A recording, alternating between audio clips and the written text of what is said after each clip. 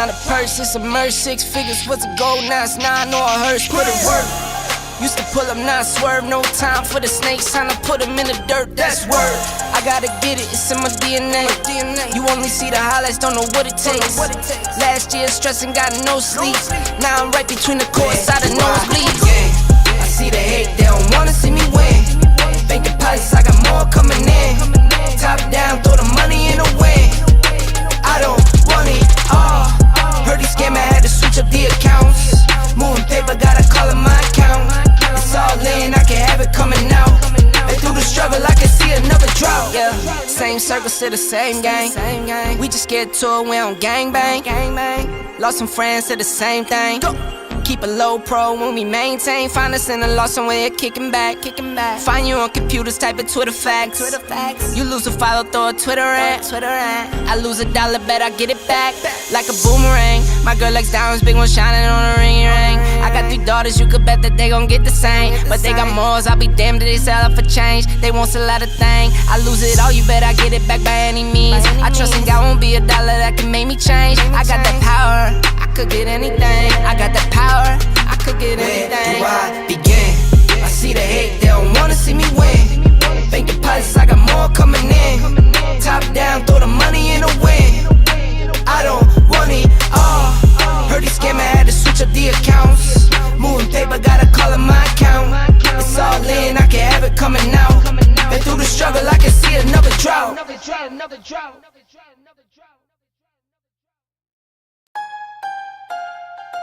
Yeah. I'm gonna buy that one and that one. All of it. I need it all. Do you want it though? Where do I begin? I see the hate, they don't wanna see me win. Bank deposits, I got more coming in. Top down, throw the money in the wind. I don't want it all. Heard he scammer, had to switch up the accounts. Moving paper, gotta call it my account. It's all in, I can have it coming out. And through the struggle, I can see another drought.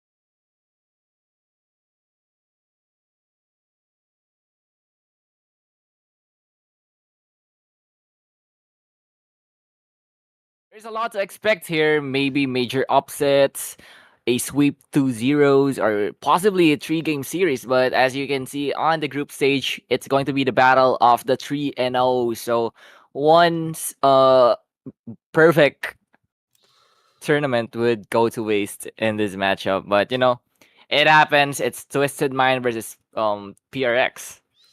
Yeah, but as we talk about the group stages here, we're going to take a look at actually who we are going to be looking at in a bit. 8 teams coming in for today here. PRX, Loading Twisted Minds, Cheat Coders Crusaders, CU Fibonacci, IS and Rigo, Team Onyx, and ONIC Rise, who are going to be the 8 teams that are going in here. As you can see their score lines here. We have a lot of strong teams here today, and as you said, Corey, franchise teams. But Picayos, I think the first game is going to both you and Kaori. So what do you think about the first games? Oh yeah, I'm just excited to see what has evolved between these two teams, to be specific, since we all know that Twisted Mind is a franchise team, yet they failed to qualify for Worlds 2025 in Anaheim. So I want to see how they evolve as a team after that time frame, and specifically that they're facing up against Paper Rex, one of the top teams that we do have in their own respective region, and not just their region as well. It's the Worlds we are talking about when we hear PRX. Yeah, it's going to be it's a lot of debate whether Twisted Mind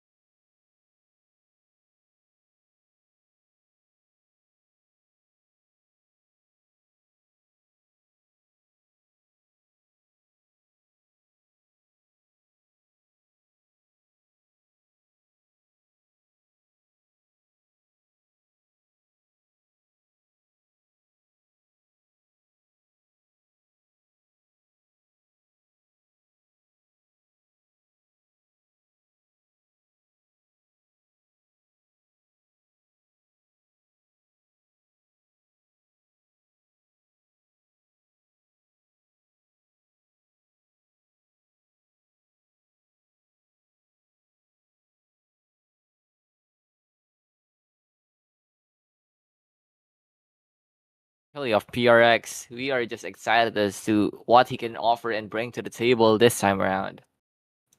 Very excited as well. And so that would actually conclude that Bochi departed the team way back last month, as far as I know. And Night New Foxy, one of the not so familiar names out there, Night New Foxy. Oh, yo, wait, He's Night New Foxy, actually- where? He is the coach of Paper Rex. My guy, calm down. Hey, yo!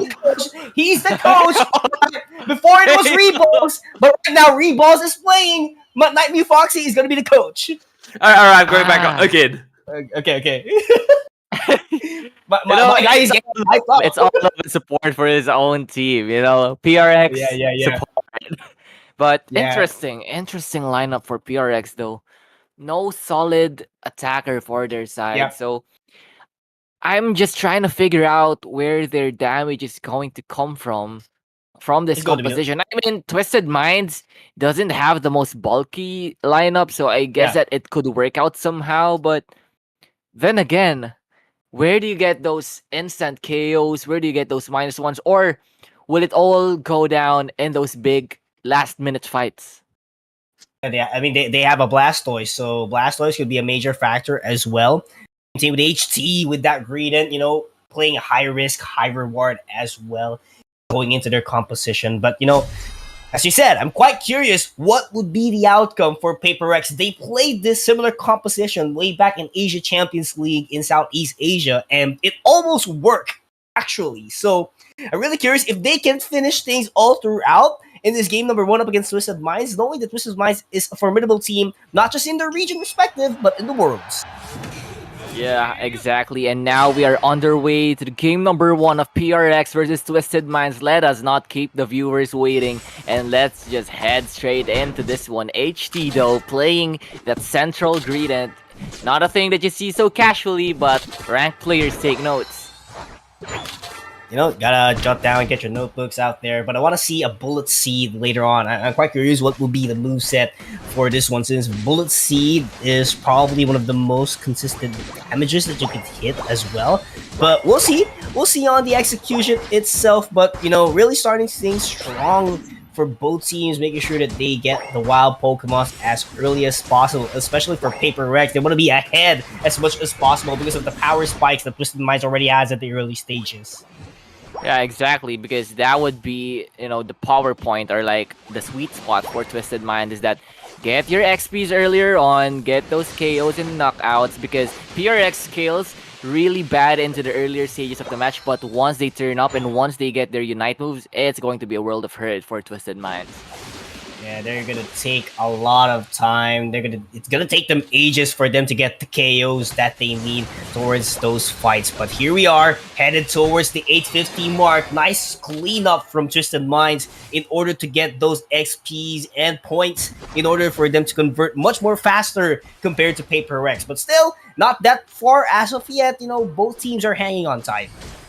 Yeah, they really are hanging on tight, because one crucial mistake could actually cause a lot in this matchup. There's going to be some aggression onto the top. It's not going to be a successful attempt from Twisted Minds, but still, it's kind of a stalemate. This is the game that PRX wants to have. It's that they can just scale freely without getting punished too much, then, have a blast later on. Yeah, and that blast would be really hard as well for them, knowing that they do not have enough Pokemon to go for the last hits, especially when they want to go for the flip later on, the last 2 minutes. But they do have the Unite moves coming in from the Greedent, but still, they want to look for a fight here. No KOs converted by Twisted Minds. Look at the sustain from Paper Rex because of Moonlight that has been able for them to regain back their HP on those fights.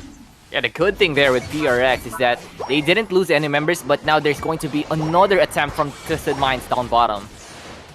And nice attempt down bottom, lots of points converted immediately, and Paper X cannot defend it with their own hands at the bottom path, so they need a big trade out here, Kaori. Yeah, they need a big trade out here, because I think it's not that big of a lead for Twisted Minds, but there we go. That's going to be possibly be the start of something big for the side of Twisted Minds. They're aggressing towards this bottom lane. They know that PRX doesn't have the damage quite yet, and that is why they're just pushing the pace and the tempo. Now that there's major objectives in the map, I think Twisted Minds are sitting comfortably and that bottom path. Very comfortable. I mean, they're trying to get all of those resources at the central area or the forest at the side Oh, of no. Paper Rex. And they managed to get double objective here. Regieleki and bottom path claimed immediately by Twisted Minds, but not quite done yet here. They want to make sure that they get KOs as well, but Paper Rex are forced to back down and defend that Regieleki. Yeah, and so far it has been Twisted Minds, getting the advantage. Maybe it's because of the Hoopa that they can just rotate in and out of the map. But PRX, though, they're not falling so behind. I mean, yes, they lost 2 major objectives earlier on, but still, they're not in a point where it's like kind of a no return. And here we go. I think there's going to be a fight here. Fight, and look at that, another KO coming in from Twisted Minds so quick, yet Mammoth Mash was used. Not enough still for them to buy some time and get the reinforcements coming up for Paper Rex. And Twisted Minds would apply more pressure towards top path and convert more scores despite the Hydro Pump being able to delay them, but not going to be quite enough. But Rapid Spin will go in, try to engage all the way inside the gold zone, but not going to be quite enough. Blaze Kick plus Overheat will do a lot of damage as well. But can they finish things through? Twisted Minds having a tough time to get the KOs because of the sustainability that Paper Rex has on their lineup. And finally, the sustainability of PRX plays out very well, and still there's going to be a re-engage here. Unite moves coming left and right, Rings Unbound to just try and get their Miraidon to do some damage on the back end of things, and I think it's going to be successful. Hydro Typhoon though would be invested by PRX, but still it would result in the loss of 4 members. Only the support player is going to be the one to tell the tale, and it's going to be Twisted Minds twisting their minds as PRX crumbles. Oh yeah, Blaziken still applying a lot of pressure for them to score comfortably all the way at top path, but Regieleki and Reggie on the bottom is already back in action here, so there's going to be a big trade here that's going to happen. I'm not quite sure what is the stake at bottom, but if this would be a Registeal, definitely a lot of advantage and recovery for Paper Rex. It was a Regirock, additional defense for them, a great way to deny the defense of Paper Rex, knowing that there are 4 defenders on their lineup. But yes, they do get a goal zone as well at bottom.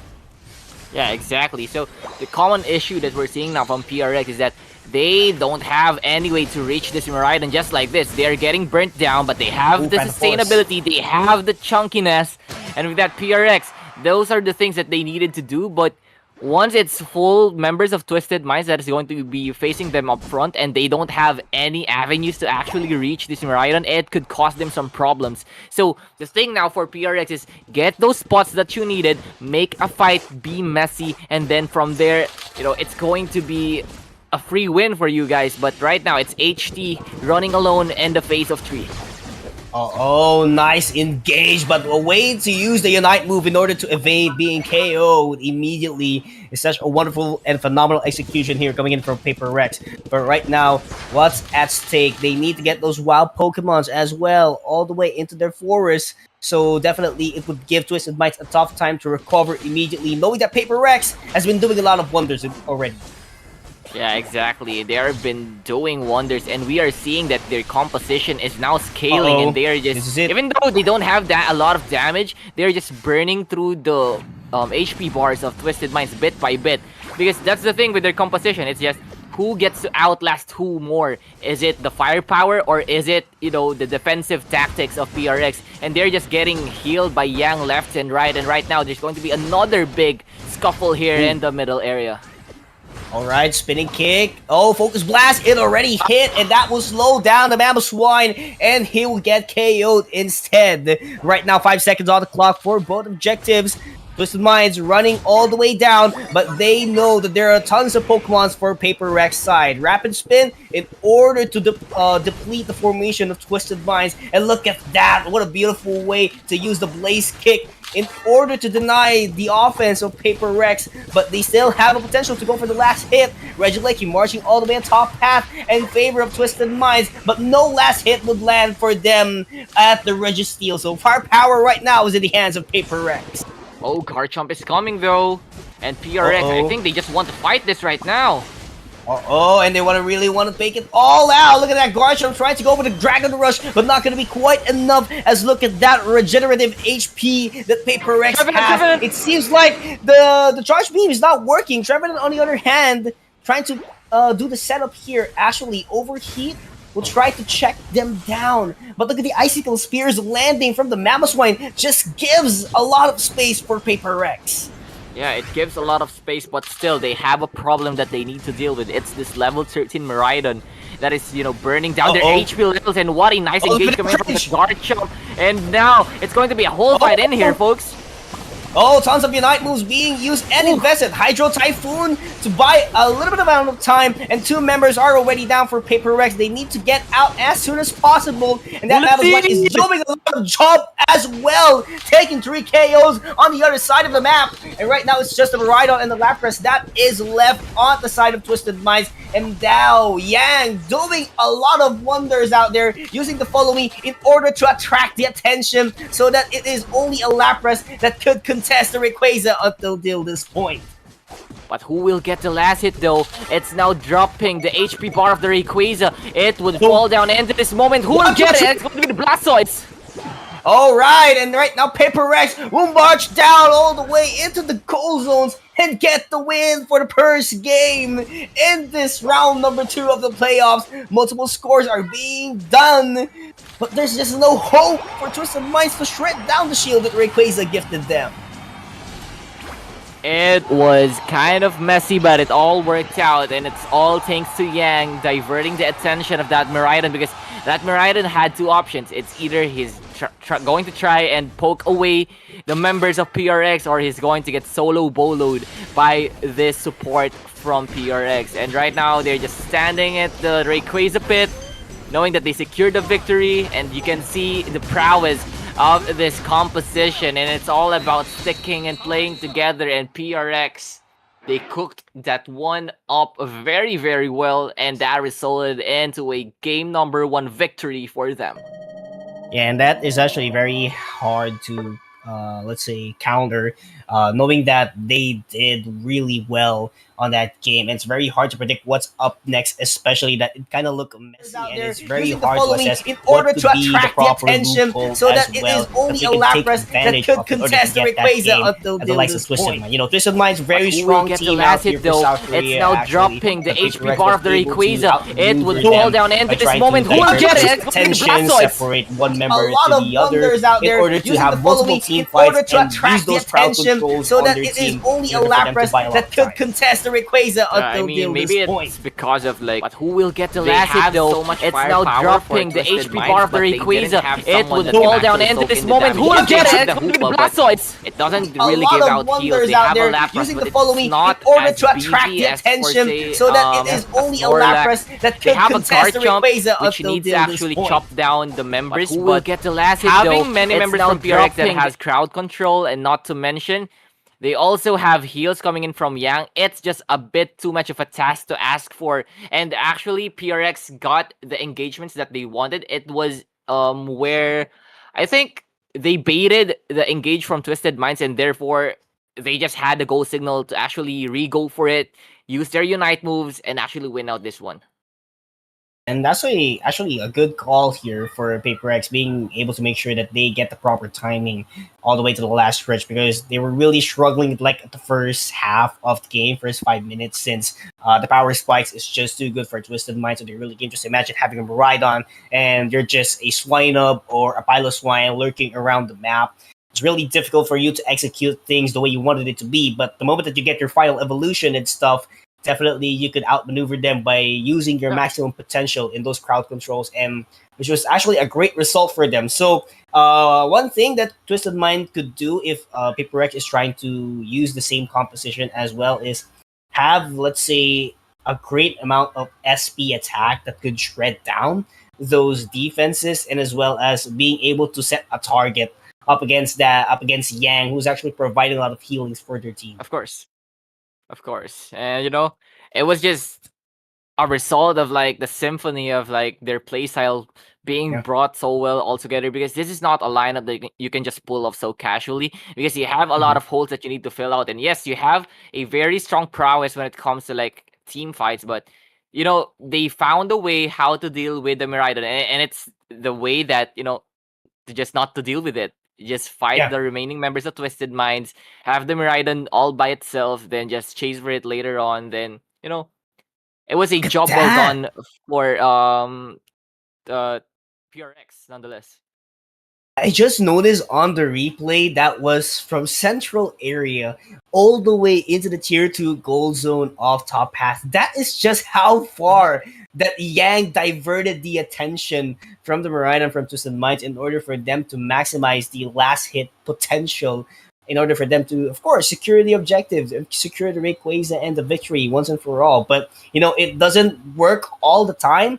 So definitely, I think Paper Rex would somehow rechange or overhaul their lineup heading towards game number 2, because it would be very hard for them to maintain that kind of gameplay unless they have a very different tactical that would use defenders again and again. Yeah, exactly. Because eventually, Twisted Minds would actually find the read into this composition. Because if not, PRX could still run it. They still have 1 life left, and so far it worked out well for them. But yeah, I think a change of pace or a change of strategy would be nice. Yeah, I mean, we cannot say that it worked. It was a little bit of a Mhm. it's a lineup that could crumble anytime. So I know for sure Paper X is not that convinced when it comes to that lineup, because they're trying to make it work, but it doesn't work 100% yet. Yeah. So probably there has to be a change here, unless they want to take the higher risk here, knowing that, Yeah. I mean, if they still have another game, and if they lose again, they still have the lower bracket. So I'm not sure if they want to go the hard way or what. I mean, it's all about picking your own poison. It's all about, do Yeah, you want to yeah. roll it? Do you still want to fight it? Or do you want to switch things up? But, I think they're going to be playing another route for this, because it was kind of shaky, not gonna lie. It could be anyone's game from that point. It's just that Twisted Minds didn't have the members to actually secure the Rayquaza, while PRX, got the better hand and the upper hand, while having still all of the members alive and healthy in that fight. But same draft is really possible here, knowing that Blissey was actually banned away from Paper X. So I'm not going to be surprised if that's going to be the same composition. But we do have, knowing that it's actually Blissey who has the potential to cancel out every single crowd control that your enemy has. So definitely not going to be surprised if that's going to be the same case. But Paper X trying to cook up a different kind of strategy for game number 2. But Twisted Minds, despite Psyduck being nerfed once again, it's not gonna go out in the meta. Yeah, exactly. It's you know, every Pokemon is still usable at this point. You can pull Yeah. out a Pikachu, you can pull out anything, and it could still work out. Just not the Decidueye. No, I'm kidding, I'm kidding. I But dare you go Cinder. I dare you go Cinderace. I dare you go Cinderace. Come on, come on. like your traditional ranked teammates using Cinderace Yeah. as the bottom lane attacker. Oh, by the way, it Ah, works because yeah, yeah. we You just hate saw me it, that much, right? right? Yeah, you hate me Nah, that much, right? You hate me. Yeah, nah, I know, nah. I know, I know. I am, one of the few who uses Cinderace still on ranked game, who uses Wigglytuff. Oh, come on. Get Oh it? I yeah, get it. Come on, my Wigglytuff. boy. It Yeah, would be a I get treat to see a Wigglytuff. It it. would be a treat. Not gonna lie, it will be a treat to see a Wigglytuff. But Alolan Raichu possibly, but oh no. I think they are going to be hovering to something like, yeah, I mean Armarouge could be good into the line of PRX, because once again PRX, they still have the bulk in their lineup, but this time around it's going to be switched up by a bit, because they're actually going to have more damage, literally more damage this time around, to deal possibly with the Garchomp that is trying to actually do a lot of damage to the Psyduck, and especially to the Mamoswine that doesn't have a lot of mobility skills to actually reach the back lane. So they have the Trevenant to actually hold the fort, but what happens though if Rebongs would get picked off, and then it's going to be Yang that's going to try to defend the squishy attackers from PRX.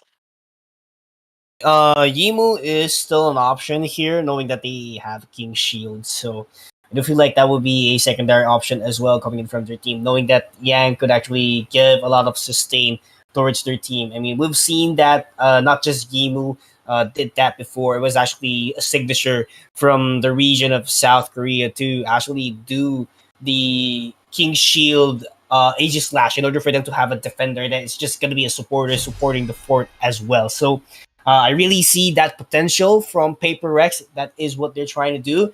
But speaking of power spikes, well-rounded team, having sustained, I do feel like Twisted Minds has a better lineup for now.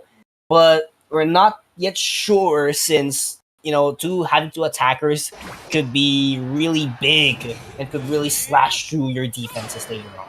Yeah, exactly. And especially, it's going to be an Inteleon that would just be hiding from everywhere on the map, then snipe you from across. So it's going to be a problem that they would have to deal with. But once they actually just get a swift KO onto this Inteleon, that kills the firepower of PRX by so much. Yeah. So we'll see if Paper X could actually close down game number 2, starting things off once again. Very aggressive. They are the aggressors right now, knowing that they have a very powerful lineup at the early stages of the game by having 2 attackers. But we cannot deny that Twisted Minds, once 8 minutes has already landed, they could actually be the slashers of this game. Yeah, they could be or they could not be. And once again, welcome to the second game of Twisted Minds versus PRX. Upper bracket semifinals, 1 win away for PRX.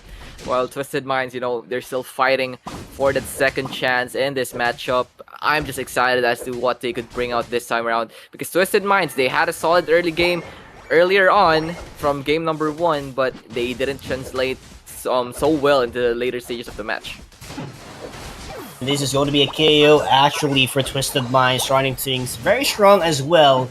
And they were actually able to claim the 850 mark here all the way at the bottom path. So really smooth execution from Twisted Minds in order for them to have a bounce back, knowing that Paper X was actually the ones applying the pressure a while ago. But they have to make sure that those ambushes coming from the Combustion would be really on point for them to bounce back a lot in XP. Yeah.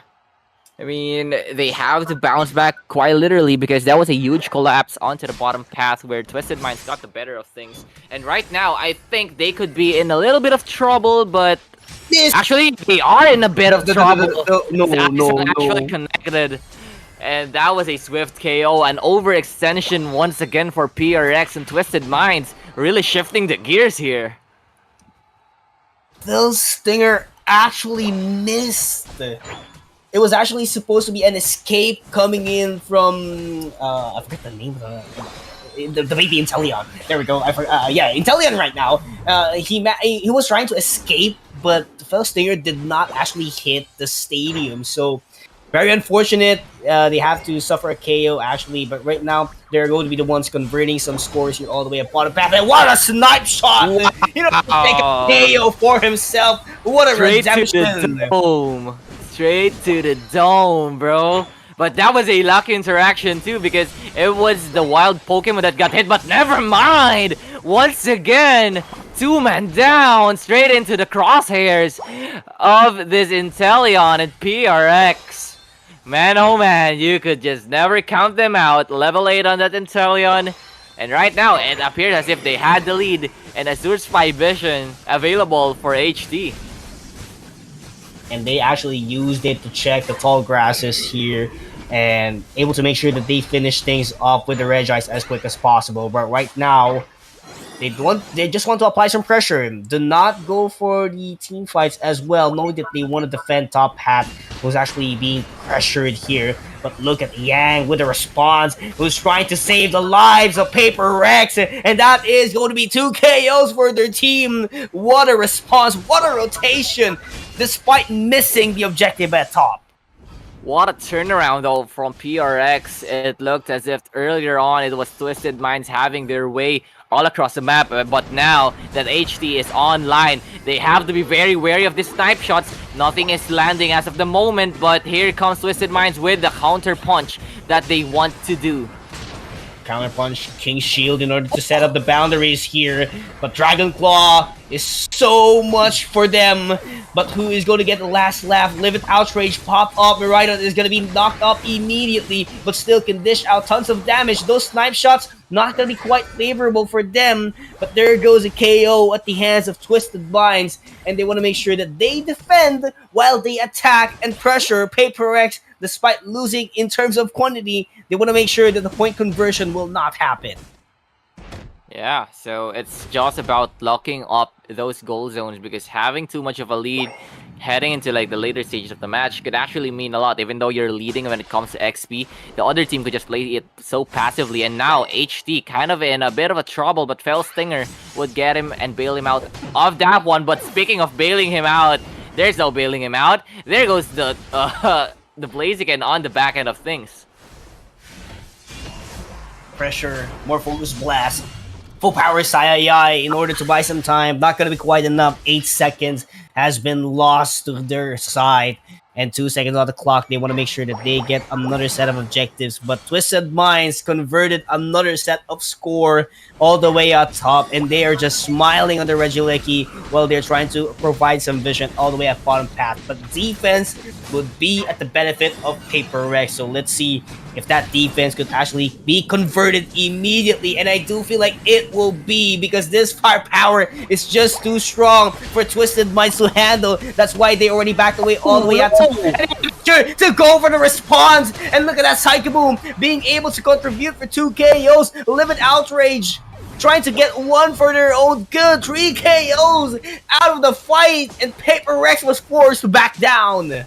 They got bombarded with that Unite move, instantly removing 2 of their frontliners. It's Rebongs and Yang just taken out of the equation, and just like that, Twisted Minds once again flipping the script and turning our heads around, as they are now in the lead, not just in points but in XPs in just little to no time, really.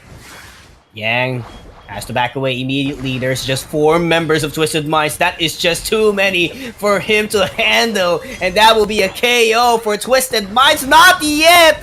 Buying a lot of time. Not going to be quite enough yet. And smart decision from Paper Rex not to respond on that fight, because they know that the casualty will be much more bigger. But Twisted Minds setting up the vision, setting up everything. Full power Sayayai. Coup de grace was actually there to buy some time as well. They got a KO, and Paper Rex will try to respond as quick as possible in order for them to get KOs. And Mama Swine pinched down all the way to the wall. It looked like it was Twisted Minds' game, but it looked like it was a better opportunity for Paper Rex to get more KOs than them. Yeah, exactly. And Twisted Minds, what a play!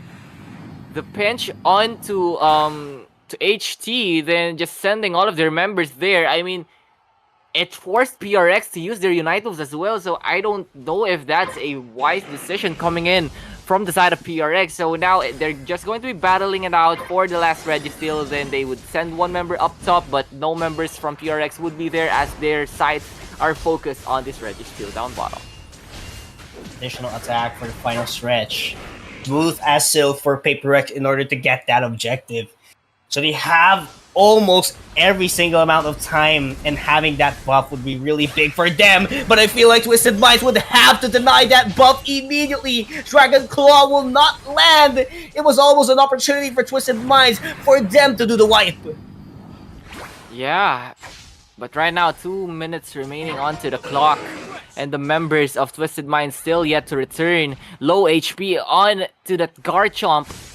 What will happen here? Now PRX seems like they are very comfortable just holding out the members of Twisted Minds. They know that they don't have the rage, but that is going to be a misplay. The gravity would stop that Blaziken from doing such 2 members stuff. down. And Azure Spy Vision is just going to be the nail in the coffin. 3 members left for Twisted Minds. Could this be the upset? Not looking good. Could this be the turnaround? Not looking good. But the last hit will go to PRX. Electrifying finish suited for this matchup, as PRX scrapes away as the surrender comes in from Twisted Minds in a heartbreaker of a match. But 2-0 for PRX. Actually looking forward to the coup de grace But there's just bright future meteor storm that was actually lurking all the way from Rayquaza. A dragon for a dragon is what Paper Rex has.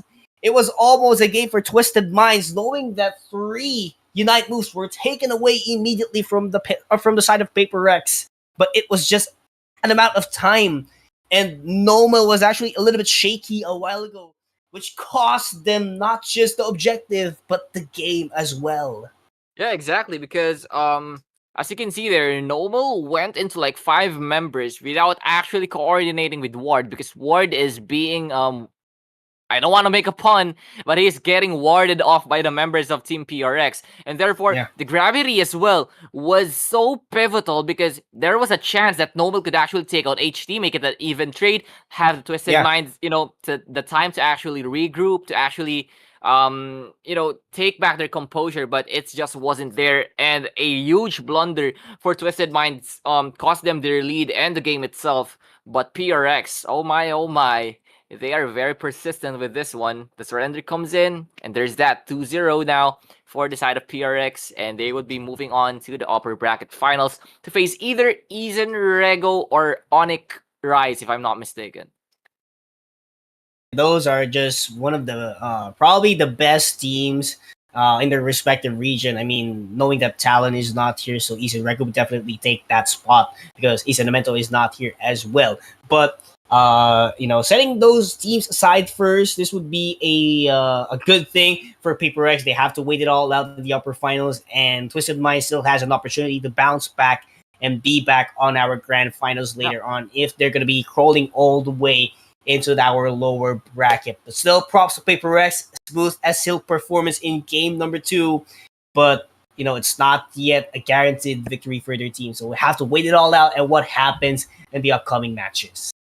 Yeah, I mean, we still have to see what happens in the later matches as INGAGE Master Series. I would be taking a break for the next series. It would be Pikachuls and My Terror bringing you the action. So there is that. That's going to be our first series for today, but we still have a lot to come for us tonight. So yeah, once again, PRX taking down Twisted Minds and knocking them down to the losers bracket to the 0 fashion. And I think Masters INGAGE will be back shortly.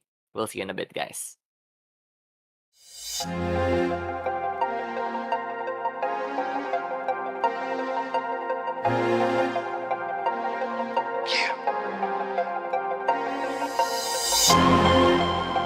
Mana la cosa hacer. Mira, spam bam. Desafortunadamente, mientras peleamos en el party, te tengo que no puedo hacerme el inocente. Desafortunadamente, Dicen que pertenezco a la calle. y la verdad que se te pone caliente. A ti no puedo ser fiel, I'm sorry. Ya, no puedo hacerme el inocente. Todavía tengo planes con otra chori. Mira, te quiero hacer una propuesta indecente. Quisiera complacer esos dos cuerpos, esos bodies.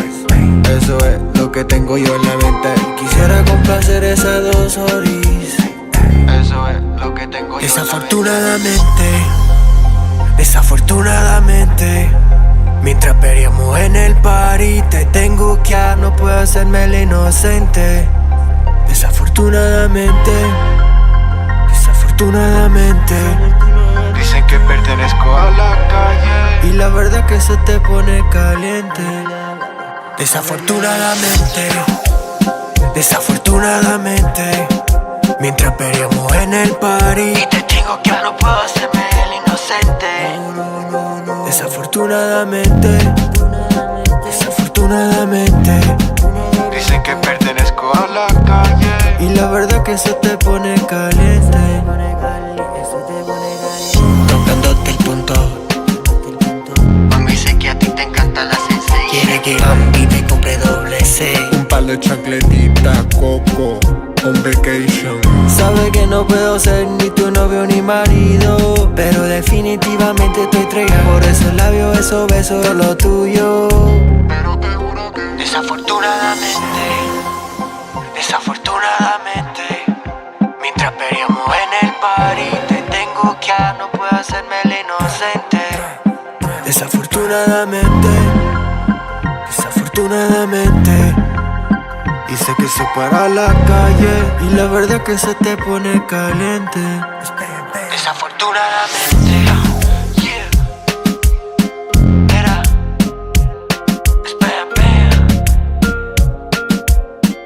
y ya sé que yo te pongo caliente. Sos sensitivo con epidemic, Bambi Ace, baby, Bambi Ace. Con Don Bay en la pista, viste, ya. Oye, baby.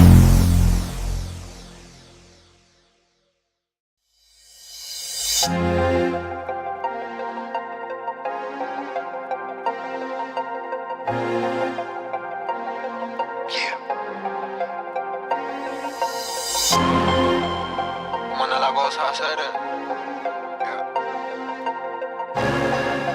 Mira, spam, bam.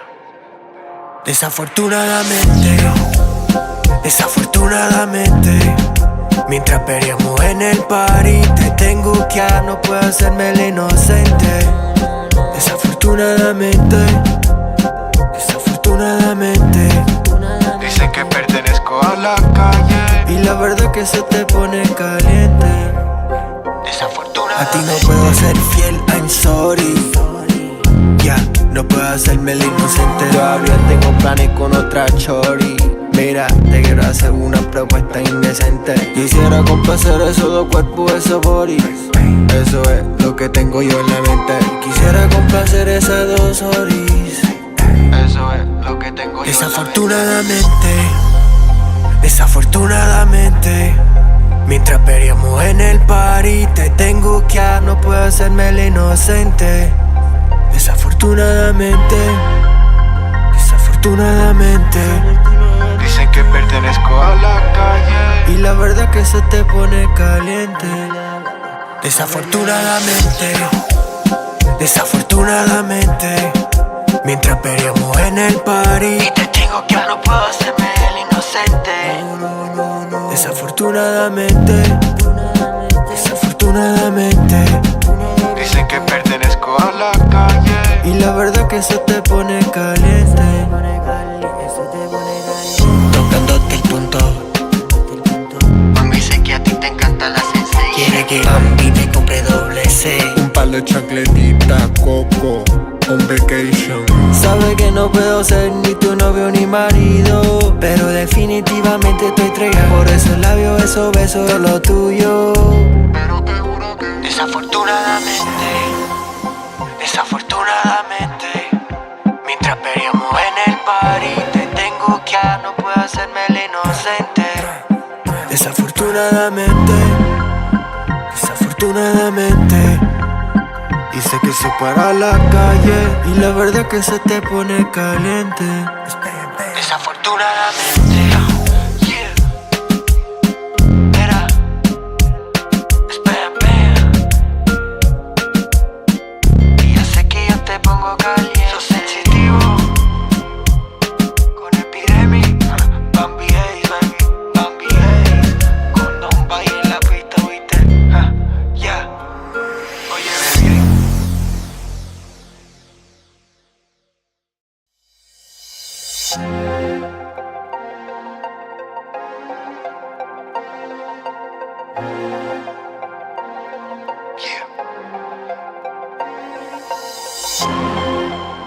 Manda la cosa a hacer.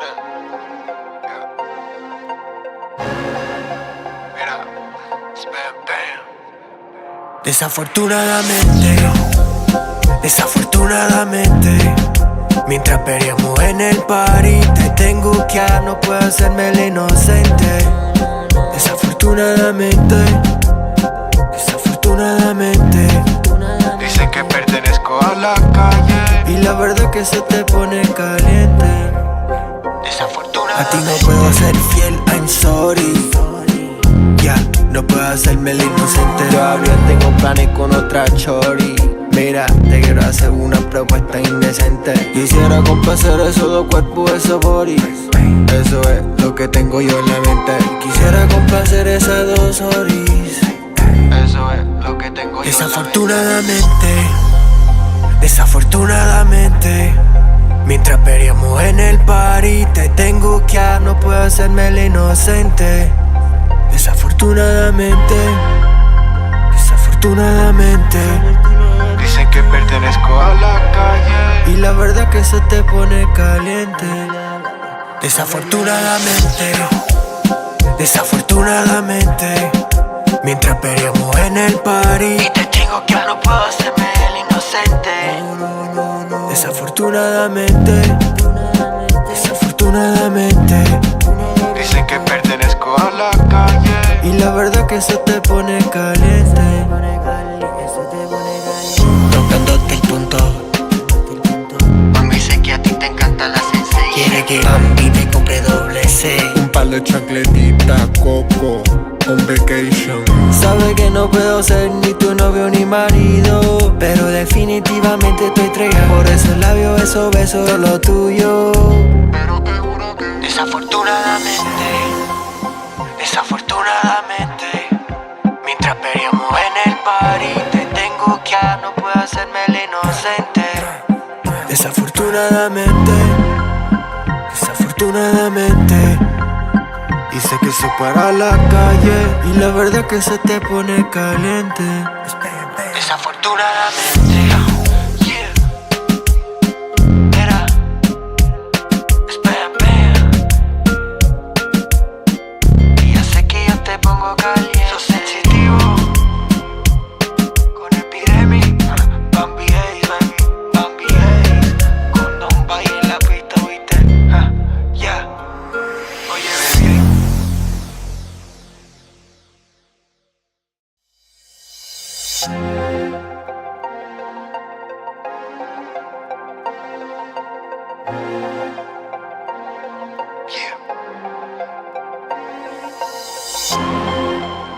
¿cómo no la cosa a hacer? Mira, spam, bam.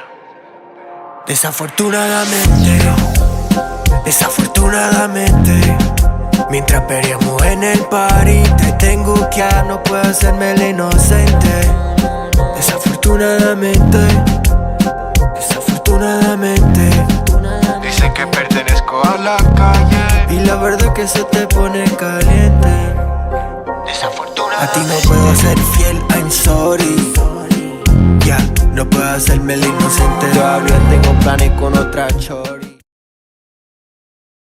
Welcome back to INGAGE Master Series, and still your talents here, Pikios and Carry, and ready to bring the action for our second set on our upper bracket semifinals. It's going to be Eastern Rego up against Onyx Rise, probably the kings of their own respective regions, and I'm just excited on what's about to unfold. These two teams haven't been having a little bit of a matchup in our community tournaments, but I do believe that this is actually the first time that I'm going to see a matchup between the two of them. Since it's always Onyx Rise going up against Kodono Fibonacci, but right now it's a different story. It's a different set of Filipinos, but for sure, Onyx Rise is just ready to go for a revenge story since it hasn't been always the output or the outcome that they always expect every community tournament.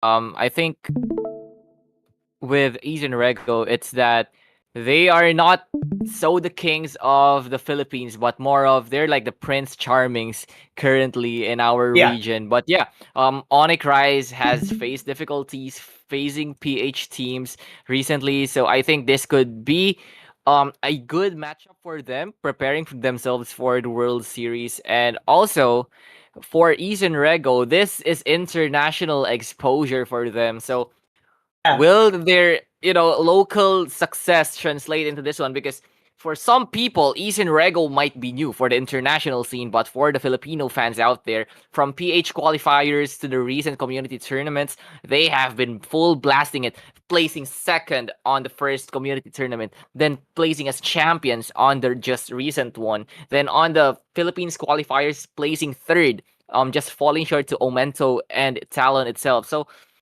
Eastern Rego has been on a run, so they really are a team to watch out for. But Onyx Rise, they have been here. They have been the forefathers, let's say, of the communities and the tournaments here in Southeast Asia. So we'll have to see how this one fares out. Will it be not not so the new kids on the block? I mean, some players here are kind of veterans in their own accord, but let's say they're kind of the new kids on the block when it comes to international exposure and in playoffs itself. So yeah, I think that's the thing that we have to look out for in this series.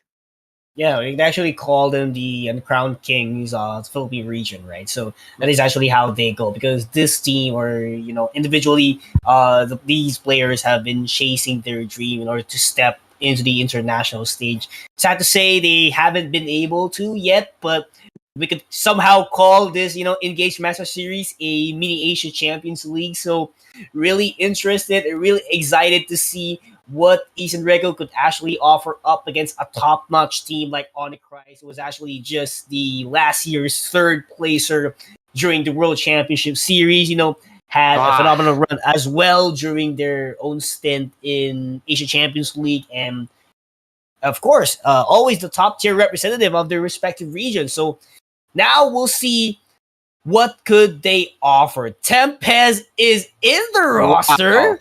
Tempest and Kawe is actually not here for today. Oh, so Kawe is kind of sitting this one out. Could be possibly due to other factors, or we don't know just yet. But Eastern Rego, without their IGL shot caller Kawe, this is going to be interesting. But he is being replaced though by the rookie of the year. It's Tempest playing for Eastern Rego.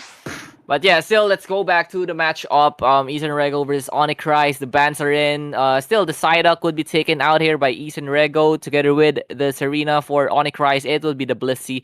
The Blissey has just been strong lately. They're really strong, cancel everything out, despite of how many crowd controls you do have.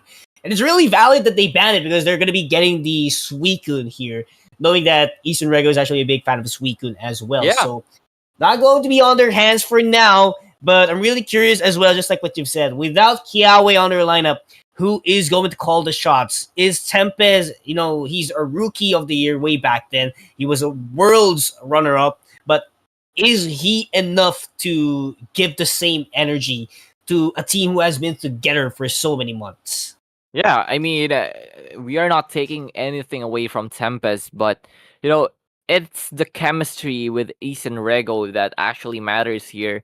With them, achieving so much with that same lineup over and over again, but still it's Eastern Rego, but they are up against the third placers. It's Onyx Rise, so a lot of surprises could be brewing here, Pika. We'll see. We'll see. All right. I'm actually having a little bit chit chat here with Kiawe, and he's actually on vacation right now. So stay safe, my guys. Stay safe, my schoolmate, and everything else.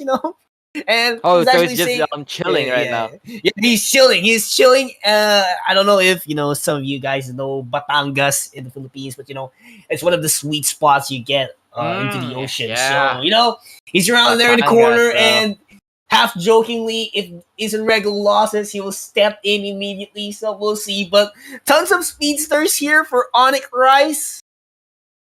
I'm calling his bluff. Really? I'm calling his bluff. It's a bluff. Kawe, it's a bluff. I know it. But yeah, all love to Eastern Rego and Onyx Rise. Onyx Rise, on the other hand, they have been in this one for way too long now. We have been seeing them time and time again. It's Eeyore, Iluna, AXQ, Cell, and Zoe. It's like your traditional household names in the competitive scene of Pokemon Unite. So it's really nice to see them, still playing this game and actually still performing to the level that they're currently performing. The grandson versus the grandchild. That's how I call this game. Veterans versus not actually new ones, but someone who has been crawling all the way to go to the summit. So that is actually how Eastern Rego usually goes by. But Onyx is such a formidable team as well. Probably Onyx Rise was eyeing on Golden Fibonacci for some reason because Golden Fibonacci always gets out of them, but it's a different Philippines team, and this is actually a good opportunity for Onyx Rise. If they could take down Eastern Rego, then definitely it's a sign that they can actually take down Fibonacci as well in other tournaments because it was a big hurdle for them. They're always being surprised, but Onyx Rise is so strong in their region. They cannot fumble, and they are just unbeatable itself. So we'll see if they can take it to the next level here at INGAGE Masters. Yeah, it's going to be a David versus Goliath matchup right now. Ethan Rego, kind of new in the eyes of many, but Onyx Rice, there's a reason why they're kind of the favorites, because they have been here, they've done it time and time again. So we are now here in the matchup. A little bit of aggression to start things off. Nothing too crazy. Ray misses the last hit onto that one, but hopefully, you know, it was Nyx who secured it. And Zoe kind of in a tough position, but Onyx Rice on the other end of the map gets the first KO. A really chill start here, yet again, trying to stay composed, that they actually get those wild Pokemons immediately. So really, what we expect for Ethan Rego. Slowly and carefully. That's how disciplined this team is. But well, I would like to say hi for Kelsaurus out here watching the live stream here at INGAGE Master Series. And we do hope to see Kelsaurus once again back in on stage. You know, being able to cast once again for Pokemon Unite. But going back into the game, it's tons of pressure being applied here by Onyx Rice all the way at top half. And this is just full defense from Nyx. Just trying to stay it out, up and going, but too much pressure being done here by Onyx Rice. But still, Nyx able to get one for their own good. But Ray was actually not on time quite in order to defend the goal zone as of now. Do you want to know a little bit of like a fact here? It's that Nyx is also a Rookie of the Year, but in the community tournament. So basically, it's all the super rookies in East and Rego right now, but Onyx Rice just having a field day with them, 42-0. They're outpacing this Eastern Rego team. It could be because of the lineup that they have, having the Alolan Galarian Rapidash rather, together with the Dodrio or the Dodrio, is just too fast for their play style. And right now, they're just getting picked off left and right. And look at that, 2 swift KOs. Then suddenly, they just going to rotate at the bottom path, try to score some goals, trying to bully out the members of East and Rego. But on the other end, it's going to be Chaewon together with Nyx, finding something for their own team and scoring this 60-pointer up top. 60-pointer, big contribution on their team, but 100 points as well for Onyx Rice. You know, it's such a big opportunity for them as well to apply more pressure, but quick bounce back for East and Rego as well to catch up as soon as possible. I love this team, very disciplined as well. But, you know, 8 seconds on the clock, objectives will appear. And I do think that Onyx Rice wants to set their prioritization on those buffs instead of the scoring capabilities. But East and Rego has to trade something, so they will be forced immediately at top. Yeah, because it is just not an option anymore to try and just, you know, fight it out down bottom. Not having a gold zone and having so many members from Onyx Rice actually have so much XP and so much damage, they can't just, you know, afford to be there. But on the other hand, it's Jemaru actually starting things up. He has been the pivotal member for their last tournament win. But right now, he has been kind of cold, not to say the least, and Chaewon up against his Galarian Rapidash up top. A non-stop battle between these two, but there's going to be the eject button to the Blaze Kick, but it's not going to be enough. He's just going to jump in, try to do as much as he can, but he is going to get taken down by the Galarian Rapidash. And Onyx Rice once again finding wins and triple KO though down bottom for AXQ. Too much things are actually happening left and right in the map.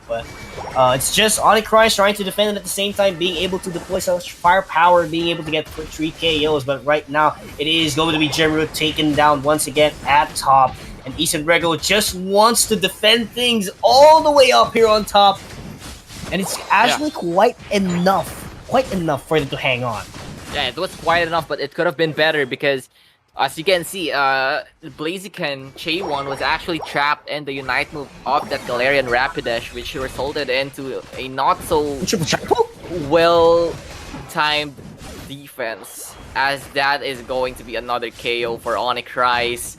They are just outpacing East and Rego right now, and Tempest trying to do as much as he can, but being a Lapras, you don't deal that much damage, and now you are in the face of 5 members from Onyx Rice. Yeah, and Tempest seems like cannot do the setup for their team. He's just like a walking Lapras, just swimming around the map, giving enough information for their team. That's not going to be quite enough, especially that Izen Rego is struggling a little bit in terms of the XP department. So there has to be something, there has to be a conversion that Izen Rego must do, and that is just picking up one by one KOs, especially that Onyx Rise is very solid as of the moment, so they need to hunt down a member or two in order for them to have a diversion play later on. Yeah, exactly. And they need to get their XP levels up because Onyx Rise is just not giving them any at this point. You can take down this Dodrio, get a lot of XP, but you know, Onyx Rise being such a seasoned and veteran team, they are just playing it as if they are under no pressure. Izen Rego now forcing things down bottom. Alright, Future Meteor Storm, but what a way to counter it out. Look at AxeQ trying to chase him as an AG slash in order for him to be out on the comfortable zone. Lapras Express was there, no one ride at actually, but still a little bit of an impact that has been done by Tempest in order to buy some time for their team, but that is too much KO that has been gifted for Onyx Rise.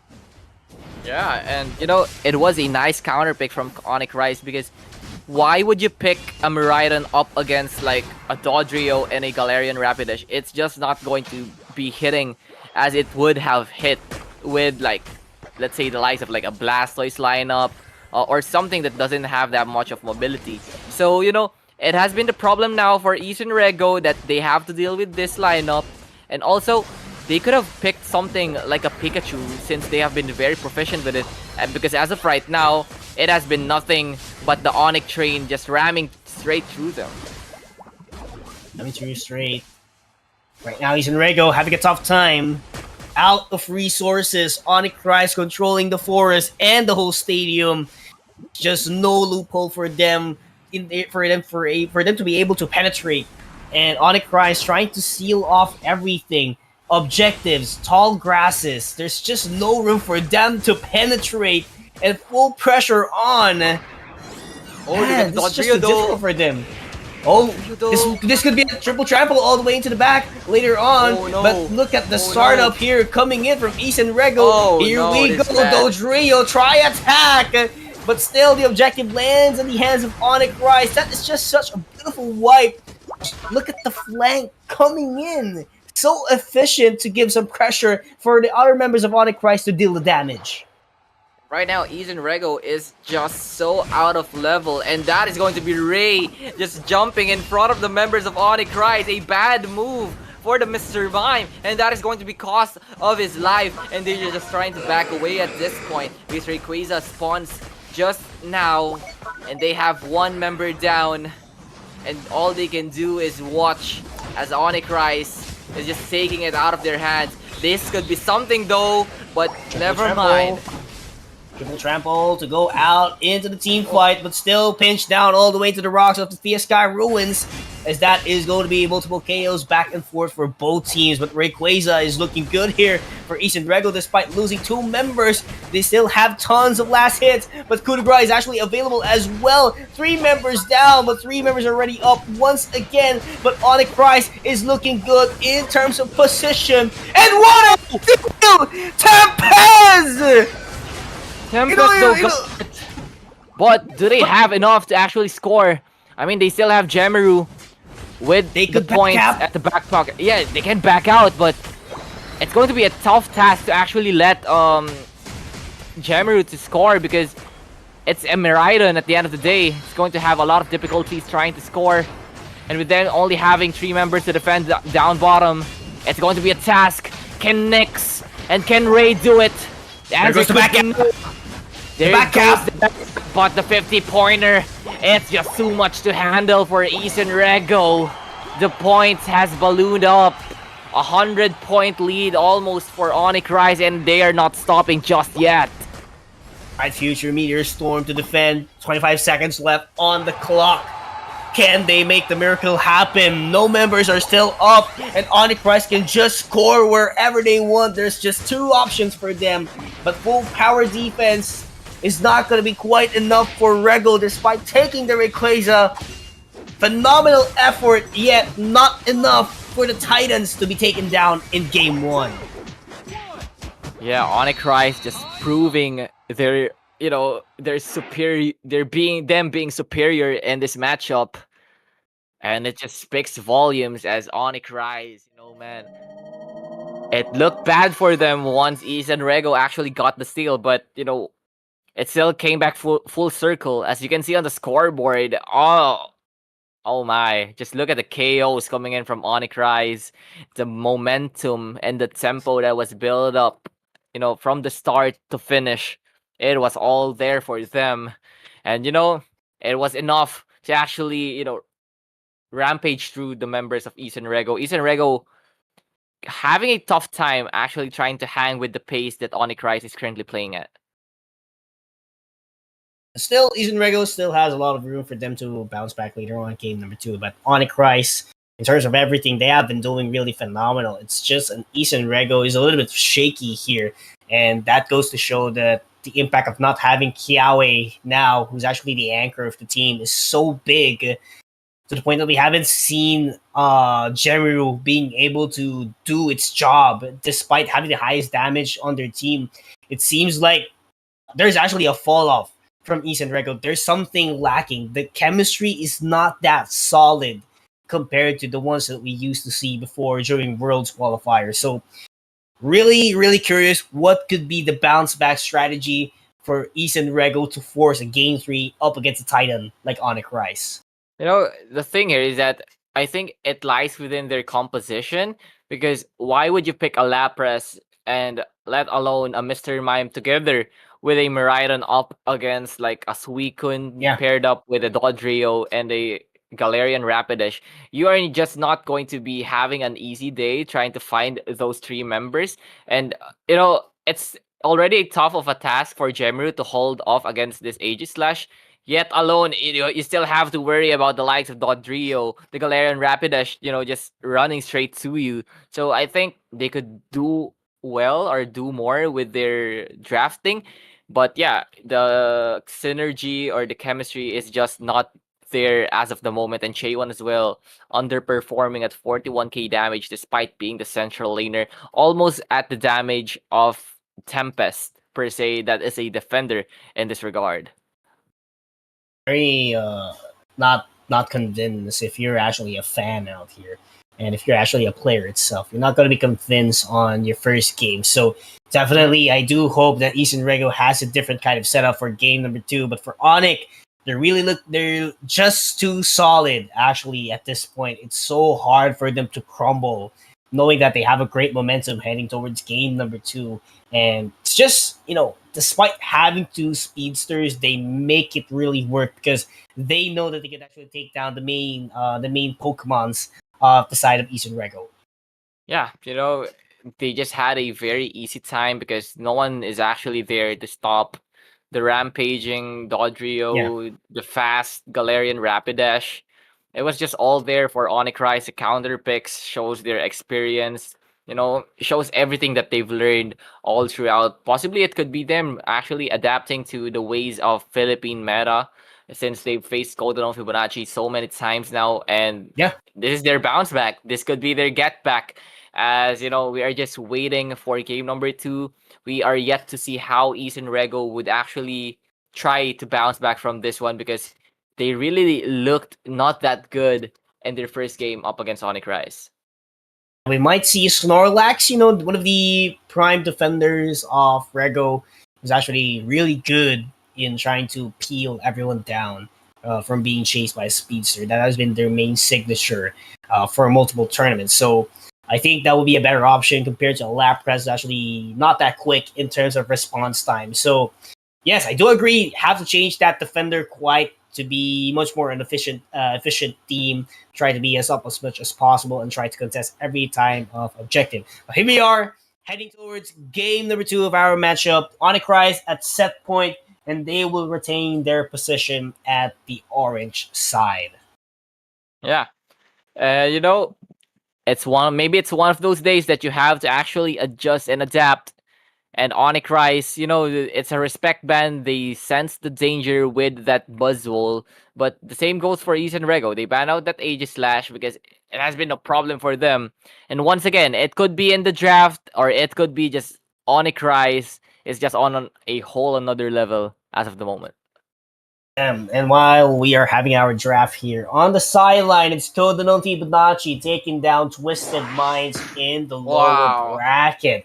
That is What a just too surprise. strong. What a statement, 2-0. And Cheat Coders Crusaders are just waiting on who's going to be dropping this game as well. So Cheat Coders Crusaders is just sitting at the back of the line. And maybe, there could be a Filipino versus Filipino later, or it will be a reverse sweep heading towards this one. So far, man, as much as I would love to be a Filipino, I cannot see as of the moment because of that game number 1 a big chance that they can reverse or flip things around. This has to be the game that they have to step up for them to have a confidence that they can take it down into 1. Yeah, because once again, they are playing that composition where right now they don't have an answer directly to this Miraidon because that Psyduck would have a tough time dealing with a Miraidon that can actually just zone members from so far away. The same goes for Ray. That is just going to be there to just heal the members. And Eeyore, oh no, locking in that Leafeon, guaranteed to take at least one down in a swift fashion. But next though, I think East and Rego are just going all out in terms of firepower. Yeah, and this actually plays a higher risk. If you have firepower, if you have Germu as a Pikachu, who is going to be there to protect that prime attacker that they do have? Yes, it could be Ray having that gravity later on, but we're not quite sure yet what could be the moveset. But regardless, if it's Follow Me or Gravity, I do feel like it's still not enough, knowing that there are 2 speedsters once again at the side of Onyx Rise. And by having Cell as a Zacian, really hard once he dashes in with the agility and deploys the Sacred Sword, you're just gonna get eaten out by those swords immediately and taken out in the picture.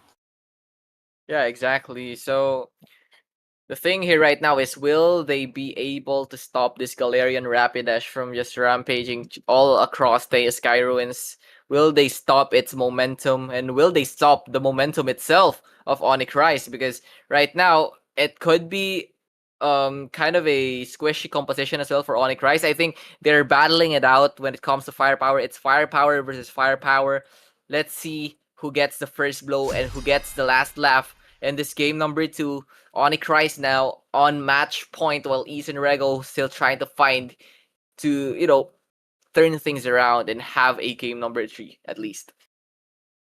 Really excited, but I was just scrolling around X, and actually I saw here, I don't know if you know 94 pro players out there in Unite as well. He Yeah, has shout a out to them. tag. He has a tag of a Gen G. Wow. I'm not Oh. sure if this is like an official Gen G. You know what I'm saying? But he came from Alter Ego, right? 94. So Yeah. Is this we'll see. another? We'll see if we have another franchise team out there. One of the prominent orgs all around across the world. But we'll see. Game number 2 first. Game number 2 up against East and Rego and Onyx Rise, starting things very strong here. And it's just Onyx Rise bulldozing once again. Yeah, it's the Zacian together with the Suicune up against a Cleffa and a Gibble at the earlier stages of the match. So that is going to be a problem for East and Rego now that they have to find avenues to actually level up, to actually try and sustain the earlier stages of the match. Because right now, Onyx Rise is still doing what they're currently doing, and that is, bullying out the members of East and Rego. But Electro Web would be nice there, taking out that Leafeon. So a good sign for East and Rego to start things off. We'll see. We'll see if this will be a consistent performance. And look at that, Onyx Rise a little bit of trouble here. That's going to be the biggest KO at the first minute of the game for East and Rego. And look at the response from the Leafeon Electro Web to deny it immediately and avoid being taken down. So I love the ambush from the Leafeon, but I love the Electro Web in order to stop its tracks as well. But not gonna be quite done yet. Razor Leaf will be there, and this is just Onyx Rise making sure to take every KO they see. Yeah, it's their get back from that one. It could have been a little bit of a overstep from Onyx Rise, but they are sure quick to get it back. And now they are on the track to actually reposition themselves to get this mid Alterius and Swablu. Alterius and Swablu's clean execution from Onyx Rise. I'm not quite sure what's next here for Eason Rego, knowing that it looks like they want to force things out all the way in bottom path and convert a KO and a score as well. Cross map trading, very well known fundamentals when it comes to team battlers here. But I haven't been seeing the trade yet from Eason Rego despite having multiple firepower, which will give Onyx Rise amount of time for them to rotate immediately, and they're just being punished one by one. 2 KOs. It could be a 3 with the Emerald 2-step. Make it 4 on their team, and this is just Onyx Rise controlling the game once again. They are just unstoppable this time around. Onyx Rise all across the map, all across the board. The Emerald 2-step would be fatal to Eason Rego. They are quite prone to actually, overstepping and just not reading the map that well, because Onyx Rise very quick to rotate, very quick to respond, and Eason Rego, they're just having a very tough time trying to figure things out. And oh no, that is going to be bad. A double KO as well for the Sword Dog up top, and the Regieleki as the cherry on top. And this is just too much for Eason Rego to handle one by one. Too much pressure for them. Jemiro, on the other hand, trying to delay things out with Volt Tackle, but here comes the response coming in from the Sword Dog, but gets taken out immediately. 4 members defense, quite successful, but look at the Suicune coming in from Onyx Rise, making sure that they have a trade Emerald 2-step once again to take 2 KOs down. Onyx Rise is just unstoppable at this point. Oh no! It's just KOs after KOs after KOs, and they are not stopping just yet. Another defense comes in for Eason Rego. Will it be enough this time around? They're trying to chase. There's going to be... They're just going to back away. The damage is just too much at this point. And AXQ just having an easy time poking down the members. But, at least Eason Rego got a consolation prize. But will it be enough? Because still the engage comes in. Oh, wow. 3 members just got frozen. No way! To just bury the dagger deep within. As the Garchomp tries to find something, he does. But he will soon fall. But ER actually opted to score onto the top goal zone. No more jump pads as of the moment. And 43 points straight into the face of Eason Rego. That is just catastrophic for this team. Oh my goodness, this is giving me tons of headache. It seems like Eason Rego is out of control. They are just being baited one by one by the setup of Onyx Rise, but Ear is pinched down, and this is a KO that Eason Rego actually needs, but it seems like to buy a lot of time. Ray is ready for the setup once again, just waiting for the perfect opportunity. But here we go. Suicune trying to do some setups here, but Zoe has to back away, has to prioritize the objective first. Yeah, they actually have to prioritize the objectives first. Maybe it's time to actually just chill a bit. They might be overheating because there could still be avenues for them to actually lose out this one. But, calm and collected, Onyx Rise, not stepping or not putting too much gas into the pedal as Eason Rego is building up a push up top, but they know that they can't fight it just yet, so they back away. Back away indeed. Regieleki still applying some pressure all the way at top, but this is a chance for Eason Rego for them to catch up on the XP department. But this is just too huge for Onyx Rise, still applying pressure one by one, and it is a rapid dash that was actually squishy trying to buy a lot of time up against 3 members of East and Rego. But here comes the reinforcements. Charge beam will be there as well. Same thing with the Parabolic Charge. But Jeremy will use the Volt Tackle in order to set things up and set the tone. but Livid Outrage invested already. Emerald 2-step as well. But it is Onyx Rise successfully backing away here and trying to go for the reset. No KOs were awarded to Rego despite investing a lot of time and firepower in that area. But here comes the Sword Dog.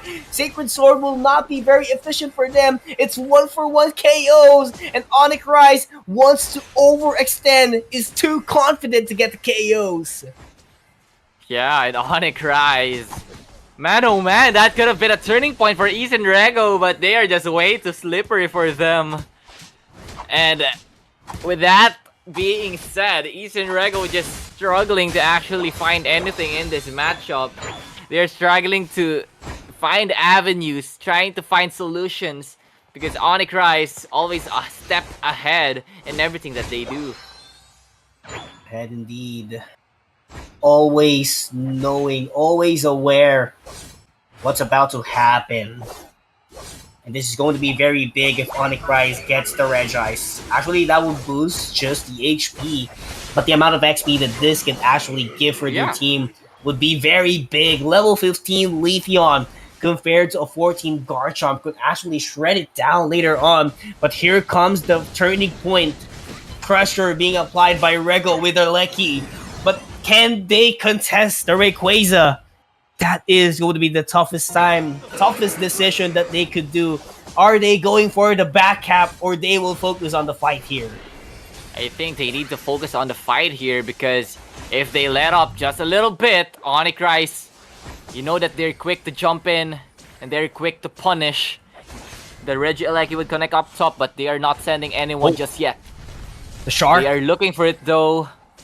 It's going to run out of time, but actually it's going to be the Garchomp going to score that 50 point. And now Onyx Rise wants to seize this opportunity, 100 points. But Eeyore though, he's in a so scary position.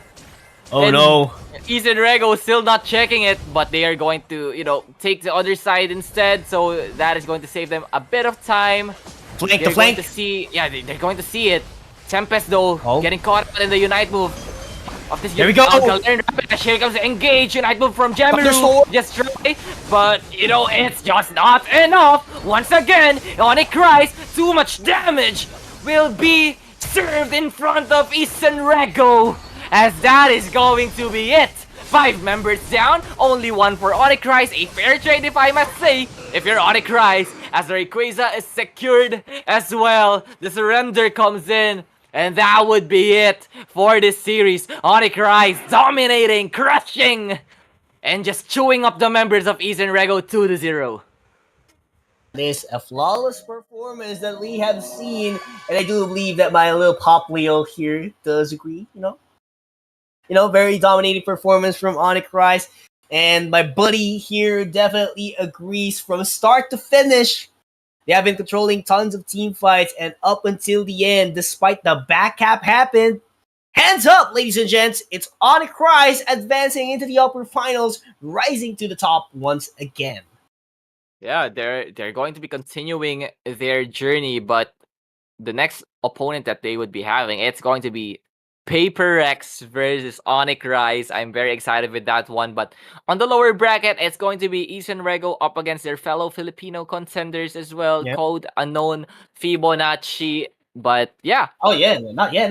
I think it's the Coders Crusaders. There we go. Cheat Coders Crusaders. Cheat Coders. So they need to win more for them to go up against Fibonacci.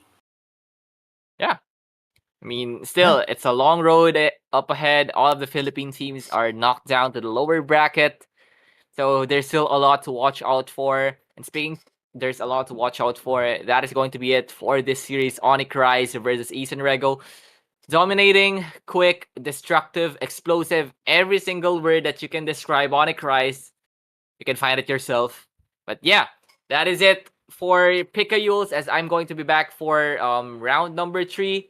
That is going to be it once again for the second series of today, Masters Engage Series 2025. We'll be back shortly. Don't miss the action. Yeah.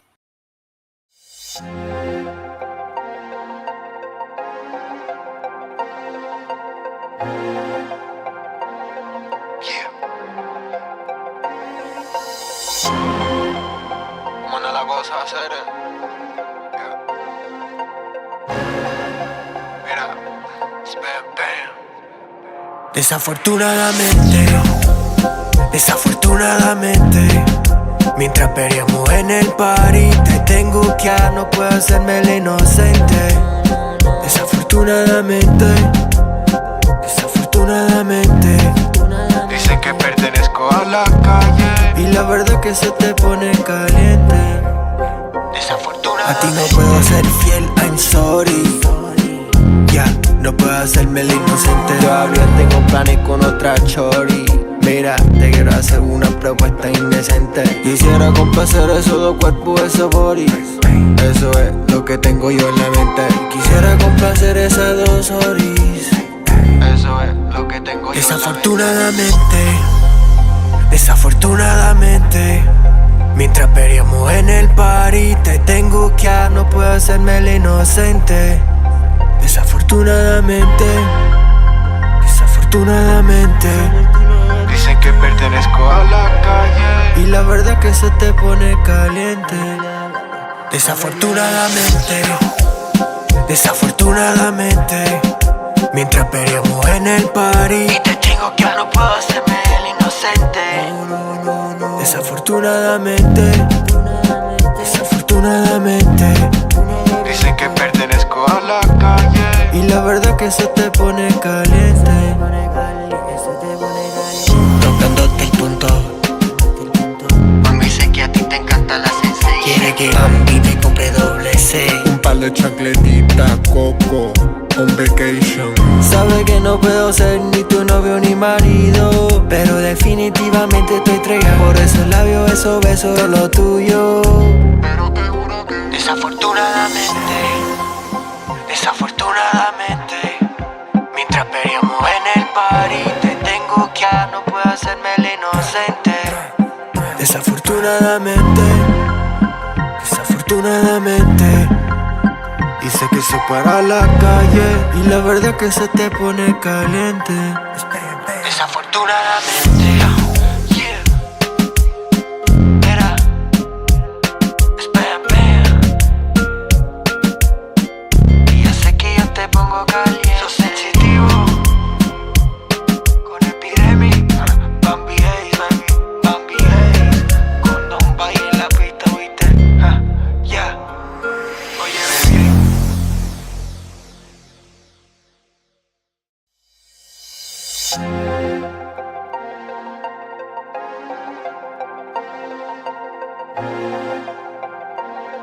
Yeah.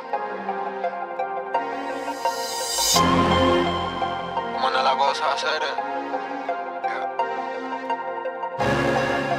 Mira, spam, bam.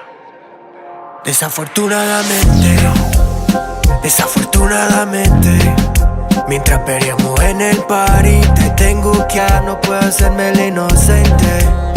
Desafortunadamente. Dicen que pertenezco a la calle. Y la verdad que se te pone caliente. A ti no puedo ser fiel, I'm sorry. Ya, no puedo hacerme el inocente. Todavía tengo planes con otra chori. Mira, te quiero hacer una propuesta indecente. Quisiera complacer esos dos cuerpos, esos bodies. Eso es lo que tengo yo en la mente. Quisiera complacer esas dos oris. Eso es lo que tengo yo. Desafortunadamente, mientras peleamos en el party, te tengo que no puedo hacerme el inocente. Desafortunadamente. Dicen que pertenezco a la calle. Y la verdad que se te pone caliente. Desafortunadamente, mientras peleamos en el party, y te tengo que no puedo hacerme el inocente. Desafortunadamente. Dicen que pertenezco a la calle. Y la verdad que se te pone caliente. Tocándote el punto. Mami, sé que a ti te encanta la sensei. Quiere que Bambi te compre doble C. Un par de chancletitas, coco, on vacation. Sabe que no puedo ser ni tu novio ni marido, pero definitivamente estoy entregado. Por esos labios, esos besos, todo lo tuyo. Pero te juro que desafortunadamente,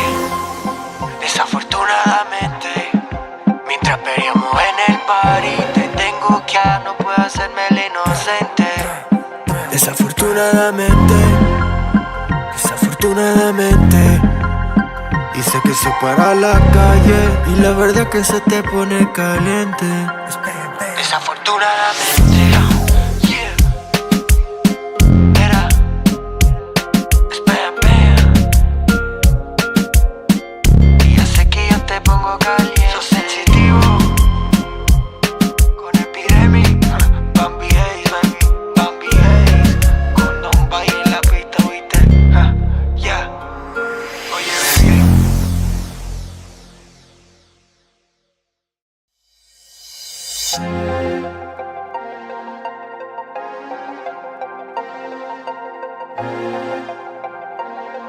Yeah. ¿Cómo anda la cosa, hacer? Yeah. Mira, spam, bam. Desafortunadamente, mientras peleamos en el party, te tengo que no puedo hacerme el inocente. Desafortunadamente, Dice que pertenezco a la calle. y la verdad que se te pone caliente. A ti no puedo ser fiel, I'm sorry. Ya, no puedo hacerme el inocente. Todavía tengo planes con otra chori. Mira, te quiero hacer una propuesta indecente. Quisiera complacer esos dos cuerpos, esos bodies. Eso es lo que tengo yo en la mente. Quisiera complacer esas dos oris. Eso es lo que tengo yo. Desafortunadamente, mientras peleamos en el party, te tengo que no puedo hacerme el inocente. Desafortunadamente. Dicen que pertenezco a la calle. Y la verdad que se te pone caliente. Desafortunadamente, mientras peleamos en el party, Y te digo que no puedo hacerme el inocente. desafortunadamente, Dicen que pertenezco a la calle. y la verdad que se te pone caliente. Tocándote el punto. Mami, sé que a ti te encanta la sensei. Quiere que Bambi te compre doble C. Un par de chancletitas, coco, on vacation. Sabe que no puedo ser ni tu novio ni marido, pero definitivamente estoy entregado. Por esos labios, esos besos, todo lo tuyo.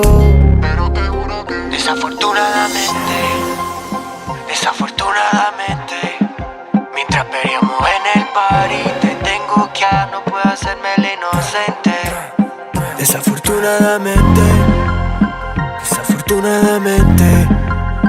dice que se para a la calle y la verdad que se te pone caliente. Desafortunadamente, yeah. Era, espera. Y ya sé que yo te pongo caliente. Sos sensitivo, con epidemic. Bambi Haze, baby, Bambi Haze. Cuando un baile en la pista, viste, yeah.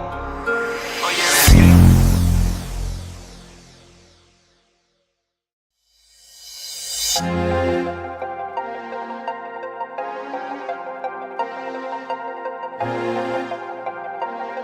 Yeah. ¿Cómo anda la cosa, hacer? Yeah. Mira, spam, bam. Desafortunadamente, mientras peleamos en el party, te tengo que no puedo hacerme el inocente. Desafortunadamente,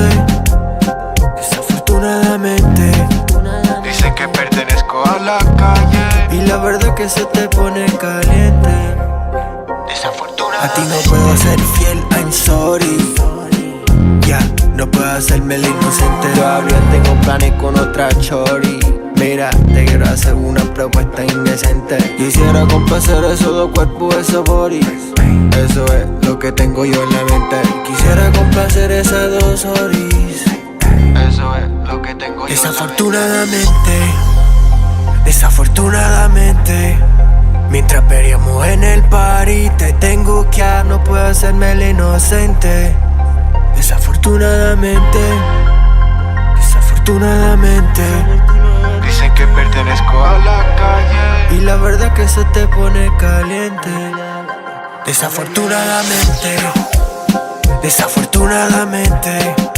mientras peleamos en el party, Y te digo que no puedo hacerme el inocente.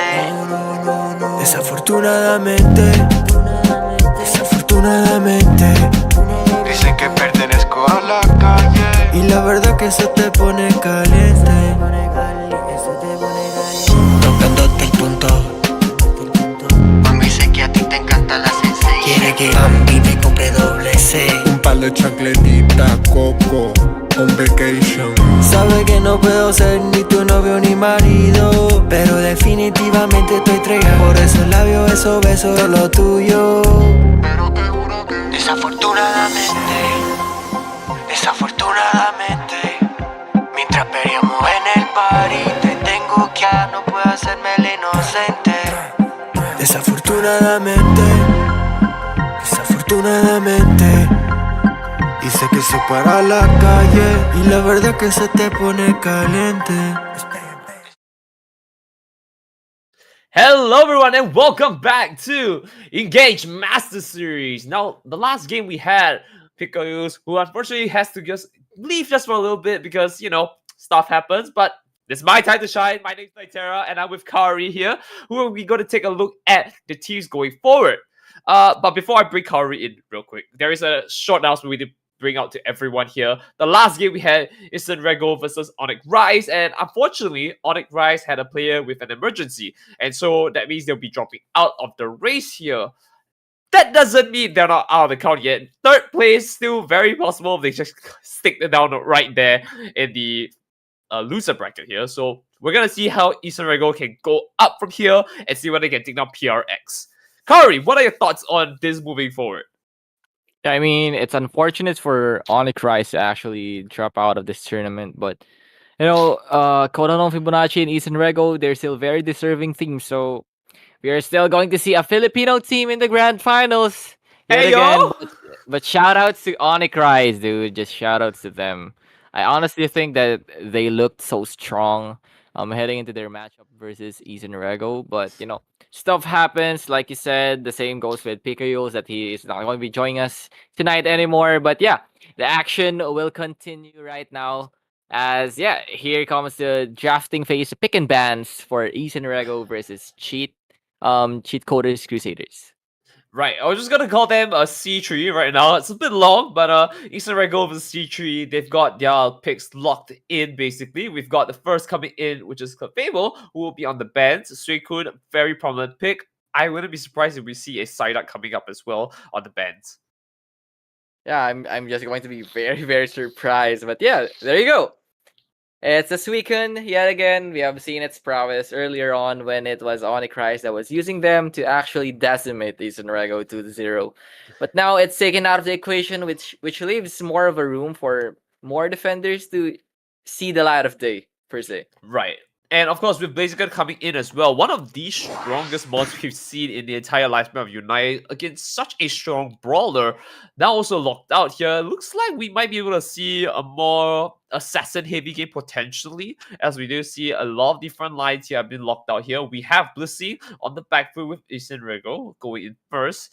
Big pick up here. It's gonna be interesting. We're gonna take a look at Snorlax, maybe an Umbreon to come out. Yeah, I mean, we could still see them, but that's the thing. We haven't been seeing Umbreon that much recently. So, yeah, it's going to be the Mewtwo Y together with the Snorlax for Cheat Coders Crusaders, just keeping things nice and simple. making sure that they can execute this draft. But for Ethan Rego, getting the Blissey is going to be huge. Right. Now let's take a look at what they're gonna pick themselves up here. A Serena to boot. I still haven't seen a Lucario yet, even though I know there have been buffs to Lucario. Yeah, y'all can't run from me. I know my stats. Right. We also have a pickup on the Blastoise here, which is gonna be a very strong lineup here. They have a lot of mons that can actually stay clear of trouble all on their own here, or even take good 1v1. So I'm not too afraid of that. But now we have the beast himself, Metagross, coming into play here, and potentially an Egg Slash to join in the fun. Next up, Yeah. final picks coming for Instant Rego. Yeah, it's the final picks for Ethan Rego. They have been having some difficulties with their drafting ever since earlier on. But right now, facing a fellow Filipino team, this could be the time where they kind of settle in. They faced against this team numerous times, so I'm hoping to see, and I'm excited to see whether they would play much more comfortably or was a match earlier just a download game. Who knows? But it's still Cheat Coders Crusaders. I'm going to fill you in with something, Nitera. Oh, Kiwi hit me. is originally and has been with the lineup of Eason Rego for a very long time.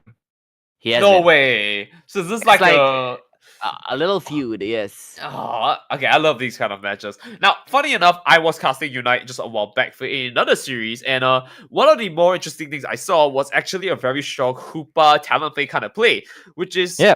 really cool. So they ran Trick Hoopa with Talonflame, where Trick Yep. Hoopa would hit onto Talonflame, Talonflame would Brave Bird, and then he would be able to jump Go back. back. Yeah, right. So the thing about this is that I am seeing a slightly different build coming in from this Talonflame on Kiwi, who it might potentially be running Fly instead, and especially since you have a lot of members who are very I don't want to say point and click heavy, but they want people to be together more so. A lot more crowd based fighters, right? Egg Slash, one pickup with a sword. We have Gyro Ball, who wants to hit as many opponents as possible. Computer Crash, putting a stadium up. Talonflame really would love to hit everyone with that massive fly, So I've got a good feeling. But I think with the build that Kiwi is going for, it could be the scoring bird. That's just all across the map, just dumping in the points, just making sure that they're in the lead. And it's going to be a good time for Cheat Coders Crusaders. But once again, it's a familiar matchup between these two. It's a chess match with a little bit of feud, since Kiwi is up against his former team of Eason Rego.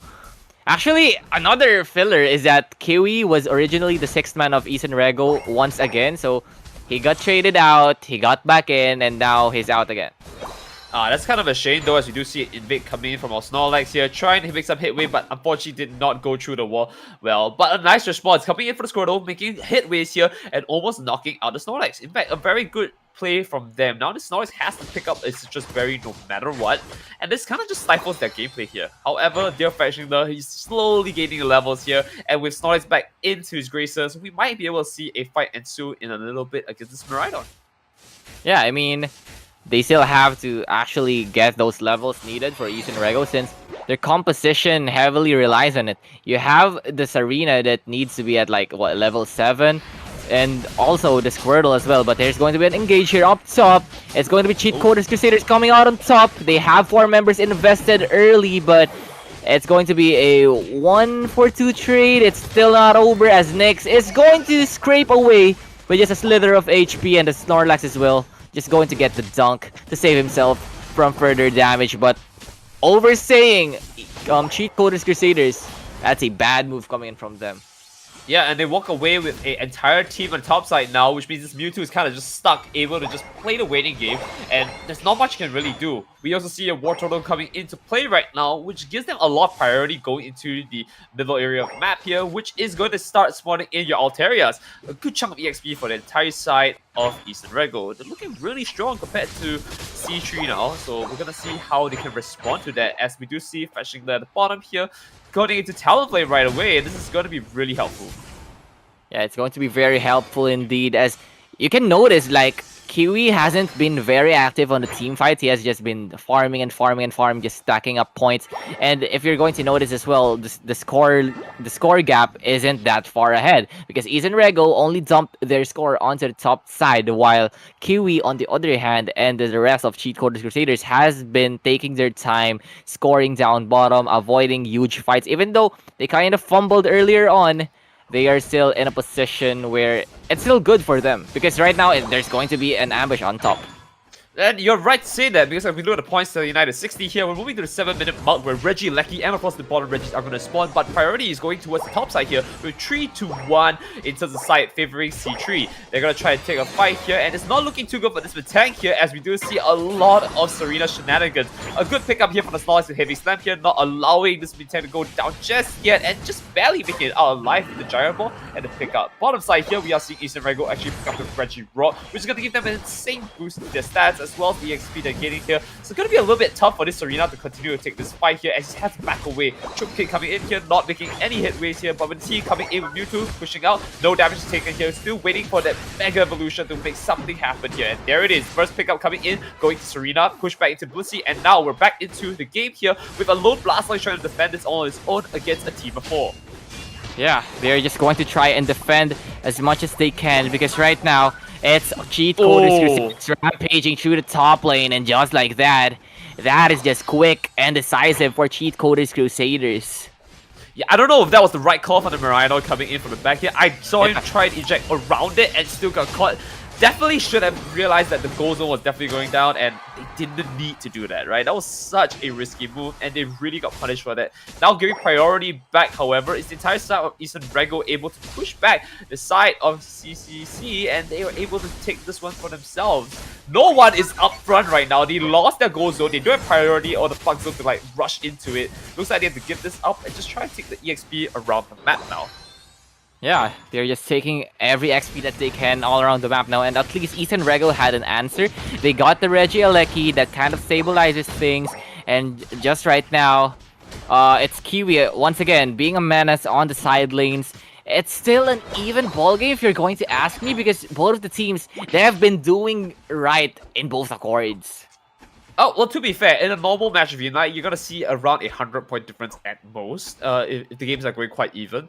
But if we look at the numbers across the board, we are pushing in low-level 10s and up. Eastern Rego on the other side, they're pushing low-level 9s here. In fact, most of them are slowly pushing back up now, all having their Unite move. This is going to be a little bit of a tough call here as we move into the 4-minute mark.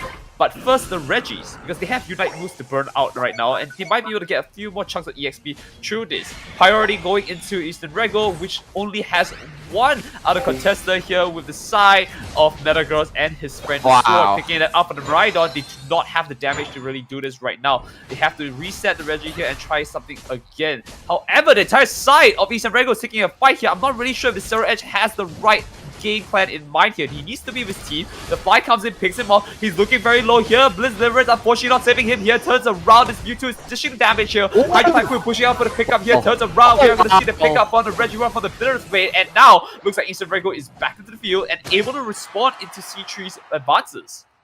It looked good for the side of Cheat Coders Crusaders, but that Hydro Typhoon was just enough to clean them off the map. Tell me about it! You know, and J1 on the other end as well, just wiping the remaining members.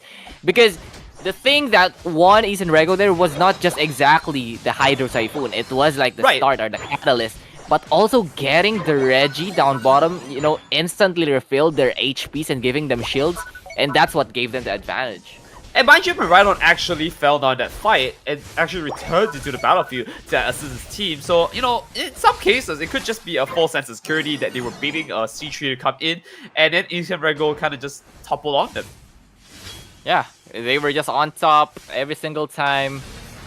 And yeah, it's just Eastern Rego now being comfortable enough since the gameplay is not fast-paced enough. And it's team fight centric, which is, you know, they're kind of comfortable playing this one. And Unite move right now being invested by Jemaru, but he's still going to get taken down. Is this the clapback that Cheat Coders Crusaders is looking for? Well, you're absolutely right about that because Chico's Crusaders definitely made a way back from that here. But this Serena looking mighty fine, mighty strong, able to actually hold on against Tree. But as I say that, Castor's Curse, this Reggie Lucky was the paid actor from the side of Eastern Rego. Paid Unfortunately, actor, that's wild, not dude. helping that Okay, Serena, man. okay. They did not help the Serena anyway. But all the same here, EXP is going into the favor of Eastern Rego here with 307 points to the 230 points that we're looking at here. But Eastern Rego has a lot of level advantage. Look at that Zero Edge level 14 here as we're going into this Rayquaza fight. However, there is still one Reggie they could potentially try and fight for here. I'm not even sure if that is something they want to prioritize or control the map here. Yeah, because it's not going to be worth the risk of like giving out information where the team is. It's better for them to actually just take the initiative and take those power positions heading to this Rayquaza fight, which is what they are doing currently. As Kiwi on the other end is trying to make a commotion, trying to make a fuss, trying to force a reaction out of Eastern Rego, while Nyx here on the other hand just waiting patiently, but that is going to be the information gathered as to where the Serena is. And that's not a good sign because he's all alone here. It's not like he's actually pushing forward to try and get advantage here. They're beautifully postured to take this one here. And it looks like at least Serena knows that she's out of a league here. She needs to back away and now back into the fray here. Unfortunately, going to be lacking Kai. Team is closing up here into the Rayquaza. We're pushing into the 1 minute 30 mark. And this is not a good sign for them, especially since they do need a few more points coming in. But look at that Talonflame at the bottom. Waiting to score at 43 here is just a matter of time. Yeah, it's really a matter of time because if this were to last for a bit more longer and actually Kiwi gets the score down bottom, it's going to be a bit of a problem for Eastern Rego because they would need to force either the Rayquaza, force Oh the score. my god! Either way, it's going to be Cheat Coders Crusaders going to get checked by Che1 as Kiwi is now spotted. They are now just playing for the time that is currently left. That was beautiful because I was watching the map the whole time. I just saw that Zero is sitting down there waiting for opportunity. Oh, no. Very good call here. Compute Crash comes in, but we're going to return it with the kicks and lock them out here. But now, it's going to go down for one. We're going to see if they can try and make any headways here. Pushing back for the Mewtwo here. They turn around, take another fight. Ignis Slash trying to make some headways, but nothing happening. He's just going to have to wait for his team. The coup de grace coming in to actually assist in the KO here. And now Blissy's left all alone, running back to his team here. Sub pushing the Snorlax back here. Now we're pushed back into a great position for them to take another KO. And they're in a good point lead here. But a 49 from the bottom here, a 50 from the top. I don't think they can defend this with a time slam down. And this is going to lock another 100 back in here. 10 seconds on the clock here. Even with this Rayquaza, I don't know if they can make it here. It's going to be a takeout. They do get the KO here. They might be able to score. They actually could make it here. It's a little bit rough, but unfortunately, no points coming in. What a huge blunder coming in from Eastern Rego. It was a few Holy seconds off. smokes. That was a good call for the Zero Edge here, who actually made it work all his own here, despite having a position from the side of Eastern Rego. Coming in, it's, well, C3 almost had this one slipped away as well if it weren't for the fact that they were able to respond to Che1. Yeah, and that was just huge for Eastern Rego, you know. Just trying to rush down to Rayquaza, though they don't have enough damage because possibly it's Jemiru out of the equation as of the moment. And Cheat Coders Crusaders, they just diverted their attention and just, okay, let's do it. Let's just score it out and let's just see if we win. And then Kiwi, though, 287 points in that match. Obviously, the MVP for Cheat Coders Crusaders. That is going to bump them up 1-0 against Eastern Rego. Now, I'm not sure we can see the battle data here. Yep, there we go. This match was a very little fighting here. We're not going to see numbers across the board being as high as 50k maximum here. A lot of touch and go bases. Kiwi, a very prominent fighter here in terms of being a speedster. Definitely could leverage off the fact that, you know, they were matching level for level and come and assist the team. But the point gap here definitely made the big difference at the end of the day. So I can't really say too much about the composition. But it looks like this team fighting composition for the side of Eastern Rego might want to actually pull in to that team fight a bit more. A lot of times, Kiwi was not in the fray here. Could be a good sign that he should just go for it. You know, might actually get something out of that. Yeah, because it's a waiting game for Unite. It's the final 2 minutes that actually matters. And as you can see, Cheat Coders Crusaders, they actually managed to capitalize out of that double point system and get themselves ahead of the curve. as Isan Rego was stuck trying to finish out the big boy Rayquaza with not that much damage. It just took a lot of time for them. It took a lot out of them to actually finish it off. Then there was just no time left. Right. And with that being said, though, how are they going to respond to this is the most important thing that we have looking forward to this, as this is going to be match point for the side of the side of Cheat Code Crusaders, who has picked themselves up for a 1-0 here. They're going to look really good moving on to the next round. However, Eastern Rego has been putting on a good show across the first 8 minutes here, and so I think they've got a very strong chance, honestly, to pull this one back. Yeah, they have a very big shot to actually pull this one back, because we have seen their advantage from the earlier stages to the later stages of the match, but it was just a huge blunder from them. So I think the next time around they would be very be more wary or be more careful around Cheat Coders Crusaders. But Cheat Coders Right. Crusaders, this could be the jumpstart that they needed to for them to actually function more as of a team that is, you know, going to be leading in the earlier stages of the match, then later on translate it and close this out as a 2-0, because once again, the winner of this match is a guaranteed top 2. Right. So moving on from that, though, we did see. Let's just take a quick look. Right. Twisted Minds knocked Cheat Coders Crusaders down into the loser bracket. They beat Yep. Loading, and now they're on track to hit their way up to losers round 3 against Fibonacci. So the question remains now: is Rico gonna let that happen? And we're gonna have to see through the pick and bans here as we're going into it. Perfect timing for production. Love you guys. Side up, first ban coming in here. We're gonna see a Shoutouts, man. Blaziken, right? Yeah, shout outs to them. That was perfect timing, right? And we're gonna see the bans come in here. Side Dark Blaziken as per normal here. They do not want to give Blaziken, which is a very strong team fight unit here, to go into the fray. So very good call from them. But looks like they're gonna change their minds here, pick up the Clefable, and in return, Eastern Regal is gonna ban the Blaziken instead. So wow, this is gonna be interesting. All right, pick up on the Blaziken. Yeah, it's going to be very interesting indeed. Suicune, right? But It's you know, gotta be I don't know, because there's still the Blissey and could be the Talonflame, but yeah, it's a Suicune or never mind. We were both all wrong. right. All right, chill, guys. Suicune is on the table. It is absolutely fine to pick him up now. In fact, I wouldn't be surprised if we see an almost full blue team again from back in the day, right? But this time with Suicune, you have Zasha to even pack it up a bit, having a good chunk of stats to fight early on. You know, absolutely a menace. So it's gonna see how this goes. First picks up is Snorlax here. We're gonna see potentially a Charizard pickup, which is obviously an absolute lie. Thank you for making me look stupid on camera. But of course, Blissey is coming in. How could we not love our egg menace?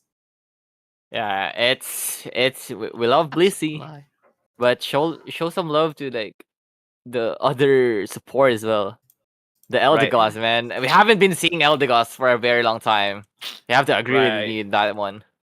Oh no, absolutely. But right now the meta is very tailored towards the all-rounders and the Yep. defenders.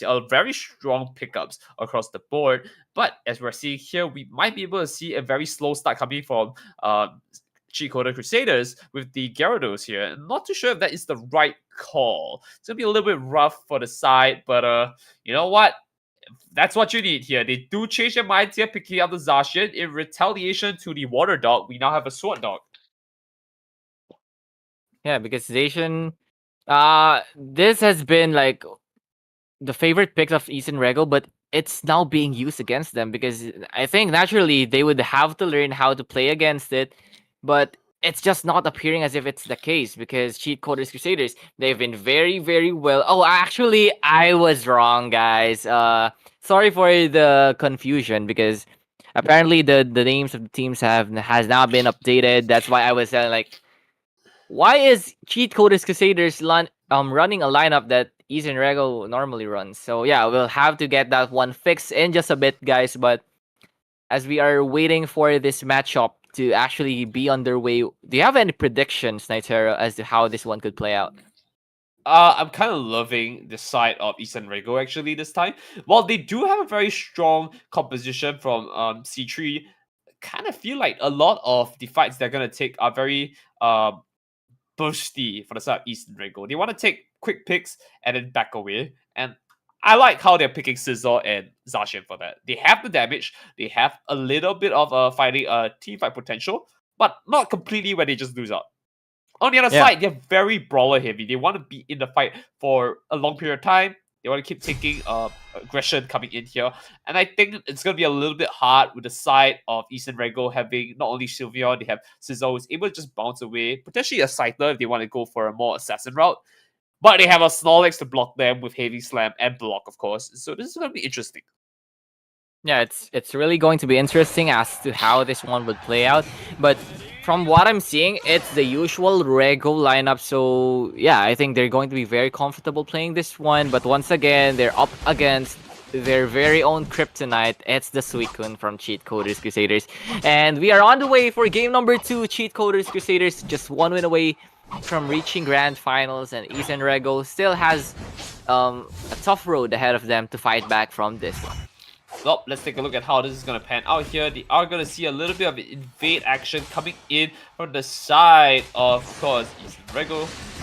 They're going to get that so well off here. This Snorlax finally makes some headway and picks up the buff for himself and is able to walk away to pick up potentially a free Citrus Berry. But again, Zacian also getting a lot of damage packed onto him, and this Chansey looking a little bit lost. Not too sure which side he's on, but you know what? The Zacian comes in, says, "Hey, yo, this way, my side." My support. Get away. You can't, remember, orange. Maybe it's the lag, dude. Maybe it's the lag. Maybe it's the fatigue coming into these players. But it's brain as of fog. brain fog. Oh, okay. Alright, now as we go into it though, Alteria's going to pick up here a beautiful clean up from the side of the Crusaders. But Eastern Rego is kind of looking pretty good still with this one little Sylveon trying her best to make some headways, but no issue here. Man, that Hyper Voice looks a lot bigger than I remember. I'm going to be honest with you there. Dude, it has been upgraded from like a straight line to a straight on Wi-Fi connection type of radius. Yeah, right. Like well, that's how you know I've not played the game in a long time. Funny story. I was actually a returning player as of today. I literally picked up the game today on the other show that I was on, and I was like, all right, guys, I'm gonna pick it up because the car got buffed. Oh, right. And then the Lucario, doesn't get picked. So tough time. And then it just never gets picked, right? But what does get picked up here is the Zacian on the other side here, who's in very deep in. And very soon, it will be this Missy, who's kind of just stuck, waiting for an opportunity to just walk away. Again, a little bit lost, but, he's got it. Look at his egg, slowly popping away. And unfortunately, they bought enough time for the side to come down, potentially making a clean pickup with the mid tank here. Nice heavy slam and a return favor. Nice double team in. Suicune coming in from the back here, almost getting a pickup from the Eagle Slasher to a nice KO, but just a little bit too slow. Yeah, because a little bit too late, it could actually cost a lot. But Chaewon now, let's look at him. He has the Unite move ready. Nice Heavy pickup. Slam would be used earlier on. The Unite move now popped as well, but as of now, they're just backing away. They are just taking their time. No aggression for both the teams whatsoever because Eastern Rego knows what's on the line, and Cheat Coders Crusaders as well. They know that Eastern Rego could just wipe them off the floor if they decided to. So, they got an agreement. Okay, let's not just fight right now. Maybe later. Yeah, but look at it. The priority is going towards Eastern Rego, who wants to go for the Regieleki. Bottom side here, Mirada can easily solo it, and I'm not too sure if that's a good sign, as we do see Snorlax going up to try and respond to his team. First pick out coming from the Regieleki here, Mirada still taking his time to slowly pick it up. But that being said, there are 4 members, potentially 5, going to barrel down top lane here. You do see the damage is being blocked up here. Regieleki finally going in here, and they might get a massive overcap moving on to this. Yeah, massive overcap could be possible. They are just waiting for, the tiny bit of points that could be put in. And right now, Eastern Rego is looking good. They are running the lineup that they're kind of comfortable in. They have Jemiru, an attacker who can sustain for himself. They have Nyx on that Zacian, the signature hero. But right now, Cheat Coders Crusaders, they got a quick KO onto that Snorlax by Tempest. So it puts them in a position where they could either fight this off or, take it as an opportunity to actually just level up, try to even things out, and, fight for some other time. Let's take a look at the numbers here. We have a low level 9s across the board for Eastern Rego here. Not looking too good. The other side is more average on the higher 9s here. Which also means that a lot of their mons, or rather all their mons, should very likely have Unite moves in comparison to Eastern Rego. They've got to play it a little bit slower. However, I do want to note they do have a Sylveon, so being a level 9 there doesn't really make a difference when you get the pickup at level 8. Now, the problem I have is that they're not really trying to take a fight knowing that they have the advantage. Where Cheat Coders Crusaders have a chance to really turn this around. It is time to make a move here. 5 minutes on the clock. They're going to try and start this against Snorlax here. Nice pickup from the Metagross, throwing in the Gyro Ball, pushing around with the help from the Blissey here and a block to try and make some headways back. And they're able to actually move away from there. But I think not without losing one on the side of Sylveon here. Now they're going to continue the onslaught here. Not looking too good for them as they pick out a 40-pointer on the top side with Zacian. But losing the bot base here, I don't know if it was worth it for the side of Eastern Rego. Yeah, maybe it just wasn't worth it at all as Cheat Coders Crusaders. They got back. It's like they're buyback into this game, and right now they're going to be fighting for this Regieleki. You only have 3 members though from Eastern Rego from this one, but Still luckily got enough, they are fast in taking the objective, and they are just going to bail out from that one, reset, get as much XP as they can as we are heading into the later stage of the match, apparently. Right, let's take a look at how this pans out here. Of course, this Regieleki is just going to buy some time for the team here to ensure that, of course, they've got priority at the bottom side here with the entire team coming to collapse them. Hyper Voice coming out here, ditching the damage. Lapras is in a weird position where it's not much you can do, but at least they have the EXP coming in from the Altarias. And now that the teams are back together, they do pick up the side of a Miraidon. Eastern Rego looking really good here as they turn back into the fight here, and they're dishing out a lot of damage coming in, pushing a Unite move onto Metagross here. Computer Crash comes in here.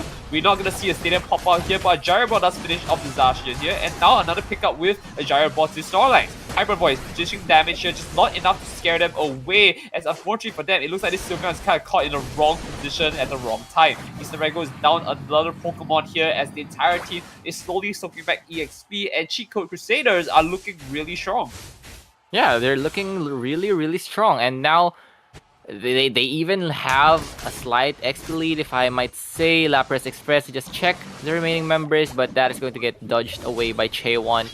But he's kind of in too deep into this enemy territory. He has to back away. The safeguard is there, so there's still a bailout, and we are now in a stalemate, folks. I mean, Eastern Rego still has the lead on to this matchup, but it won't be for long as we are approaching the 2-minute mark where it will all fall down. Right, so let's take a look at the numbers here. It's 116 to 190 here. It's actually still fairly close as we have 1 minute left on the clock. We have Regieleki coming up here. Potentially, the side of Eastern Rego wants to delay this a little bit, and so they can actually have like a 6-member in the fight here moving into Rayquaza, but looks like that's not the case. They just want to rip this one, get it out of the way, don't leave too much time for the other side. Though I do believe a delay is possible here as look at the team. They're all fighting at bottom here. Taking this too early could cause them to, lose that advantage that they have in Rayquaza. Yeah, and look at what they're doing to the Lapras. They are not just KOing it as of the moment. They are waiting for the perfect opportunity to actually take it down. They are just waiting patiently. I think they're even going to let it score, but that is not going to be the case. That was a good strategy, though, from that Lapras, is that I'm going to threaten you with a score. It's either you take me down or I get a free 40-pointer to score, and now he's just back into the game. I mean, it gives a little bit of time for Eastern Rego to buy the space that they needed. Low on HP would be the Metagross, but that is going to be Chaewon punished for his aggression as Cheat Coders Crusaders now could have the upper hand into this matchup. The Heavy Slam is just there to zone away the members. Unite move now. Sword would actually have a good hit, and Tempest being left onto almost no HP would be forced to back away as Cheat Coders Crusaders could, utilize this opportunity to start the Rayquaza themselves. No, the biggest problem here is actually that they burn all the Unite moves here. So if they don't take this now, and the Beamer Blade comes in here, it could be the end here. A pickup on the side! Beautifully done by Eastern Rego with the Unite move. Like I was saying, they did not have any Unite moves to respond to this. It was a one-time good one. And there it is. They're going to push in for the point scoring here. It's not much you can really say for Cheat Coders Crusaders. And unfortunately for them, that Rayquaza cost them the entire game. Yeah, that really costed them the entire game. It was next with the final slash, quite literally finished off that game for good. It looked bad for Eason Rego, but luckily they still have the super rookie at the back pocket, securing that last hit and securing that Eason Rego gets to fight another game. And wow, 274 to 116. It was a back and forth action. Eason Rego, they found their footing, but they're still wobbly when it comes to like the later stages of the match, which is where they're really struggling at. But Cheat Coders Crusaders, they kind of look a little bit shaky that also. So you know it's all going to fall down into game number 3, whether both of these teams unlock their hidden potential or like somehow turn into a beast mode or the anime protagonist buff of some sort. Once again, let's take a look at the numbers here. Damage dealt across the board. They were not taking that many fights, or at least not extended fights here. Again, numbers are going to look on the lower side.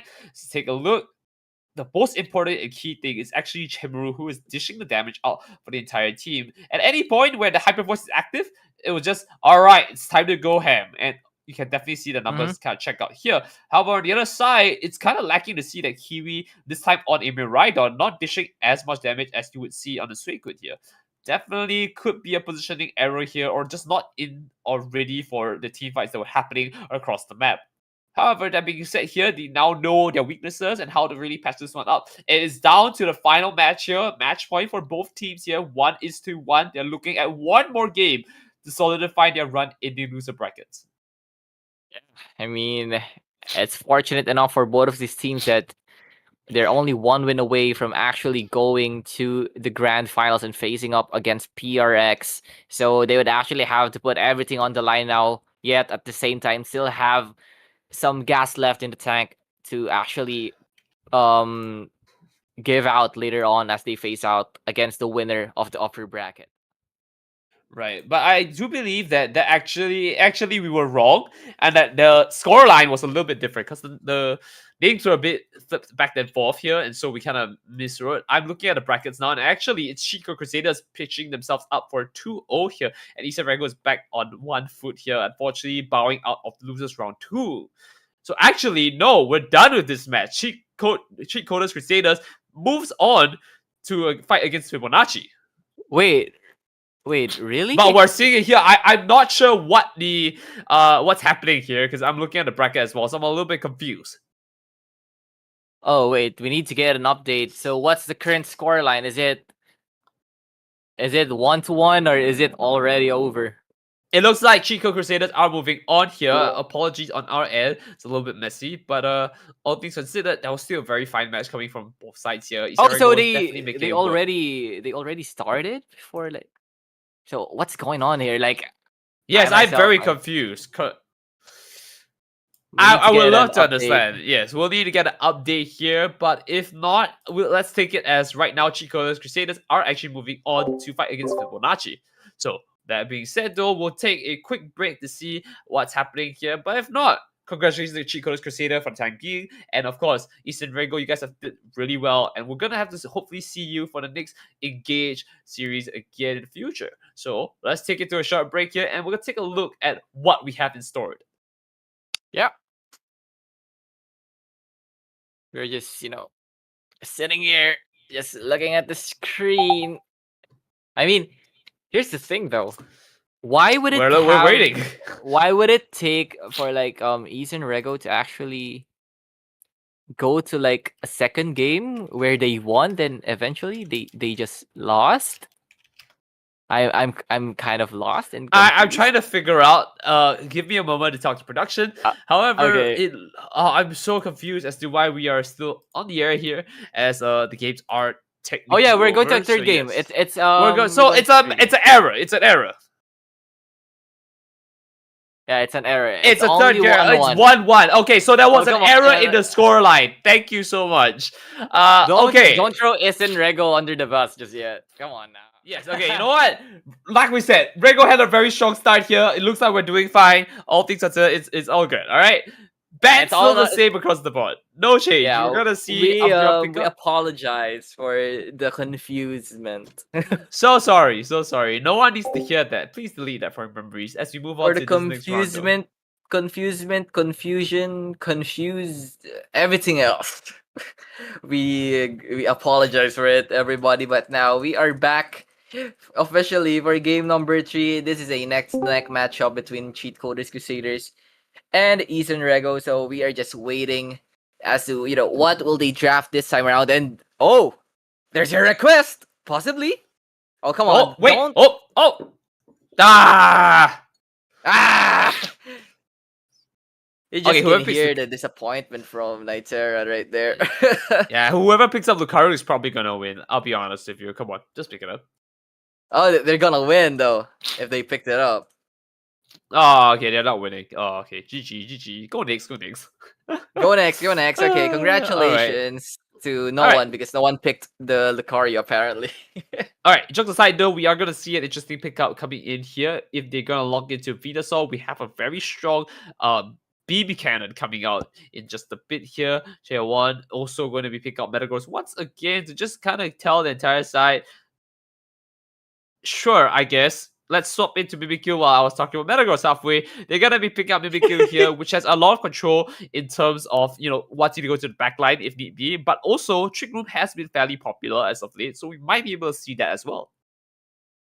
Yeah, we could actually see that as well, but I think they're going for the Pikachu for Cheat Coders Crusaders. They want that quick attacker that can just, throw out Unites left and right time and time again. But Eastern Rego, they're playing.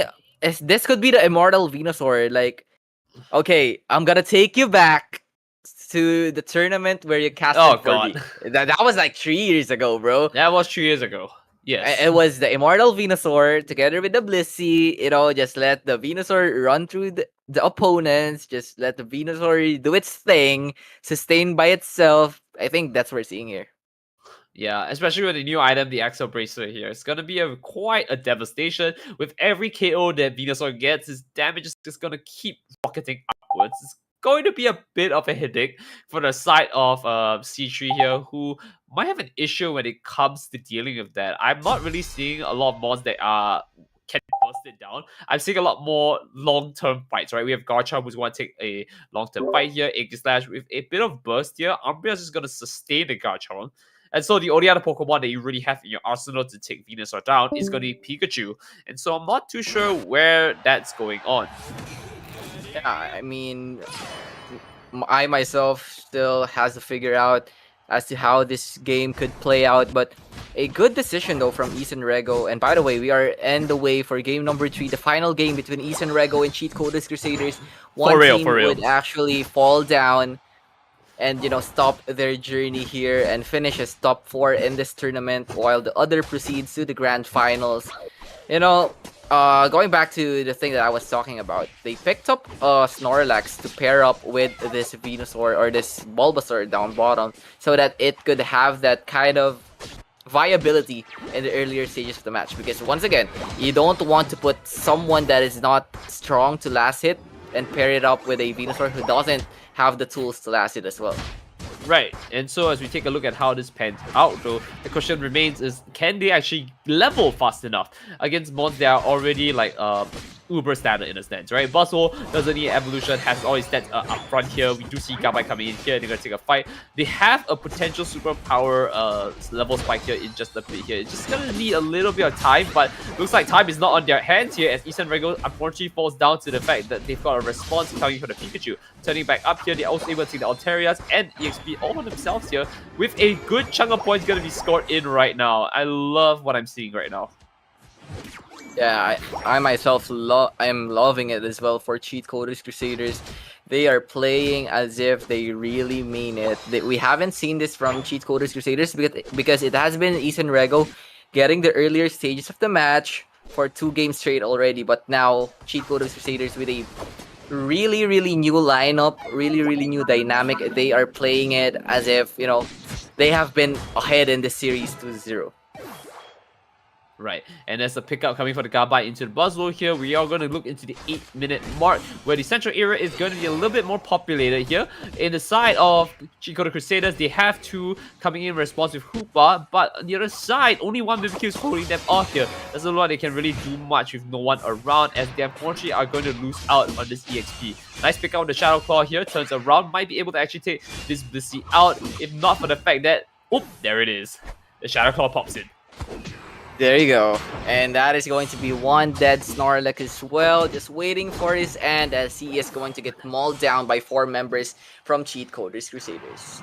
And the points coming in here, we're going to see 30 drop in here for a 26 overcap. Pushing in for it, they have a lot of EXP to work with right now. We are going to see Garchomp almost come in to play already, and that's kind of scary. But Venusaur comes in first at level 7, as we're going to take a look at how they're going to respond to this. First pickup coming in from the Hoopa with the assist. Going into that, turning around here, they have priority in terms of getting the Regis at the bottom. Now Chico Crusaders wants to see if they can really get information before they start a fight here. Damage is not on their side here, as there are a lot of bulky mons on the side of Eastern Rego right now, who is starting the Reggie. But the Naked Slash could really take a turn for the better here, as we do see the King Show picks them out here, and the Shadow Claw pushing in once again, going onto the Blissey. No hate to you, but it's gotta go down. Buzzwole finishing it off here onto the Eagle Slash here, and turn around is gonna be Umbreon, who's stuck using Milu to try and buy some time, but not enough for the team. Right now, numbers advantage going to Eastern Rego for this Regirock. Yeah, numbers advantage indeed, as they opted to like send the Garchomp up top. Though it's going to be the Regieleki going in, and 30 points would be scored as well by that Garchomp. And oh no, that is a huge mistake from Eastern Rego. That Pikachu getting the last hit and not giving your Venusaur that level 9 would just mean that Cheat Coders Crusaders now has the advantage to actually push in. Also, Hyperspace Portal to just reset the members and just go for back for round number 2, as the Unite has been popped here by the Garchomp. He is just going wild onto the back end of things, and Buzzwole Nyx is down as well. Down, dropped, and KO'd as 231-0 is your score. This is a massacre. Yeah, I cannot believe my eyes here, as we are seeing the numbers advantage leaning very heavily towards Cheat Coders Crusaders here. Across the board, they are pushing level 10. The other side, not the whole team is even level 9. They're only averaging on the lower side of the 9s here, with some of them not even pick up the Unite moves just yet. Mimikyu hitting level 10 now might have a small difference in this game-changing numbers here. Side looking very grim here. 234 points here. They have to really contest quite a bit here. And Eastern Rego is not letting it down. 5-man team going up here on the top side, pushing them back, not giving them any hitways here, as we do see the Rings Unbound pop up here. Trying to take down one Pokemon while the entire side is slowly hitting on the side of the Mimikyu here. Pushing down Garchomp as well is Eastern Rego, and they're going to continue to push in their advantage here. Moving a bit forward here. Buzzwole's looking very low here, but nice pickup on the coup de grace for the Eagle Slash here, making it a very worthwhile angle. However, that being said, the EXP were flooding back towards the side of Cheat Coder Crusaders again, and they are not really losing out in terms of that fight. They're kind of trading back and forth very evenly. Yeah, they were just trading back and forth evenly, but now they got the lead as they finally got rid of that support player from Eastern Rego. They are not giving this Venusaur the nutrients that it needs to actually be the menace that it could be later on in the match. And as we are seeing right now, it's the Mimikyu. It's the fake Pikachu versus the real Pikachu, but the real Pikachu gets away. And oh unfortunate for them. Unfortunate. Get some rings in, get them out, get some healing, and Pikachu's back into the fray here. 40 points still onto that. They have the numbers advantage again, and they have a lot of control across the map. Garchomp now online as well, so we're gonna see this Regirock be completely ripped all on his own. This is one mean fighting machine here, as now the entire side of Eastern Rego have to go on and contest a team who is kind of just buffed by the Regis as well.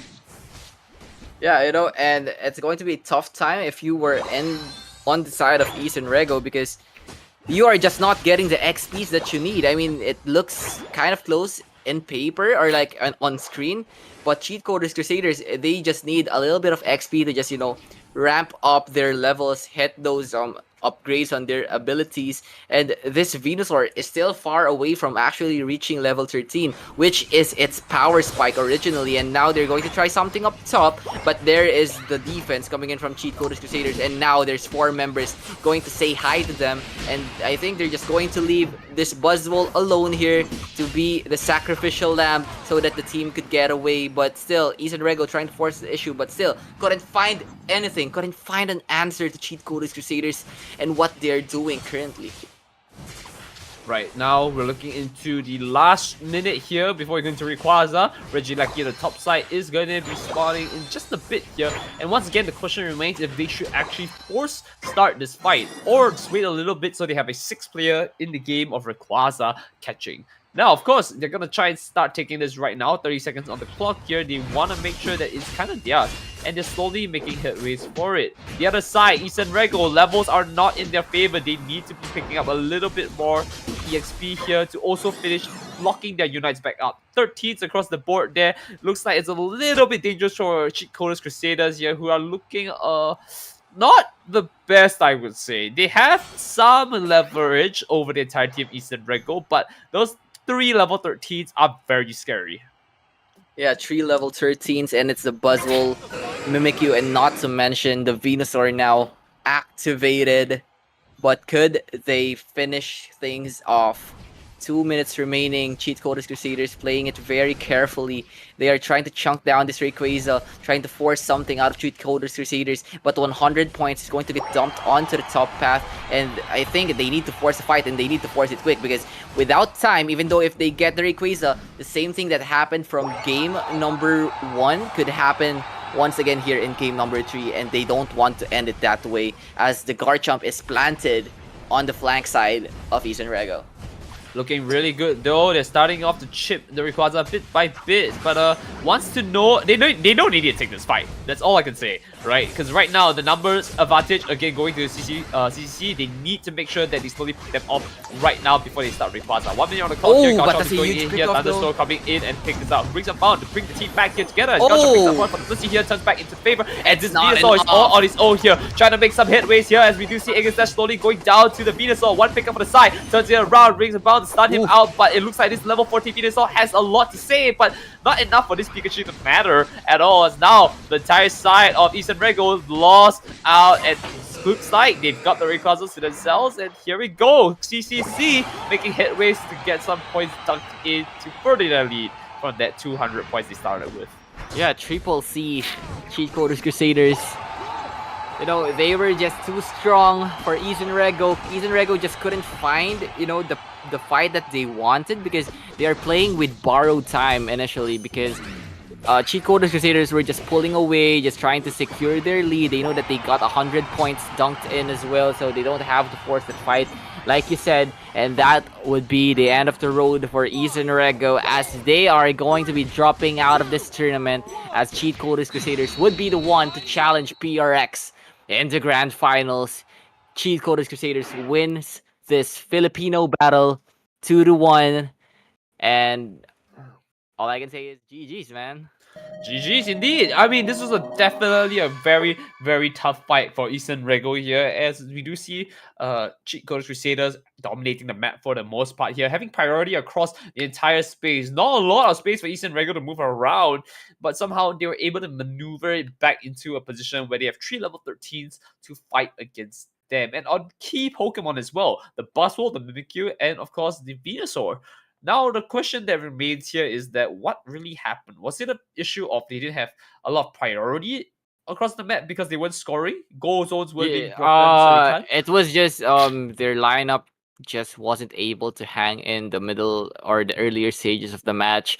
As you can see, Jemiru got the levels so late heavily, and once they tried to fight it out, the answer was with V and that Hoopa, just placing down the portals, just, you know, pulling away the team, just resetting everything, and that just, you know, that just proved a lot of problems for Eastern Rego. They just didn't have that how can I say this? Someone that actually deals a lot of damage in just one go. They don't have that burst potential. Yes, they have the Mimikyu, but the Mimikyu still has to land those shadow sneaks, and it just wasn't there for them, and it was just a major outplay coming in from Cheat Coders Crusaders. And it's very obvious how you see the score line coming in with the battle data. Damage wise, again, it shouldn't be above 50k, as a lot of fights were touch and go. It was basically once I enter, it should be a KO. But you can see that on Garchom's side, 70k damage and Pikachu 62k. There were only 2 fights that I can really recall that were a little bit extended, especially since, we had Hoopa bringing them out of the fight and back in again. And so you can definitely see how their damage picked out as they were able to continuously take fights that obviously were very in favor of Isan Rego, but because they had a lot more sustain from the Hoopa pulling them back out of the fight and back in again, you can see how the damage numbers really stacked up. And this is a big problem for them. They didn't have a sure fire way to get instant KOs, and I think that was maybe their biggest problem. Yeah, it was literally their biggest problem, and they just didn't have enough of stable DPS to actually bring them and make them cross towards the finish line. And not to mention, as I said, once again, the early stage of Eastern Rego was so lackluster. It was to the point like their early game was kind of unplayable on their end because Cheat Coders Crusaders was just all across the map. But yeah, and I think that is just it. You're going to be seeing the grand finals later, if I'm not mistaken. Right, we are. But first you're going to see Code Unknown Fibonacci versus Cheat Coders Crusaders. Is that right? Yes, get it we're gonna right? see that first. Yeah. So GG's One to more to Ethan that. Rego. To Ethan Rego. I'm going to say that they didn't finish top 4. It was top 5 for Ethan Rego. So yeah, a nice run still for Ethan Rego. And once again, that is the conclusion. That is the end of this series. Next series would be Code Unknown Fibonacci versus Cheat Coders Crusaders. 2 teams from the same organization. So yeah, I'll take my leave as well and make my last shout outs, or say thanks to the people, to Nitera, to Picayules, to Boss Brian Waldency, the owner of Code Unknown Fibonacci and Cheat Coders Crusaders, to Boss Jaina, and to Ethan as well, Ethan Rego, and everything else. That is going to be it for this matchup. We'll be seeing you in a bit. Don't go anywhere. It's INGAGE Master Series, bringing you more action later on.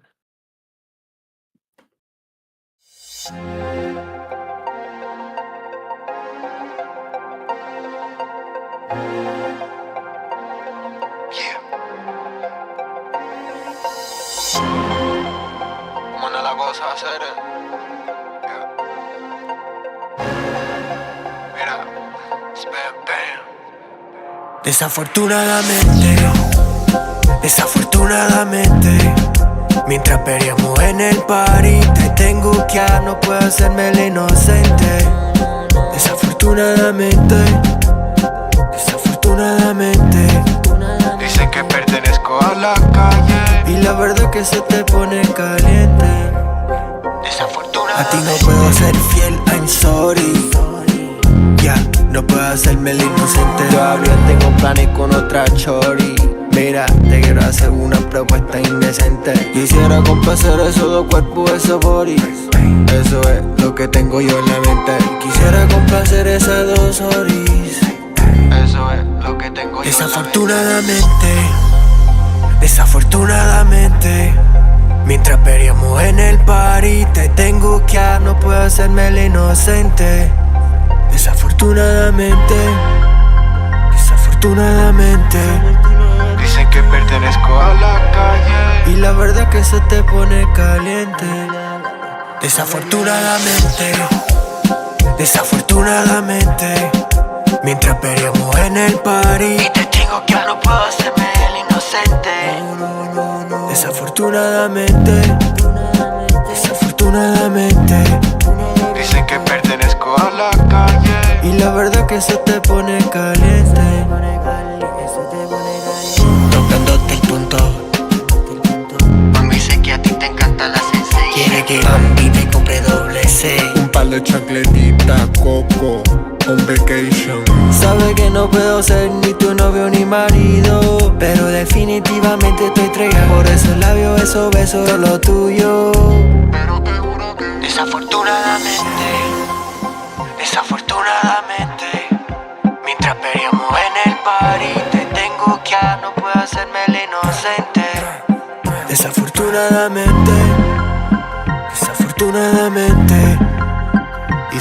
para la calle y la verdad que se te pone caliente. Desafortunadamente, yeah. Era,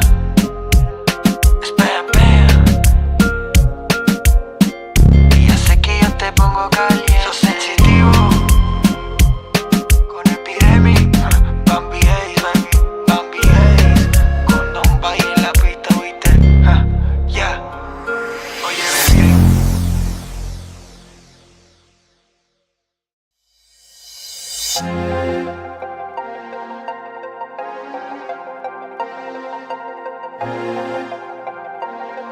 Yeah. ¿Cómo anda la cosa, hacer? Yeah. Mira, spam, bam. Desafortunadamente, mientras peleamos en el party, te tengo que no puedo hacerme el inocente. Desafortunadamente,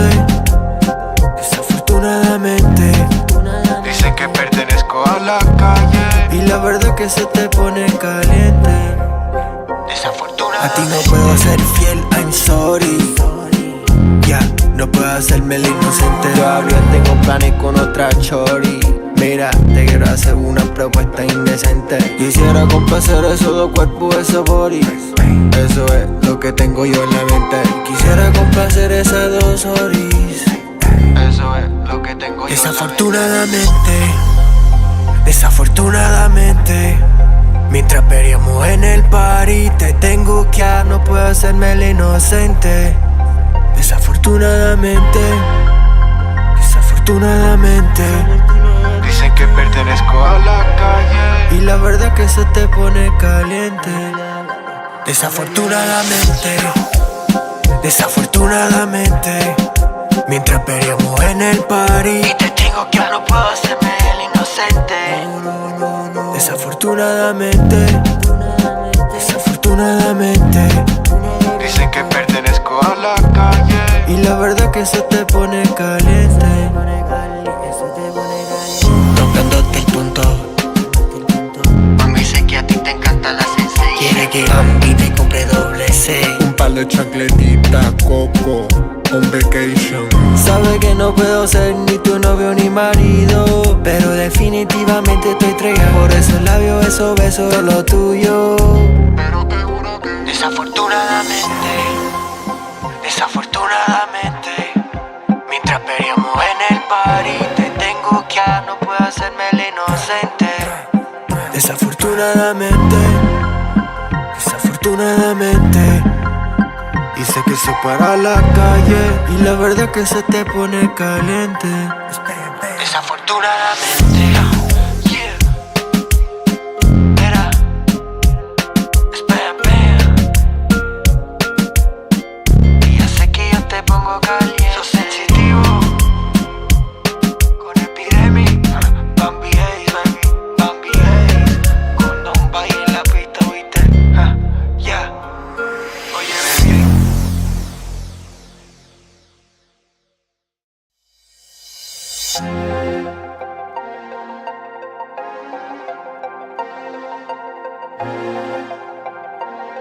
Yeah.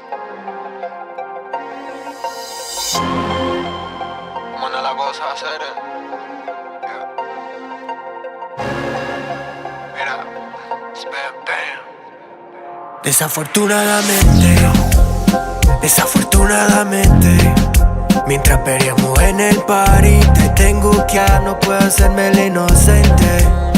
Desafortunadamente. Dicen que pertenezco a la calle. Y la verdad que se te pone caliente. Hello everyone, welcome back to INGAGE Master Series. We are going into our loser finals right now. My name is Naitera, and beside me we have Hashegi. I think it has been a while since we actually cast it together, and I think it has been a while. It has indeed been a while. I think the first time was during the Southeast Asia Invitationals back then. Yes.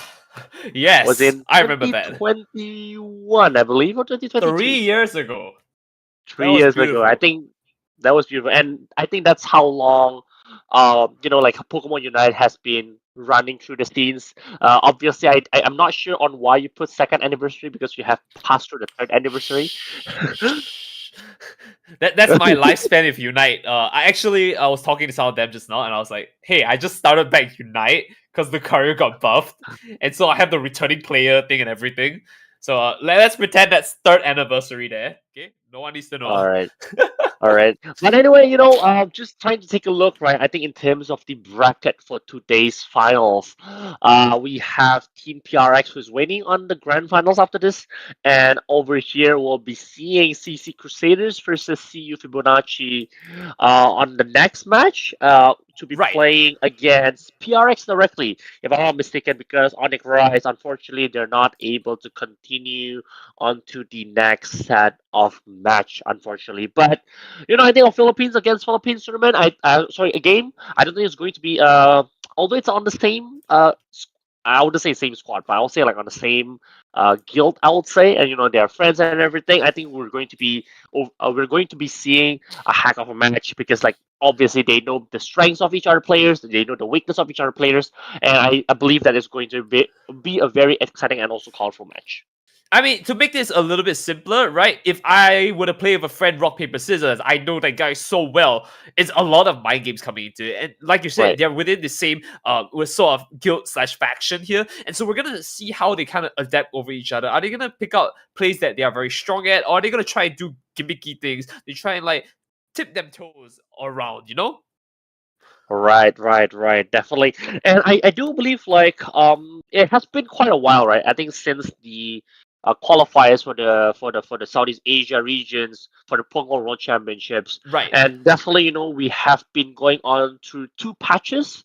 Definitely with the buff a bit of a Blaziken, and also the latest one was with Lucario. Gallery and Rapidash was also picks up in terms of the usage. We've seen right now. I think like we've seen like Onyx Crash just now played EXP share Gallery and Rapidash, which is a very Yeah, just interesting, now. which is a very very interesting. I would say a very interesting team, a composition, and I think definitely like through this kind of tournament, it really means is that players or the teams who are especially going for the world championships, they are able to play around with the current patches. They're all going to play around on what kind of game plan that they're going to be preparing for the world championships or the biggest tournament of the year. And looking at these kind of I would say like engage masters tournament, it's the best time, it's the best way for them to showcase some of like their tricks, some of their team composition, just to try it out whether it's actually going to work in a tournament setting or not. Because sometimes like scrim is a bit different, right? You Right. don't have that sort of um how do you say, like you don't have that sort of risk for you to play during those scrim, That's right. comparing to like tournaments where you actually you want to win on those tournaments, even though like let's say if the prizes are not much, like hi, I actually win this tournament, it's actually still means something, especially for teams who never won a tournament before or have never even been to the finals. Yeah, which is exactly what happened with C Invitationals, right? We saw the best of the best teams here. In fact, there wasn't really much going on in terms of the pricing side of things. It's a lot smaller. It's a lot more community based, but there was still a very fierce competition, and that's what we're hoping to see coming in to the Engage Master Series here. And of course, very well said by you, Hashigi. Right. Yeah, definitely. I believe like right now we're just going to try to wait, right, for the next match to be set up. Right. Between CU Fibonacci and also what was the and also with Cheat Code Crusaders. Yeah. cheat code, right? I'm actually quite wondering why do they use the name of like Steve like cheat code Crusaders, like how did they even come up with a name? I would love to know, but I think it has something to do with code unknown. I mean, it's a coding thing, right? You either cheat your way through a coding sequence, or I really don't know, but that's what I'm gonna go with. It sounds correct. It sounds correct. It's just sounds like it correct. sounds. It's a. And how about like CU Fibonacci? No, I'm pretty sure code unknown is their guild, no? Like Right, CU right, is right. the Like, right. yeah, yeah. But like, why Fibonacci? Like, do you know why the name is Fibonacci? I think it really comes down to the Fibonacci sequence. If y'all didn't know what that is, which is just a series of like preceding numbers that go. So usually it's like 0, 1, 1, 2, 3, 5, 8, so and so on and so forth. I don't know. Maybe it's because they have a very tried and true gameplay where they're like, all right, this is the sequence we're going with. It's not going to change. But the one important thing is our power specs are at level 1, level 2, level 3, level 5, level 8, level 13. Maybe it's that. And if they want to explain to us, please go ahead. I feel like me explaining this is doing a disservice, but it feels correct. Right. By the way, Natira, like while we're waiting for the next match, right? Yes. What do you think about like the two new items that has just been released? We have the choice cuff, which is Right. like it definitely adds the movement speed and also taking up onto the auto attack damage as well, and also Right. increasing like attack speed, and as well as the amulet coin, which helps to increase the Aeon's energy.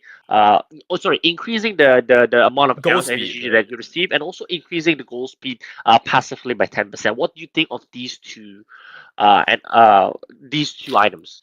Now, I don't know if you remember in C Invitational, we had a Japanese team who was running a very score composition like team, right? We Right, had a Talonflame who was right, running in with Go Getter. We had it with a score shield as well. I think that is something that you want to really consider when we're picking up the new amulet item, because not only are you gaining more points, you're able to deposit off more points because you're scoring faster as well. So, for example, maybe if you have 5 points, you take a second to score. Now with 10 points and the amulet item, you would score in 1 second 10 points.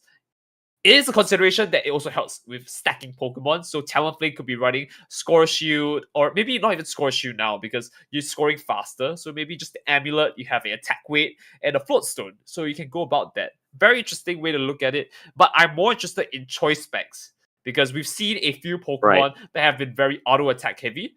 One in particular is Garchomp. And with that being said, Choice Scarf Choice call. allows you to move around faster, right? Like a lot of Right, times when you play other MOBAs, the kind of play style you have with these kind of Pokemon are the more range type Pokemon. But now that Garchomp can chase up to you as well, that's really scary to see. Has the bulk, has the defense to really tank it now, and now has the attack speed to really match up in terms of pacing damage. So we might actually see a lot of that coming into play, but that's just one example of a Pokemon that could really excel with it. Now, though, pick a ban phase.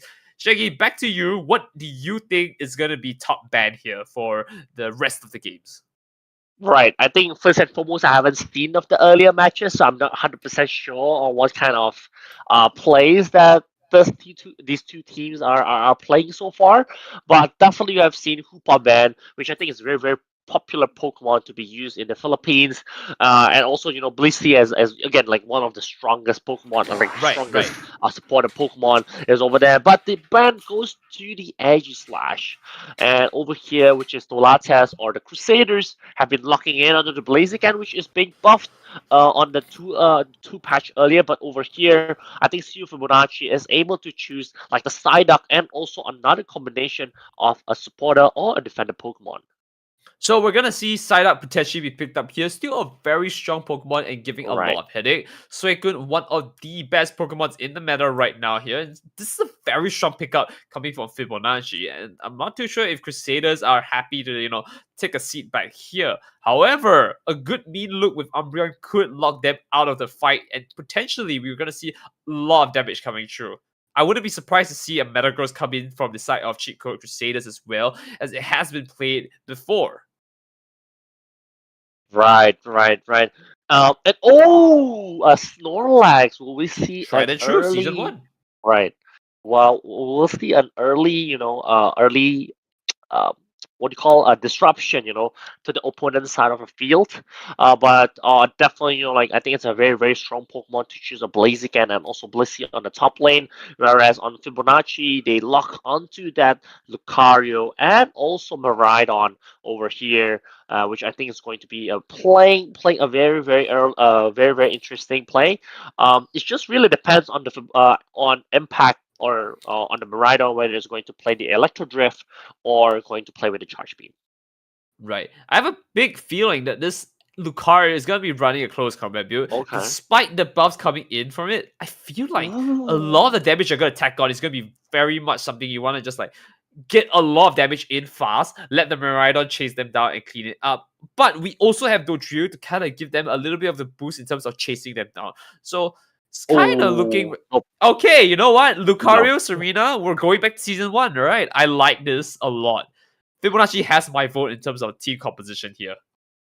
I think one of the most interesting thing is that on the right side, I'm not 100% sure on which Pokemon is going to take the middle lane.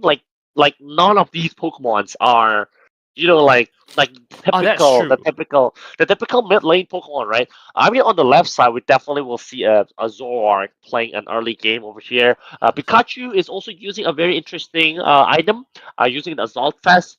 Probably doesn't want to get a lot of damage from that Miraidon, but I wouldn't say it plays a lot because like obviously Lucario and also Serena is playing on a physical route. But you know what? I think the game has started. It's going to be a very very interesting match, and there are a lot of things that I want to look forward onto this game over here. That's the Lucario skin. That's it. He's locked in. Nitro has everything he needs. He's gonna win. But jokes aside, I think it's gonna be very likely either Serena going in to get a very early Steenie, but that doesn't have a lot of impact, I feel, right? And so maybe it could be a Lucario invade, Miraidon into the central area instead of the lanes. Right, but Lucario is really, really strong onto the, onto the lane itself. With the meteor mash and everything, it just doesn't make sense. And as we see over here, it's going to be the Steenie going to take that Satu and also the Zora as well, trying to pick up onto the Escavalier and also the red buff. And over here, I believe we're seeing a battle of the time. But the Psyduck actually able to pick up the knockout. And that's a very big hitting. I mean, you look at that Psyduck and you know, we cannot give this guy a level 4 just yet. And he's slowly getting it up here. Miraidon able to just peel for his team here while his entire side is kind of just locked away because of the Snorlax being missing. But right now they're looking very low. It could be time to try to force a fight here with a good heavy slam. Could really turn things around, but we're not at level 4 just yet. Right, not level 4 just yet, and also Steenie is just going to go down just now. I almost thought that the headache from the Psyduck is going to push away the Snorlax and not able to pick up the knockout, but the confusion is fortunately is able to pick out the knockout from CU Fibonacci. But over here, I think the Zoroark missed the last attack and unable to continue the combo. And that's 4 mods into their 2 on the side here. CCCs are actually going to try and push forward an advantage, but a little bit off position here. Combustion tacking on a lot of damage, and potentially we could be seeing them go down. Another quick spin here. We might be able to get that in, but no connect to that. But of course, we do see Serena coming from the back, trying to clean this up here. But this this Chansey is not going down just yet. The entire side of Fibonacci is coming in to try and respond to them. Only tacking on 1 Combustion down for the count, but they're able to take so much point lead from that. Look at that.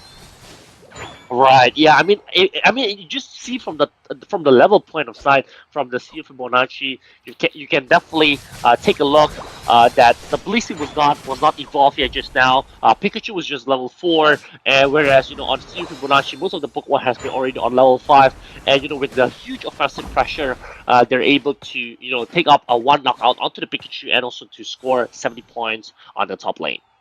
Right, now as we take a look around here at the 8-minute mark here, we're moving at 740. The EXP has gone to the side of Fibonacci, having priority after that fight at top. And right now as we go into the 720 mark here, it looks like they're all trying to posture towards the top side for the side of Cheat Code Crusaders. And I'm not too sure if that's the right call here. This Lucario running this close combat here, like I said, very painful. You don't want to see him really tack on damage, but he lost the close combat just now, right? He doesn't have time to actually help his team pick up these Alterias and has to just kind of peel for his team to make sure that they get everything they need. Right now, it looks like this Regieleki is definitely to the side of Fibonacci, but even at the bot side, Cheat Code Crusaders are not in a great spot. Right. Over here, those the quickly ascended, the Yunamu from the Serena able to pick up the knockout onto the Blissey and also Second the one. Basket, which has not been onto the Charizard, onto the Blaziken, but Zoroark over here is able to retaliate and take onto the knockout from the Lucario, and over down onto the bottom side. Pikachu is able to take the knockout onto the Registeel, so in order for the Crusaders to be still onto the game over here. And that's very good. They only lost one Snorlax for Right. that, and that's considering Right. the Snorlax did take the steal, right? And so right Right. now, it's going to be a respawn coming in from the side here as Blaziken comes in, picks up one of the side duck here. This little duck is going to be roasted. Now pushing back here, Serena's on the top side here, trying to make some headway with the Zoroark here, taking a little bit of damage, but nothing substantial. Right. Talking about roast duck, I really, really want a pecking duck right now. I think it's dinner time. It is dinner time for the both of us. I know that. It's 8 now. Right. Oh, okay. Ooh. United move from the Lucario, able to pick up a knockout onto the Reggie Aleki, and also 3 knockouts over onto the top side. And the Reggie Aleki is going to be able to push onto the second tier, but over here, the Blaziken is going really, really strong, able to just defend that Reggie Aleki up on top.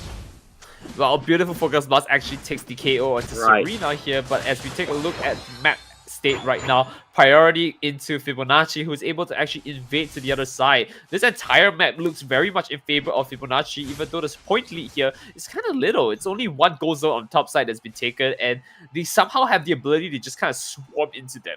Right now, they're kind of spread out, basically going to the top side here, fighting against this Lucario, but I don't know what kind of ghost he's looking for because there's none to be had.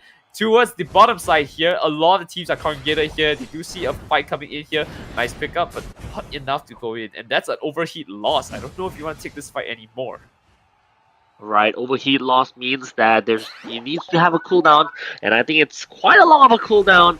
I just want to make sure just to go back, reset a bit, and try to get a more better position before the team fight for the Reggie on the bottom side, which is going to be Reggie Ice. Good start here coming in for the Miraidon, picking it up with a charge beam, but Psyduck is going to return the favor, help peel for the team with this Lord Blissey. With a Pikachu and a Blissey on the side, I think this Reggie is about as good as God, but our king, our savior, the Snorlax might just be back for a round 2 in terms of stealing another one for himself here. This Serena trying to keep him away after what has happened here is still going to be a little bit lost here as they realize, oh, this Snorlax can't actually keep it. We just finish it up. And there it is. Another Reggie for the South Fibonacci to turn this game back into their favor. Right. I mean, like, if you just see from the level perspective, right, and also from the team fight perspective, like, Steve Fibonacci has been winning most of the team fights, but have not been able to put a substantial amount of, like, the points or AOS energy onto the opponent's goal zone. But over here, you know, been able to take up 2 knockouts onto the CC Crusaders side. 3 over soon. here, it's been 3 soon, obviously, you know, taking a look and able to knock out onto the Reggie Aleki as well, going to put so many points onto the bottom side, and we have a more than 130 points difference between Crusaders and Fibonacci. I like how you actually mentioned that, Shiggy, that the number difference are really not looking in their favor. We are first level Right. 13 coming in already from Serena here, and a little bit more to kind of look forward to as we do see another pickup onto the Zoro. A lot of XP given out, especially since it's the level 12 of the team, and this kind of Right. puts them in a very weird position here as a lot of the side of Fibonacci are averaging level 11, pushing up, and Crusaders are still lagging behind at the 10s trying to push up to 11. So this is going to be a bit of a big problem as we move into the last minute before Rayquaza here, as even Psyduck has no fear in standing into the enemy's side here. Oh gosh, Zoro coming in. Right, I think it's just like the Pikachu is really severely under level over here right now, you know, compared to the Miraidon onto the right side, which has been already on the level 12, going on to the level 13 over here in the bed. And I think in terms of the position of the map as well, you know, like Fibonacci is controlling more than half of the map. Whereas Crusaders, I think Crusaders has a chance just because like the Blaziken has already reached on the level 13, and it seems like the Blaziken knows how to play really well, you know, with the Focus Plus and with the combos of each move. So over here, I think the match winner is going to fall onto who's going to take the Rayquaza on the middle lane. Well, it's going to be a little bit tough as Fibonacci has postured themselves really well here, pushing forward into the central area. Looks like they have basically the map to themselves. One Zoroark up there, not with his team as well. And so this is going to be a little bit tough when it comes to breaching into Rayquaza here. Point difference is not too far off. We've only about 100 here. A nice block to start off the Serena. And this is going to be a bit of a concern here as Serena tries to back away here. No pickup from the side for his teammates. As unfortunately, they do have the kick to try to stay himself. But looks like Thunderstorm picks up for the side, trying to make the damage. Kicks on here. And Serena is now up for the count. Josh going into the Snorlax here. Not making any headways here as we do see a lot of damage being tacked on onto that Lucario, but not enough to take a KO here. And this is going to be a trade for the Snorlax. But however, the Psyduck looking a little bit low here, has to turn out back with his team. They're able to start back up onto Rayquaza now, and this is not looking too good. We have a 6th player in the game. This Rayquaza wants to help one team make it out here, and it looks like Fibonacci is going to be the one that really needs the help. Look at how low Lucario is trying to pick it out here, but of course, Final picks up, going into the side of Crusaders here, who fortunately picks it up with the Blaze Guns overheat. Right, yeah, I mean, definitely overheat plays a huge role. It's going to be one of the moves, one of the most consistent moves to do a last hit as well. I think just now, even like the Zoroark was not able to complete the combination of each move. Just try to take the side up just now on the middle lane during the team fight of the Rayquaza, but unfortunately, the positioning from Crusaders was really, really, really well, and it was able to take I believe it's going to be able to take the game 1 after knocking out onto the or securing the Rayquaza just now. To be fair, it is still not over just yet. They have about 20 seconds here, and of course, if Fibonacci really makes an effort here, they could just dump 100. Oh, I don't think seeing so. the time, yeah, it's not looking good. It's not looking good, but I believe like during the team fight just on the bottom lane, on the middle lane, during the Rayquaza pit, Right. It plays really well from the Blaziken. The Blaziken was just they know when to come in and when not to come in. The Serena was a bit of overcommitting, just tried to pick up on after picking up onto the Snorlax, was trying to pick up another Pokemon. I think it was Pikachu just now, but unfortunately was being knocked out by the Bliss assistance from the Blazy itself. Right. With no Serena, and I think another big point, during the team fight just now is that Fibonacci doesn't have anyone or any Pokemon to do HP recovery onto the Fibonacci side. That's if true. you take a look, right? If you take a look, there's only Psyduck and also Suicune, which is a really, really good Pokemon to do a CC or crowd control, right? But unfortunately, like with Crusaders, they're able to not make themselves in the position where they're all combined together.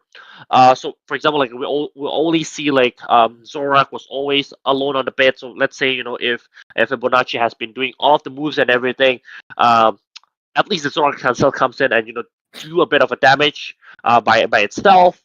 And also, from the Blissey is able to give a bit of a survivability onto the Pikachu and also onto the Blaziken as well.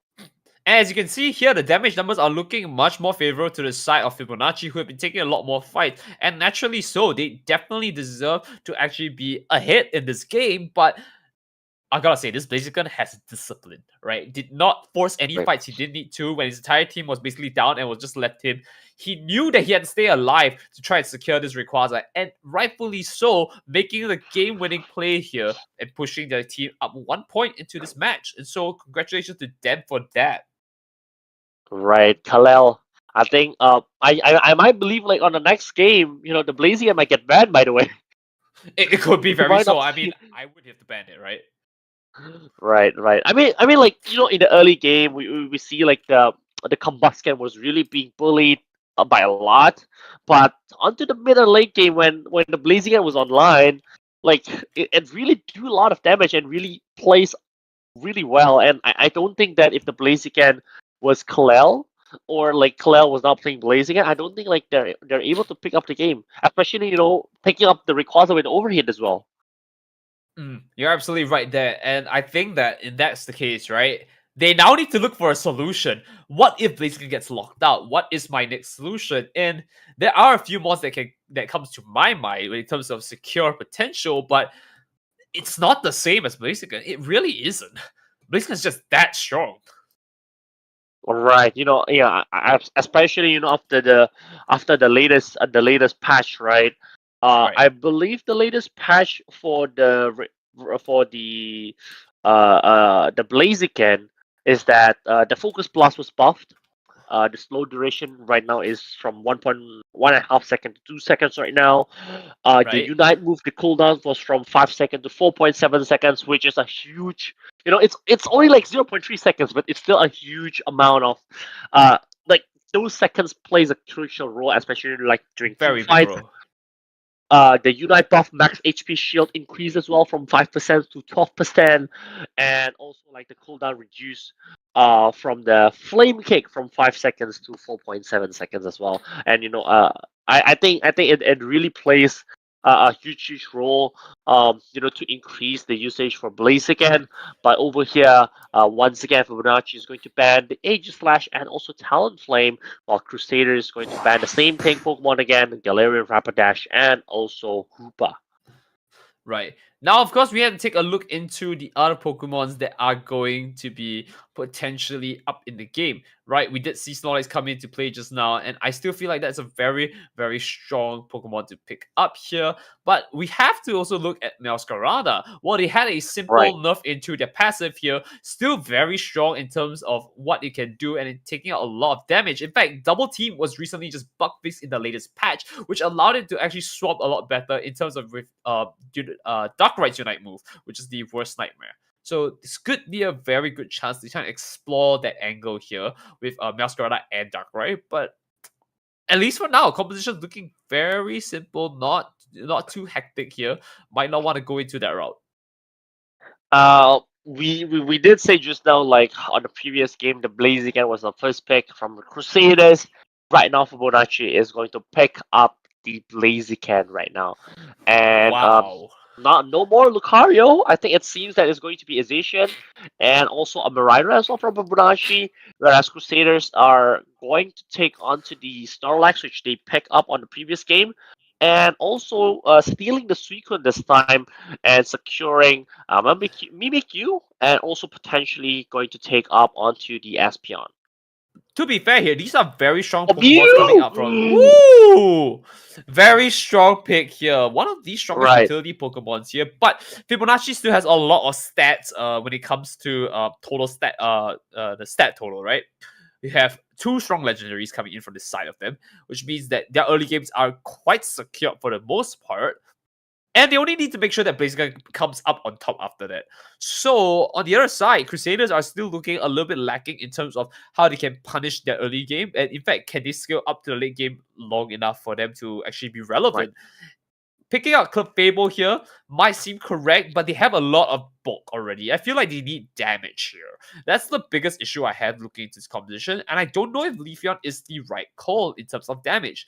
Do they want burst damage, or do they want something they can tack on damage for a longer period of time? Chandelier to me feels like the correct answer, but I mean, Shiggy, you're the expert when it comes to the analytics. I'm not. No, not really. I think one of the main difference that we see from Fibonacci is at least this time around they want to secure on having a healer, right? Hence, Right. that's why they pick Blissey, and also a bulky Pokemon, which is also a card control Pokemon, which is the Trevenant. Whereas Crusaders, they opt to not using any healer this time, with Suicune as one of the the card control Pokemon, and also Snorlax as well. Whereas over here we do see Mew is going to be the attacker, and also I believe with Leafeon trying to trample around in the early game against the Fibonacci team. However, However, uh, Leafeon is prone to know like it's they're not he's not really strong in the late game, right?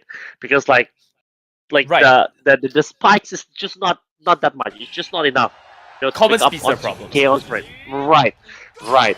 But and we do see that from Fibonacci's team, like a lot of the Pokemon is really bulky. Like there's Snorlax, there's also like the Blaziken as well. On the late game, you don't want to come in because like when you come in and you try to do attack and he's just like doing like the blaze kicks and everything is just going to push you onto the back and going to be followed up by the teammates. So Really interesting with the pick of the Leafeon here. I think it's just really to go big or go home kind of situation. If they're really able to use the Leafeon just to pick up a lot of knockouts onto the early game, and able to make the Crusaders team to snowball, makes the Mew to level 13 as soon as possible, then I think Crusaders might have a chance. But from the composition perspective, I think Fibonacci is going to be a stronger over here overall. Okay, so we both agree that Fibonacci is a strong composition, and that's true, right? The Right. biggest problem with speedsters is that while they level up faster in general, of course, when you match them level for level, they're not actually that scary, right? They have one gimmick, and Right. well, that's gonna be their gimmick, right? They gotta level up fast here, so we're gonna see how he responds here as Leafeon comes into the back here. He sees Kombuska at level 5, also have double buff. Definitely not one can fight. Gotta wait for a team here to turn this around. First pickups coming in here. Damage going through. Unfortunately, the evolution kind of just locks him away from all of the Electro Ball damage. Right. Nicely done. Right. I wouldn't say it's nicely done. It's just by luck that the damage was not. Okay, that's true. That's true. Right. Yes. Right. Because you can't choose. Like if we're talking about like Urshifu, where you can choose when you want to evolve, then That's true. you know, right? It makes sense. It's a nice play. But this time it's just like, it's just like pure luck. But over here, boosted attack onto the Trevenant. Trevenant over here is able to already evolve onto level 5. And with 3 bulky Pokemon with Miraidon, Blissey, and also Trevenant, I believe like CC Crusaders is going to be having a bit of a rough time. Just trying to snowball their time over here. Snorlax is going to be first knocked out by Fibonacci. Blaziken trying to take up onto the Suicune, able to go for the eject button, just going to move out, and over here right now, the Mew is enough to put onto some damage. And the levels are Onto not looking Fibonacci very here. favorable, right? Right. As you can see here, right? Level 5 scores the other side's level 6, and you have an 8 as well. We're pushing into Blaziken's Unite in just a bit, which allows him to switch in between actually chasing people down and actually dishing damage. Right. It's gonna be very scary. Right, like Leafeon right now, I can't really, chase people around because like if I chase people around, I think I'll be the one that gets knocked out. Right. So I don't know what is the game plan here for Leafeon, because it just feels like it's kind of over now, right? Like there's no way you're gonna get enough levels to chase them back if you're not scaling to your Unite move first, right? You need the Emerald 2-step to actually take KOs here, and maybe you have an advantage in the game, but otherwise it's kind of rough going into this Reggie at the bottom.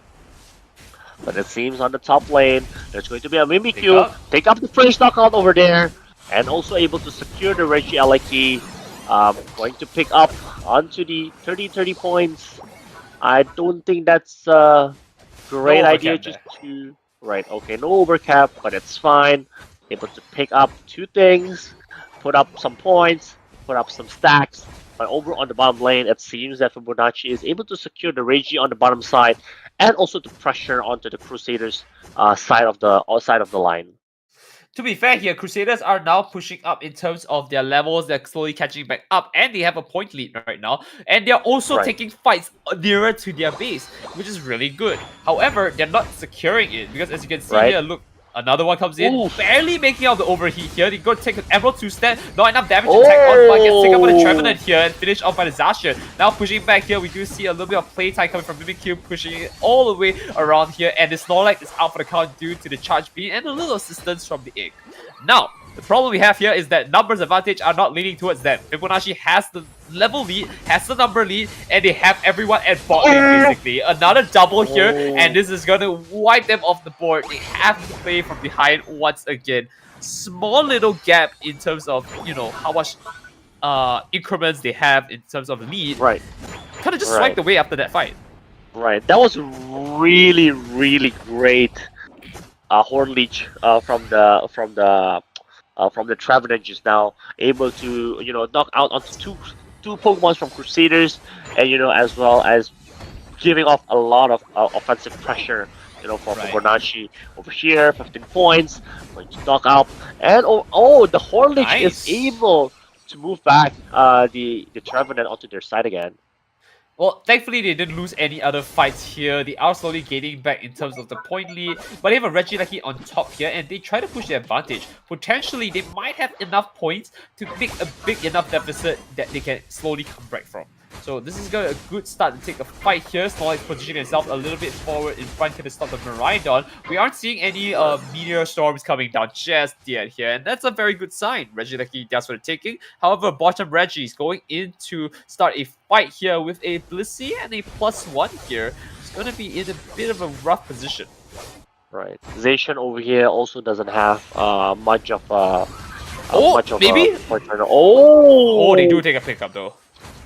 They're knocked out onto the Blaziken. Really good blast assistance onto the Trevenant. Trevenant trying to go with the Hornleech and also the Woodhammer. Hornleech once again does not really hit any Pokemon over there. And right now trying to push and trying to get the knockouts onto the Mimikyu. Mimikyu using Stay With Me. But over here, the Solar Beam is going to bring huge knockouts there's no knockout actually. Just trying to do a lot of hits over there. And Miraidon is securing his double knockout onto the Crusaders. Nice heavy slam there to pick it up, but no one follow up here. Oof, it's not looking good. A nice pickup though. Top lane's looking quite messy here. The entire side is kind of barreling up to try and see if they can pick up this lone Leafeon, but looks like he's going to at least be able to make it back just in time. First pickup's coming in here, and contact guns for the Trevenant, the Horn Leech pushing back, and the Blaze King to return the favor. This Snorlax is definitely not living up to that one, and nice KO coming in for the Miraidon to pick it up here. However, Mimikyu from the top side trying to pick it out here, gets hit by the Emerald 2-step, pushing in here, and an overheat to clean up Mimikyu, and they're able to score another massive 50 down to clean this one up here. Point lead now returning back to Fibonacci, and it's looking a lot more favorable for them as compared to before. Right, and over here, you know, as you can see, like Mew has just reached level 11, whereas I know like for Mew like level 12 is enough, but you know as an attacker, right, you just don't want to make sure that you're level 13, you know, before the team fight onto the Rayquazas later on. And again, like by this point in time round, Leafeon should be on level 14 already.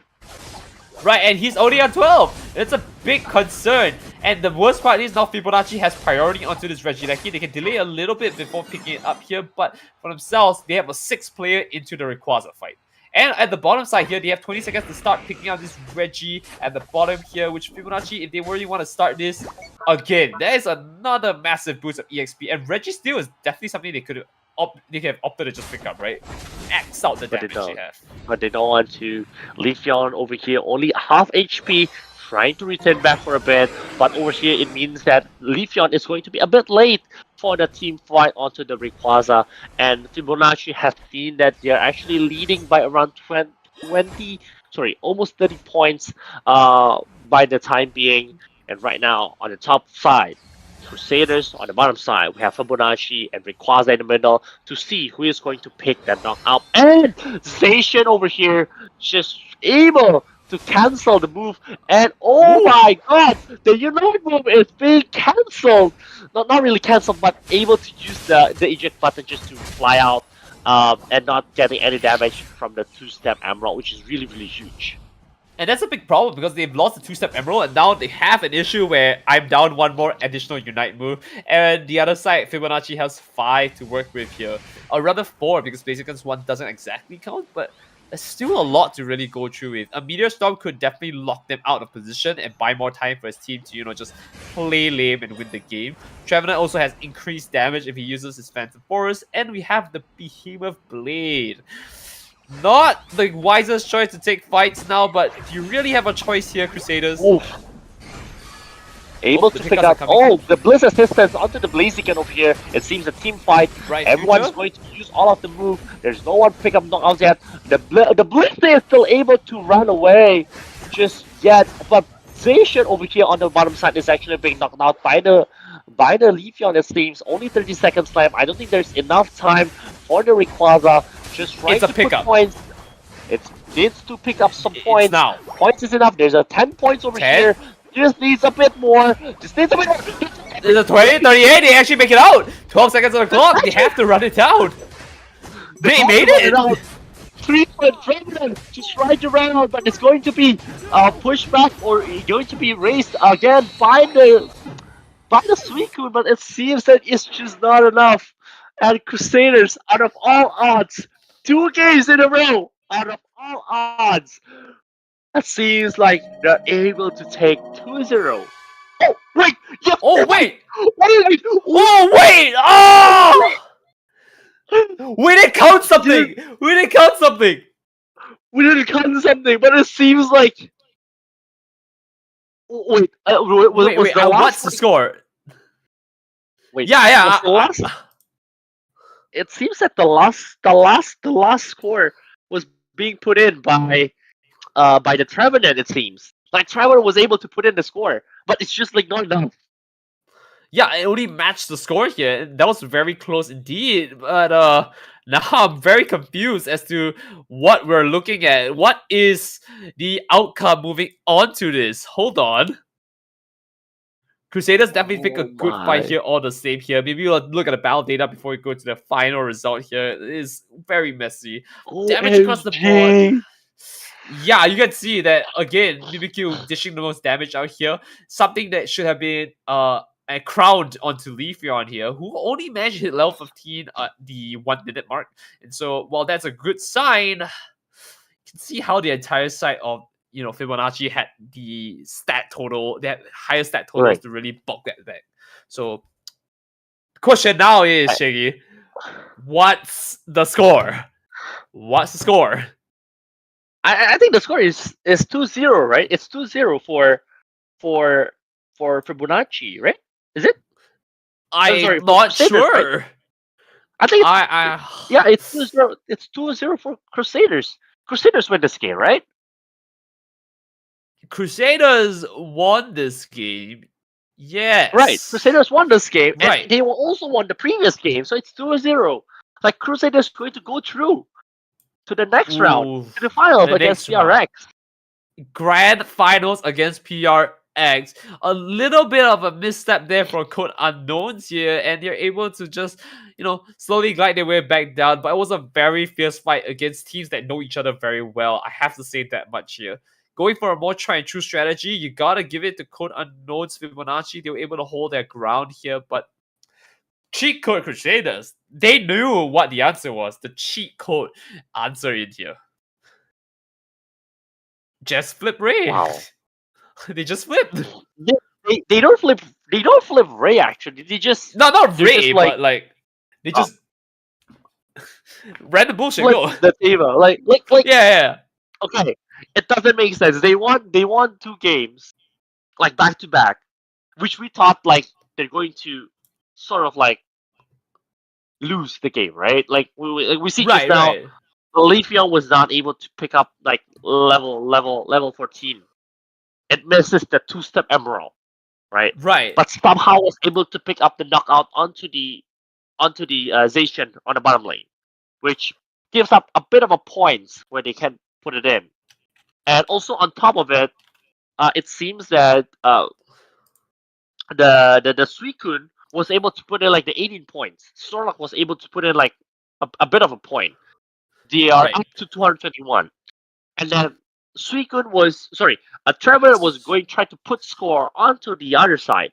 Suicune was racing Chasing it. against it, Yes. Yeah. chasing it, was trying to put in probably to deny the scoring, was Right. unable to, it seems.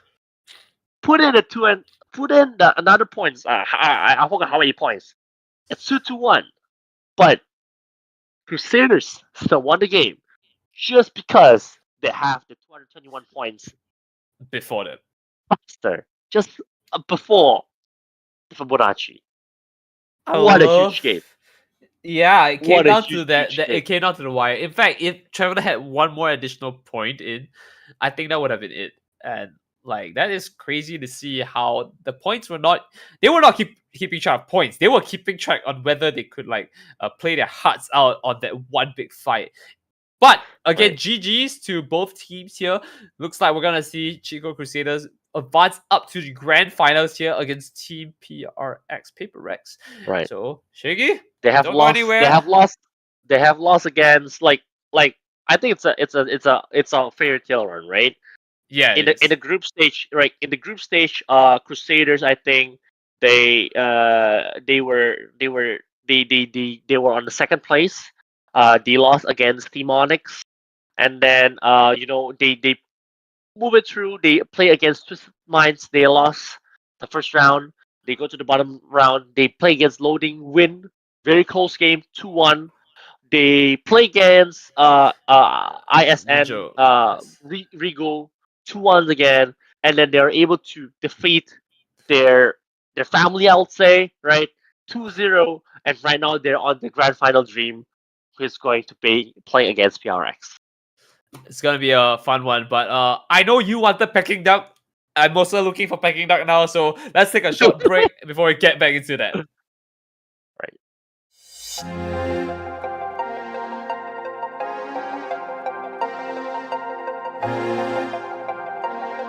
Yeah. Manda la cosa a hacer. Yeah. Mira, spam, bam. Desafortunadamente, mientras peleamos en el party, te tengo que no puedo hacerme el inocente. Desafortunadamente, Dicen que pertenezco a la calle. y la verdad que se te pone caliente. A ti no puedo ser fiel, I'm sorry. Ya, no puedo hacerme el inocente. Todavía tengo planes con otra chori.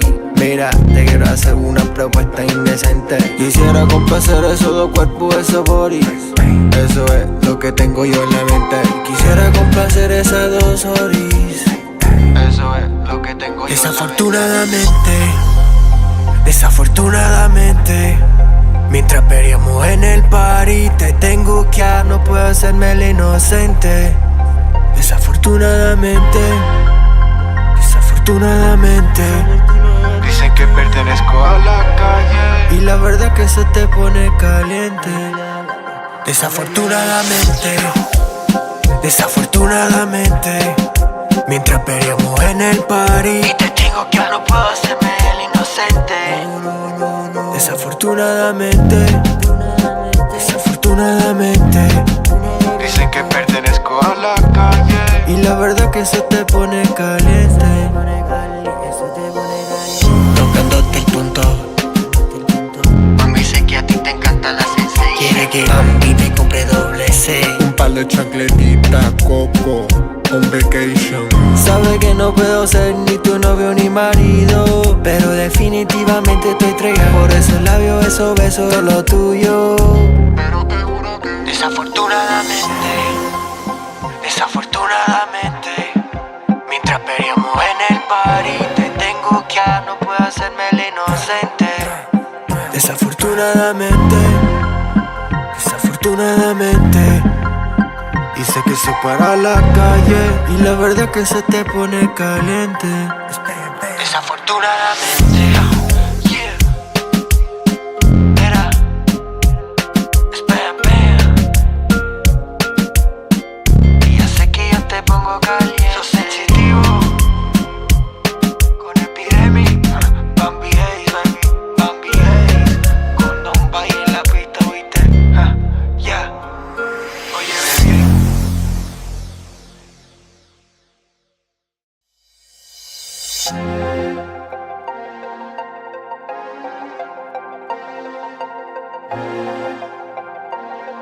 Yeah. Manda la cosa a hacer. Yeah. Mira, spam, bam. Desafortunadamente, mientras peleamos en el party, te tengo que no puedo hacerme el inocente. Desafortunadamente. Dicen que pertenezco a la calle. Y la verdad que se te pone caliente. A ti no puedo ser fiel, I'm sorry. Ya, no puedo hacerme el inocente. Todavía tengo planes con otra chori. Mira, te quiero hacer una propuesta indecente. Quisiera complacer esos dos cuerpos, esos bodies. Eso es lo que tengo yo en la mente. Quisiera complacer esas dos horis. Eso es lo que tengo yo. Desafortunadamente, mientras peleamos en el party, te tengo que no puedo inocente. Desafortunadamente, desafortunadamente. Dicen que pertenezco a la calle. Y la verdad que se te pone caliente. Desafortunadamente, desafortunadamente. Mientras peleamos en el party. Y te digo que no puedo hacerme el inocente. Desafortunadamente, desafortunadamente. Dicen que pertenezco a la calle. Y la verdad que se te pone caliente. Tocándote el punto.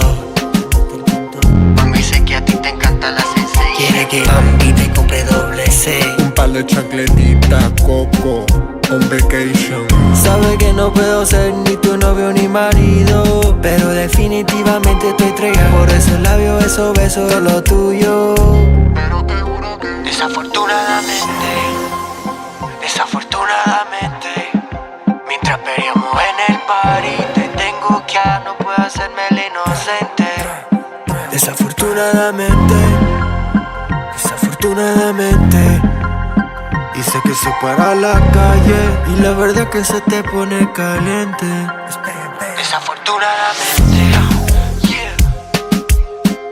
Era, espera. Y ya sé que yo te pongo caliente. Sos sensitivo, con epidemic. Bambi Hayes, baby, Bambi Hayes. Con Don Bay en la pista, viste. Yeah. Oye, baby.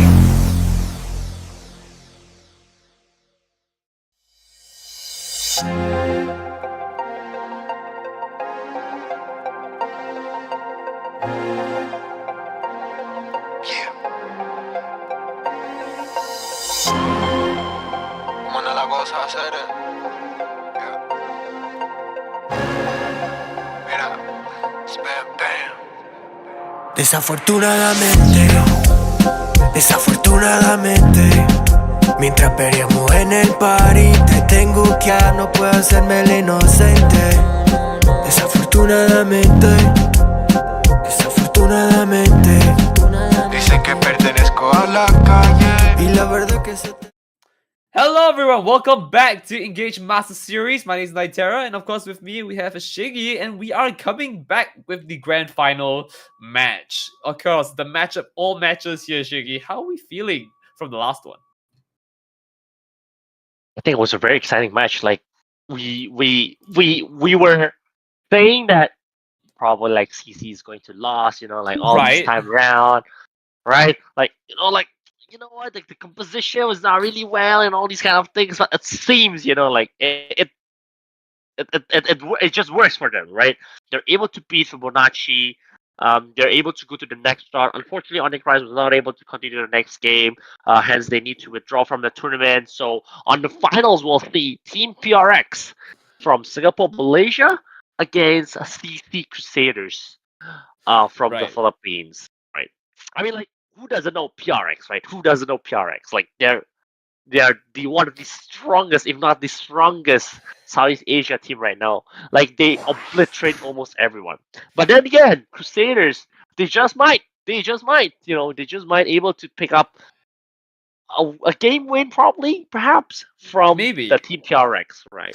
But I was like kind of surprised, like TPRX, near and dear to my heart. PRX started Valorant. Valorant, they were also basically a Singapore team starting out, and like it slowly built up to this Right. conglomerate where now they unite. And I'm like, wait a minute, this is Paper X, and they have Reeboks back. I think Reeboks is a name that we have seen time and time again, at least for both of us, and I'm excited to see what they can bring to the table once again.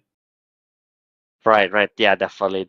And once again, it seems that Crusaders, that the band is going to be Clefable, a Blissey, and Umbreon, Suicune, and also Psyduck, where Kalel and also Talatas is able to secure onto the Blaziken and also onto the Snorlax, while PRX going to take on to the secure for that Cario and also Trevenant.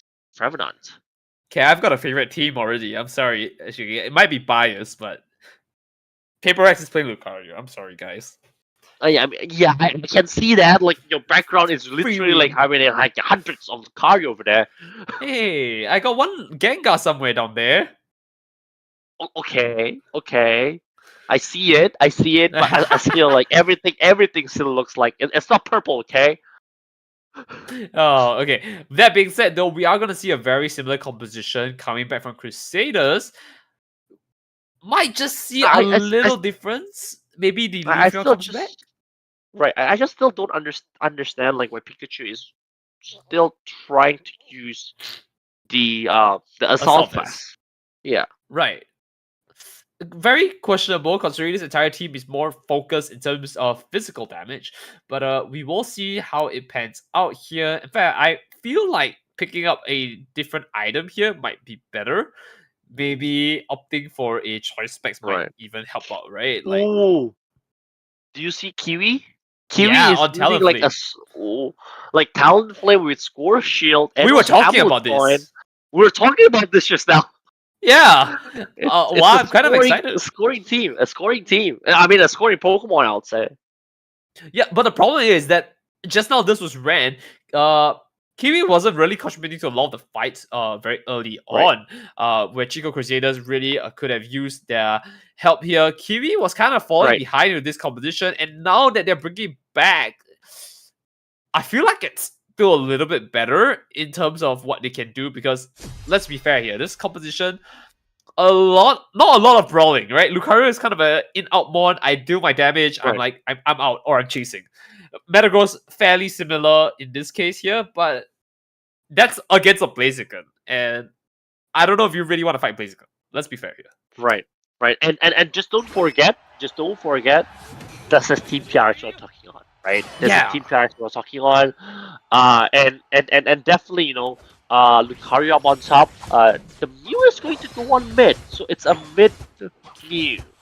Interesting. Yeah, that's same words, right? But I think at least it kind of feels like what Crusaders wants to do is they know they're fighting against a very strong team. Maybe the plan is to just kind of gimmick win in a sense. That feels like what it is to me, and I'm not really sure if I should be saying it's a gimmick win because every win is deserved. But a nice pickup for the Snorlax here. They've lost the buff. Looks like this Mew's a little bit lost right now. It's like, man, my buff is gone. No level 4 early. I guess we'll just take the Snorlax out. They can at least still pick this buff back here if all is right. But no one is responding to this, and they do pick them back up for the buff. So only time loss, and we do see some points going into the Fetch Link here. So not too good. Not too bad from Crusaders over here. Able to take another 5 points. Putting another 5 points, it seems is going to be knocked out over here using acrobatics just to run out. But definitely going to be raised by the Beldum and also the Phantom, just trying to take a knockout onto that Fletchling. I don't know if that was worth it though, because they lose so much EXP on the bot side here. And of course, while the top side, they are contesting it back with 3. It kind of feels like the mods that you want to be funneling your EXP to now are kind of just stuck waiting, right? You want that fetching the coming Great out. play. Beautifully done. They've got another stack for themselves here, but at the cost of what? PRX is going to run Yimu down with the Lucario here to try and see if we can take Combusken out of the fight.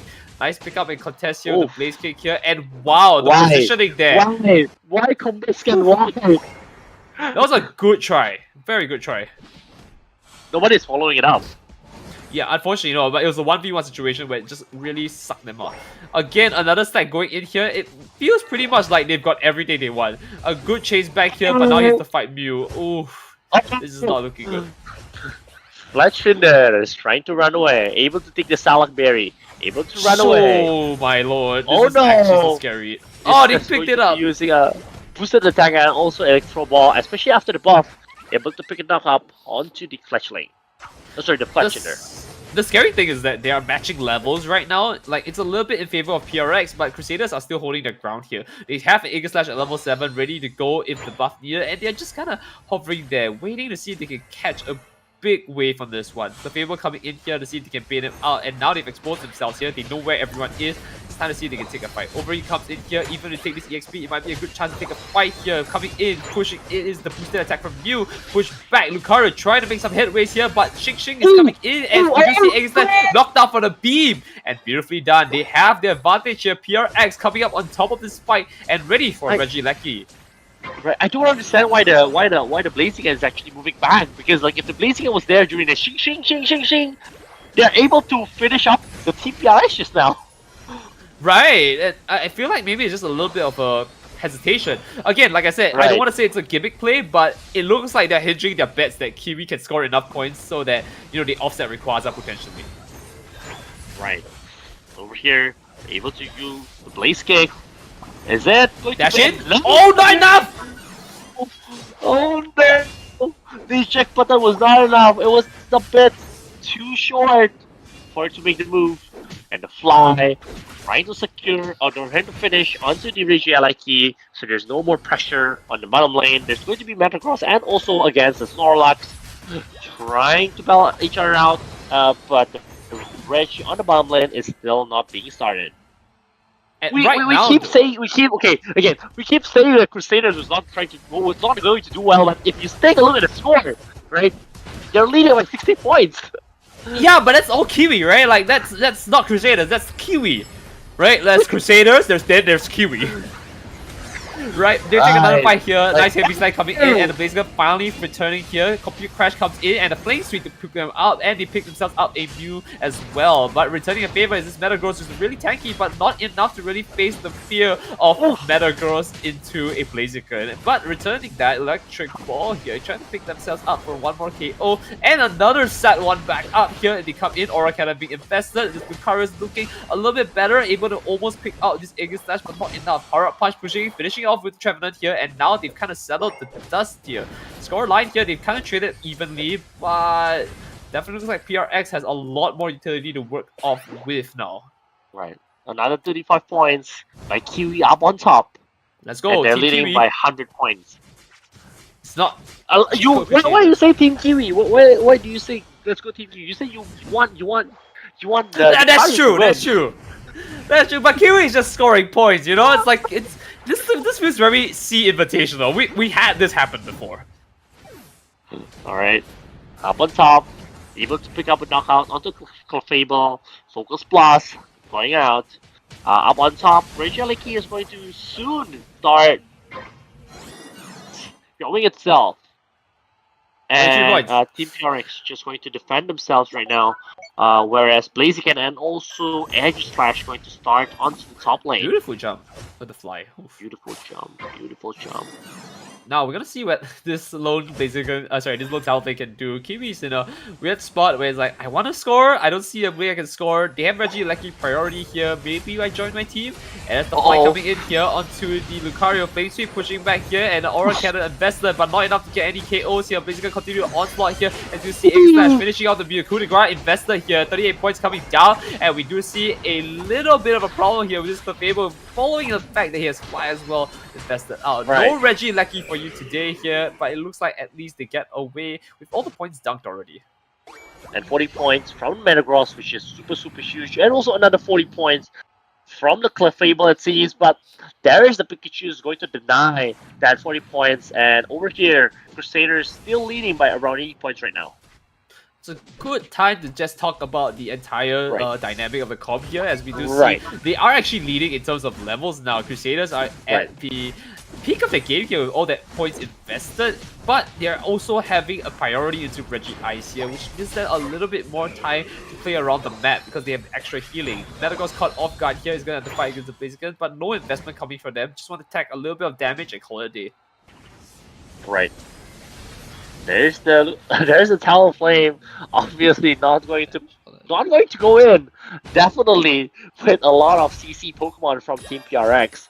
And HD over here is not yet level 12, which is a bit concerning for Team PRX.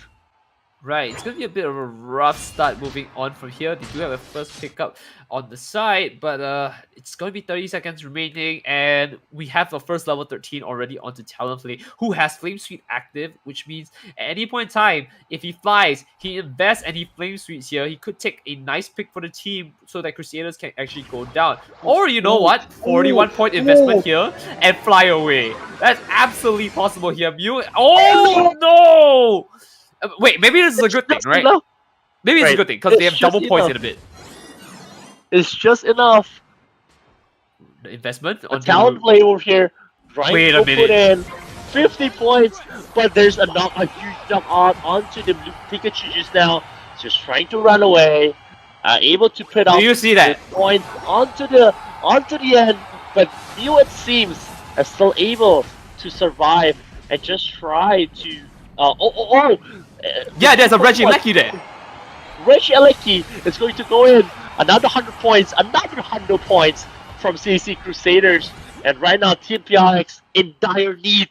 In dire need from the help of the Green Dragon, which just shows up on the minute 2 mark. And they're going to take another fight here though, but not enough damage to tag on as they do see Kiwi investing a Flame Suite to push them all back here, but getting KO'd themselves. PRX still has a full team to kind of invest that. Computer Crash locking them out here and having a Phantom Force to tag a little bit more damage. Increased damage is going to help them out here as the Woodhammer comes in, overheat pushing for 2, but a nice pickup on the Mew to finish it off. Thunderstorm invested here and they're not able to make any headways from that. In fact, the whole team of PRX are now ready for the Rayquaza. If they want to take this, it is time to do it now. 3 on the side going missing, 1 finally returning with Snorlax here. They're starting this one off. Pikachu has the secure potential, but is it enough to really do anything about it? They're going to try and start going in as Snorlax invested a heavy snap here. They do pick it up with the Aura Cannon here, and now it looks like the score is going to come down to this. Can they invest everything here and potentially win off that? First coming in here, we do see Mew trying to defend the goal zone, but not enough.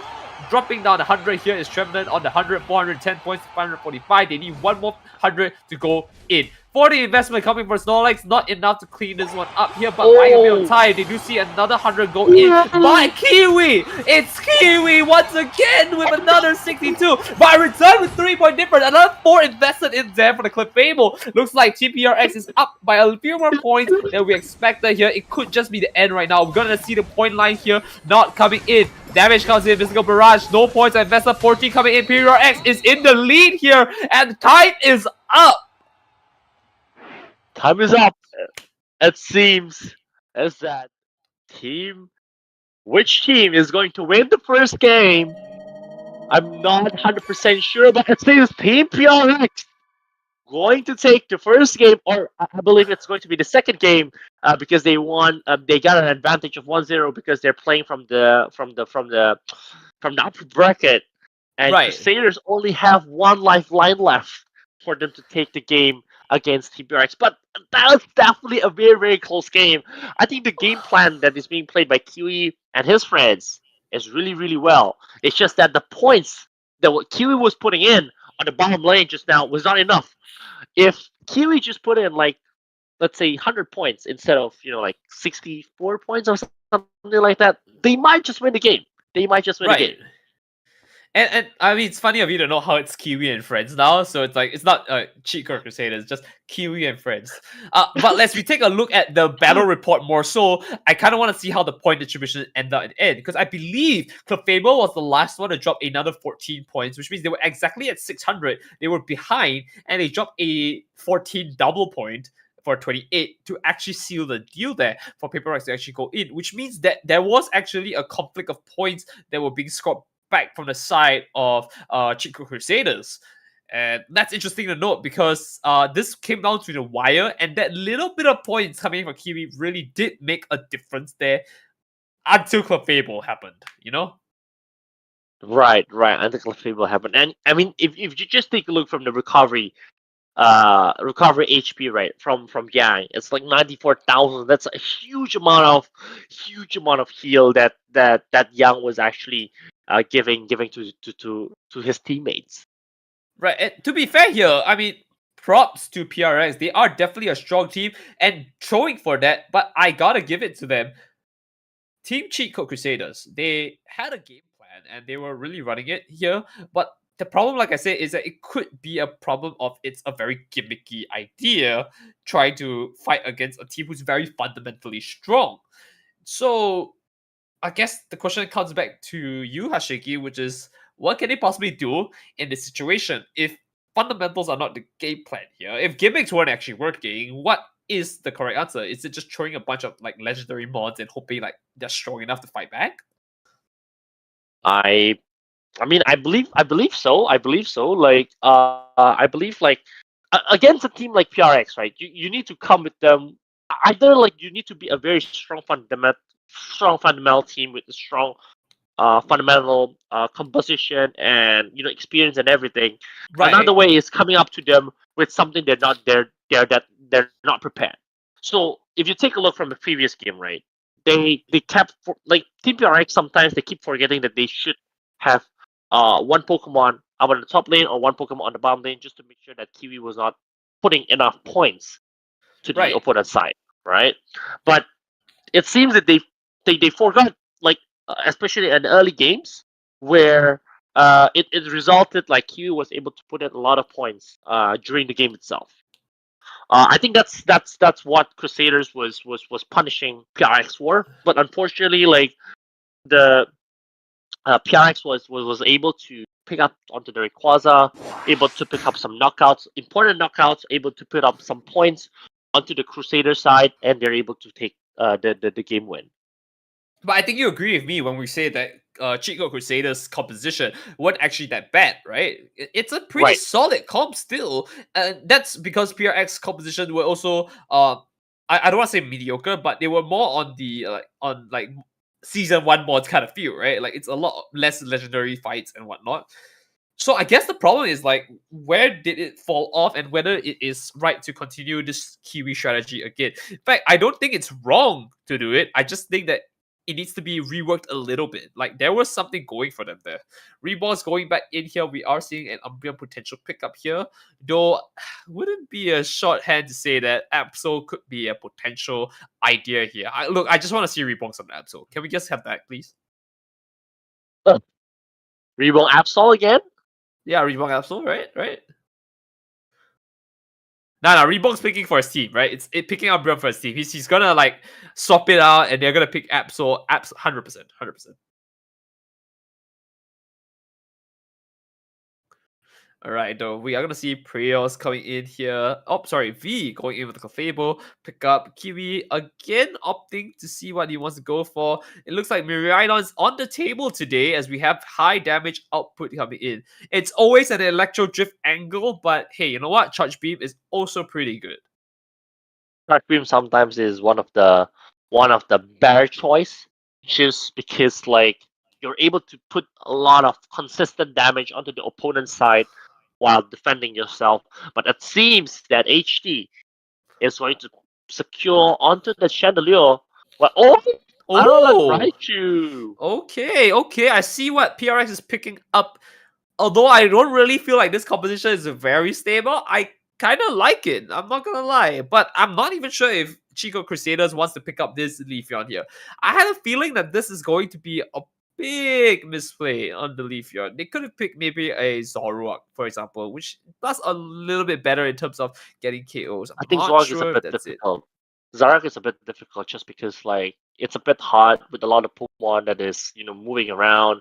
Your Night Slash needs to hit other the Pokemon on the opponent's side just to make sure that you're able to continue to the damage combo, and on top of it, you need to play really really well. If let's say Reebok somehow chooses the Min Look, for example, you need to play really well Right. using the illusion ability that you have. Okay, you know what? That is fair to say the least. However, now that we're looking at the composition, I don't know. PRX doesn't feel like it's doing it for me, though I'm very excited to see how Alolan Raichu plays out, especially since I'm a new returning player as of today. So, Crusaders has my pick locked in terms of a more favorite team, but Yimu has the best skin in Unite, so PRX, man. just because he uses Lucario. Yeah, he just because he loses Kyo. PRX! Oh my god, PRX is so good during this game, but it seems that Crusaders just they're very close for them to be able to pick up the earlier game. And right now we're coming up to game 3 with Team PRX 2-0 at the moment. And HT once again using Alolan Raichu as a middle Pokemon. Just No. trying to make sure that he has the stored power, Right. when trying to play on the bottom lane or on the top lane later on. Right. The Or issue point. I have now is we had this conversation just now with Leafeon needing to level fast, right, to win. They have it at level 4. They need to start tacking on advantage. They need to not like go down to PRX early on. First pick up potentially getting Lucario. Nope. No commitments down there, but maybe to Pikachu. Nope. Also running away. If this Leafeon cannot run around the map fast enough, we will see quite a potential deficit coming in for the side of Crusaders. Right. Unable to take the last hit. Oh, maybe. Leafeon, I think, just tiny bit too fast showing up himself. Yeah, okay. Well, oh well. That is one chance going down here, but not to worry here as they still have a lot of time back into there here. First set of Altaria is coming in here. Lucario is coming in, picks out the Meteor Mash, and is able to dish the damage out. However, this means Leafeon's kind of wasted time here, and like they could be doing Right. something else somewhere else. Right. And it's not even clappable yet. Trying to rush in by Lucario, but was still unable to pick up on the. And again, Lucario proving to everyone why it's so strong in the top lane. The former king of top lane right now is just kind of walking away scot-free against these two baby Pokemon. Right. And right now over here, Crusaders is a bit it's a bit difficult, with still 0 points. Whereas from Team PRX was able to pick up 2 knockouts over 1 knockout to 1 knockouts also. Lucario just trying to run away. Where over here there is the Alolan Raichu using stored power, trying to pick up knockout onto the Leafeon, which is super huge. And with 7:50 minute mark, 8-minute mark, there's the Altaria onto the middle lane, and just right now Crusaders trying to defend itself while farming onto the backside. But top 4 Pokemon just trying to stack it in from Lucario, That's the able first to take one. a knockout onto the clappable once again, putting huge amount of points and going to seal the deal of the first top lane by Team PRX. And the question is, where is Leafeon in all of this? Because what Leafeon feels like it's doing right now is just playing the lane game. Right, I'm going to lane, I'm picking EXP, and I'm out, right? And that's not Right. what you need to do. Now you need to be finding Pokemon that you can easily take down and Right. abuse it, right? And that's Right, not what we're seeing. especially Pokemon such as like Galarian, Rapidash, or Pikachu. You should be able to pick up the knockout and Right. try to help your friends. They have to be Emerald able to 2-step. Have a more right. Emerald 2-step there? A double! Dizzy, that's what we're looking for. Right. But it seems it's going to be chased by the And Alolan knocked out. Raichu and knocked out over here. Oh, not a good sign here. They are able to pick it up on the south here. Thankfully for the Capable, pushing back in. Heavy slide, push back the Alolan Raichu block. And now we're in a great position once again. Crusaders are pulling themselves back into the game. And now a nice charge beam to see if they can pick out a little bit of damage. Galarian Rapidash running back into the fray here. Unable to pick up anything for himself here. But able to let the Umbreon score and head back. Question is now, board is very scattered here. Do they want to take another team fight with not a lot of unites to invest? They have the Bright Future Meteor Storm, and so maybe just Crusaders want to take a fight here and get 1 or 2 KOs. Over here coming out, no investment into Lucario as he walks away. Bright Future Meteor Storm invested here, pushing them all the way back into their base here, but unfortunately just not enough to really make any headways here. They're gonna just get some points in, and at least that's what they get. Emerald Trusa coming in here, no damage tacked on, but moving it out here. Umbreon is gonna be slowly chipped away as basically comes up for the Aura Cannon. Now we're gonna see a lot of a fight here, pushing back as Lucario is slowly being chipped away here, and Snorlax in a bad position. Eject Buttons away here, but they're able to at least make it out with no more casualties. And that's a great start. Point line 137, 131 in favor of PRX. Right, but from the point side, from the level side, Team PRX is still a bit leading with the Pokemon. Oh, actually, it's the same. Yeah, it's not looking too good for them as a whole. Even though the point is a little bit smaller, they are getting a lot more level spikes and power spikes as a whole. And I'm really happy to see how this Galarian Rapidash is actually making use Bring of out. that speedster role, right? You're running around the map, picking up things that Leafeon is not picking up. It's like, if you're not picking it up, it's mine. And so they take advantage of that and they go on here. Nice charge beam though to kind of peel their team away. Right. We're on top lane. Blaziken is trying to pick up onto the Regieleki. Full tackles coming in. There's also the Thunderstorm from the Pikachu, able to take knockout onto the Clefable and also onto the Miraidon. 25 points from 11-1. the PRX and putting up a lot of points.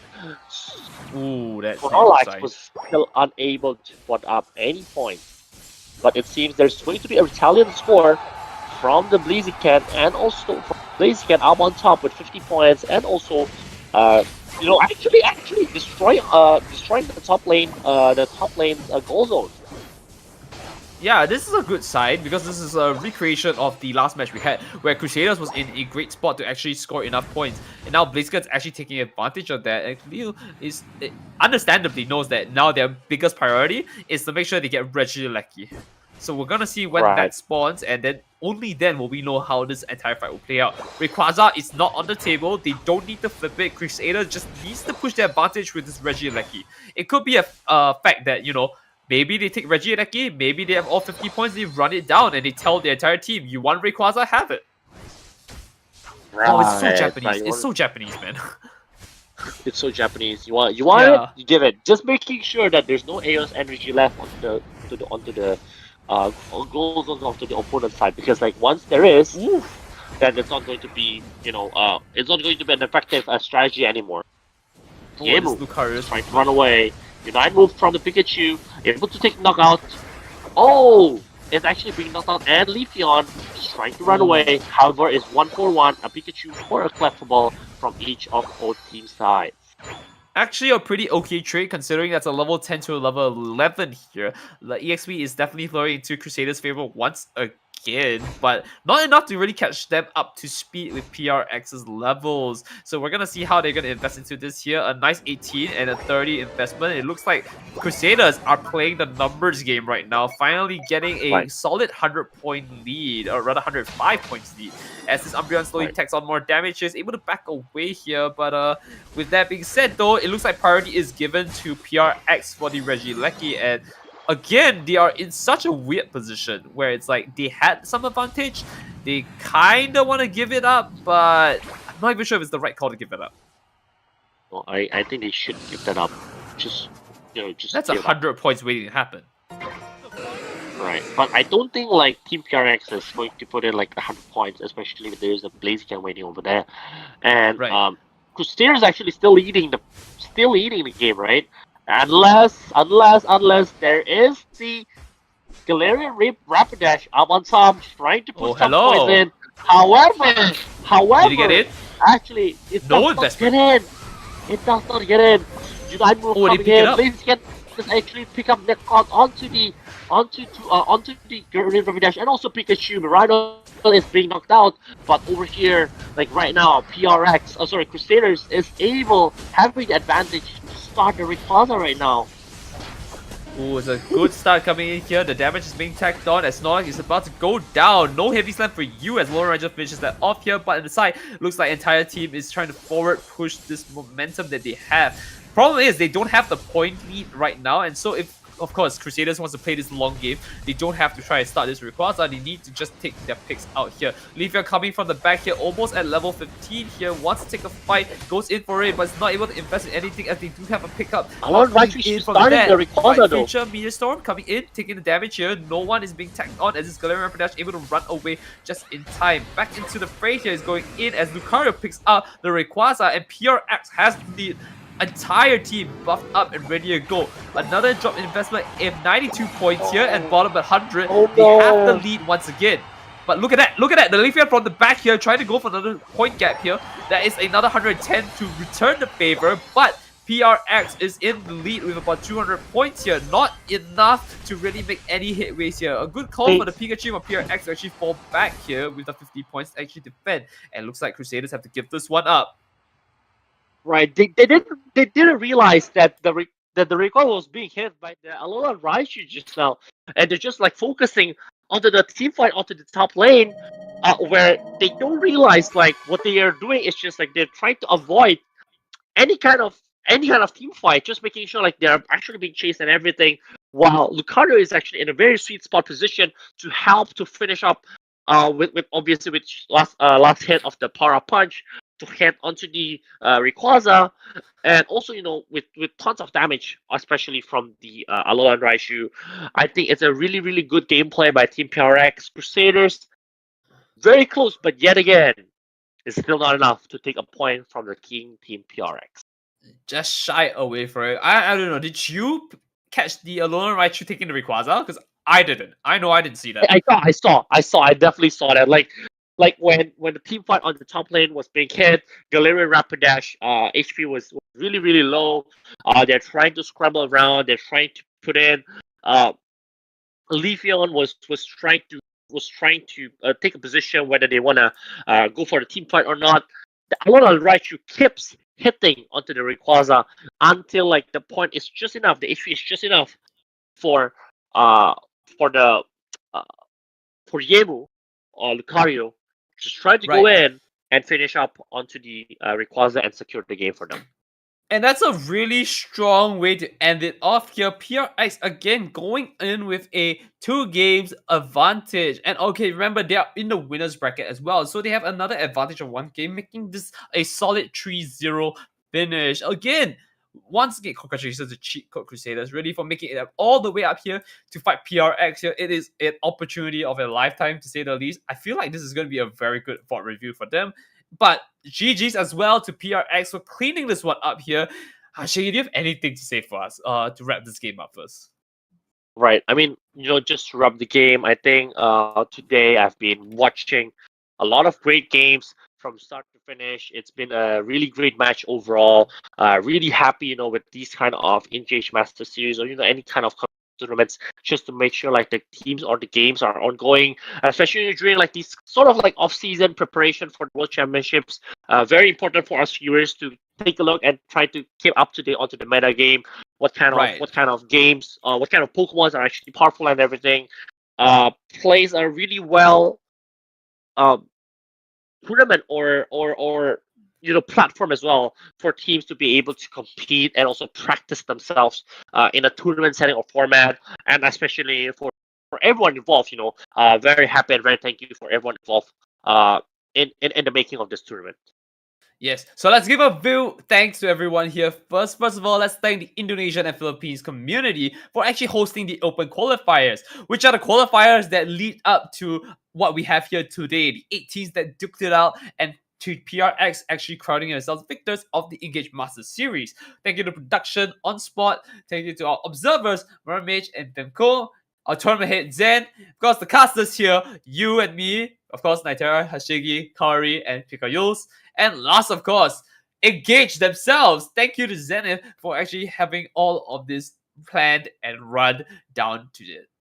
Shiggy, Right. if you have any And more people you want also- to thank, please. Right, and also I believe thank you as well for the Indonesian community and the Philippines community to run this tournament, for hosting the open qualifiers as well. We've seen a lot of great teams from Indonesia and also from Philippines and also from other countries joining this tournament.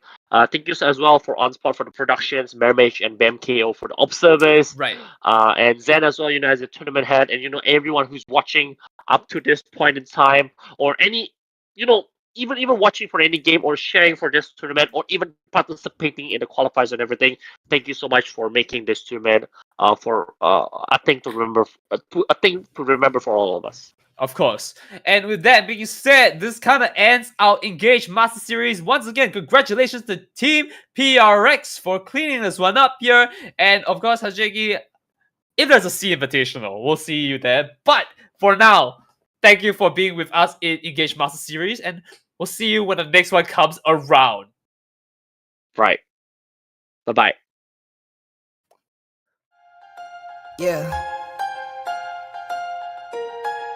I'm gonna buy that one and that one. All of it. I need it all. Do you want it though? Where do I begin? I see the hate, they don't wanna see me win. Bank deposits, I got more coming in. Top down, throw the money in the wind. I don't want it all. Heard he scammer, had to switch up the accounts. Moving paper, gotta call it my account. It's all in, I can have it coming out. Been through the struggle, I can see another drought. Yeah, it's not a purse, it's a merch. 6 figures was a gold, now it's 9 or a hearse. Put it work. Used to pull up, not swerve. No time for the snakes, time to put them in the dirt. That's word. I gotta get it, it's in my DNA. You only see the highlights, don't know what it takes. Last year stressing, got no sleep. Now I'm right between the courts, out of nosebleeds. I see the hate, they don't wanna see me win. Bank deposits, I got more coming in. Top down, throw the money in the wind. I don't want it all. Heard he scammer, had to switch up the accounts. Moving paper, gotta call it my account. It's all in, I can have it coming out. And through the struggle, I can see another drought. Yeah, same circle, still the same gang. We just get to it, we don't gangbang. Lost some friends, said the same thing. Keep a low pro when we maintain. Find us in a lost somewhere, kicking back. Find you on computers, type in Twitter facts. You lose a follow, throw a Twitter rant. I lose $1, bet I get it back like a boomerang. My girl likes diamonds, big one shining on a ring. I got 3 daughters, you could bet that they gon' get the same. But they got morals, I'll be damned if they sell up for change. They won't sell out a thing. I lose it all, you bet I get it back by any means. I trust in God, won't be $1 that can make me change. I got that power, I could get anything. I got that power, I could get anything.